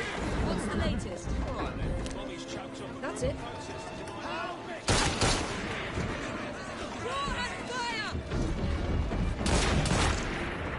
Here now.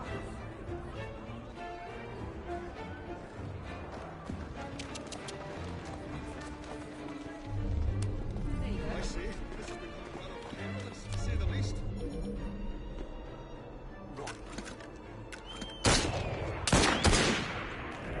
There you are.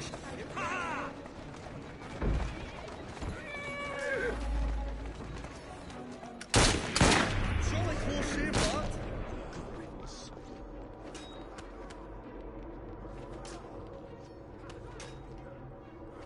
Someone, Rook, for the love of God, start attacking the enemy that's fucking attacking the priority fucking ally. Jesus Christ. And then you motherfuckers. Fucking pieces of shit. Pulled it as well as a dentist pulls a rotten Fucking leave him there unprotected after being there attacking the other fucking guy. You morons. Absolute fuckheads.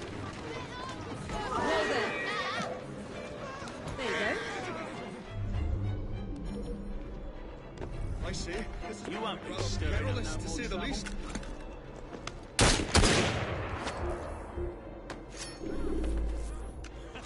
Oh, golly gosh.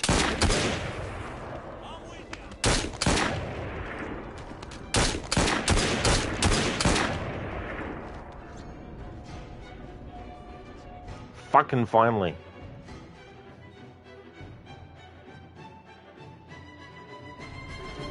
My dears, Jacob, Evie, thanks are once again in order for supporting what is most dear to me and to our cause, freedom of speech. It's a blessing that you employ your genius for the common good, Alec. However, I suggest you vacate your workshop.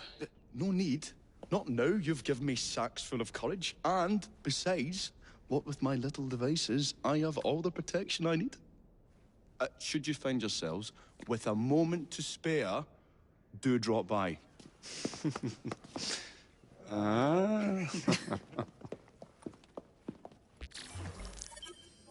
Alright, finally got through that fucking mission. And I'm surprised with all that fucking going on that I didn't actually land on the fucking ground that whole time.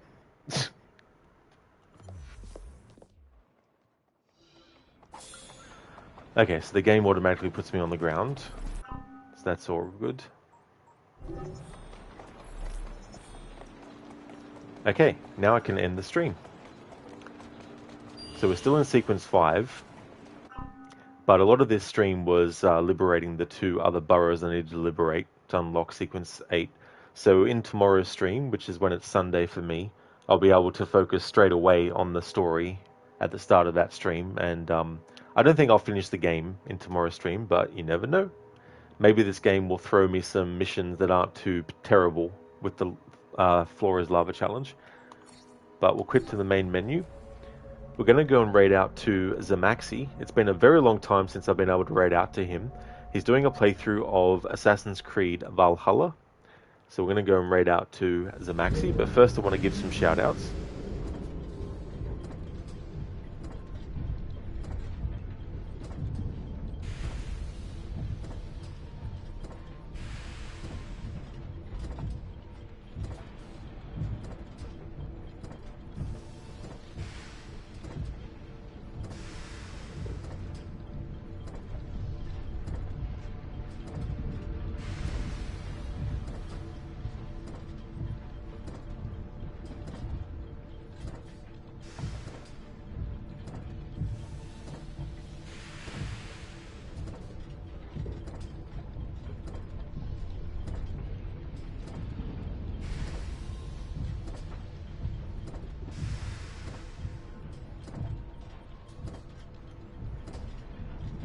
Amateur Tech has been doing Helldivers 2, Arctic Smash has been doing a playthrough of Baldur's Gate 3, Inmeta has been doing a first-time playthrough of Grand Theft Auto 5, Crocodiles is doing a playthrough of Assassin's Creed 1.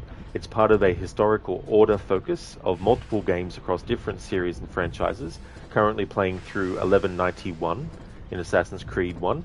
Is going to be working all the way through games that are set until the 1940s, playing them in timeline order. Lucinda is doing a playthrough of the original Resident Evil 2, maybe doing both scenarios, I think, as Leon and Claire. Shillerlock is doing a playthrough of GTA 5 as well. He also streams Assassin's Creed games, also a big fan of the series too, doing challenge runs as well. So definitely recommend those streamers if you haven't seen them before. No worries at all for the stream, Schiller, and for the shout out too, dude. No problemo. Thanks again, everyone, for watching. I really do appreciate it. We'll raid out to Zamaxi and see how he's doing with Assassin's Creed Valhalla. Here's a general raid message that people can feel free to copy and paste. I've also got one for subscribers that has some Assassin's Creed related emotes, so I'll post that in chat as well.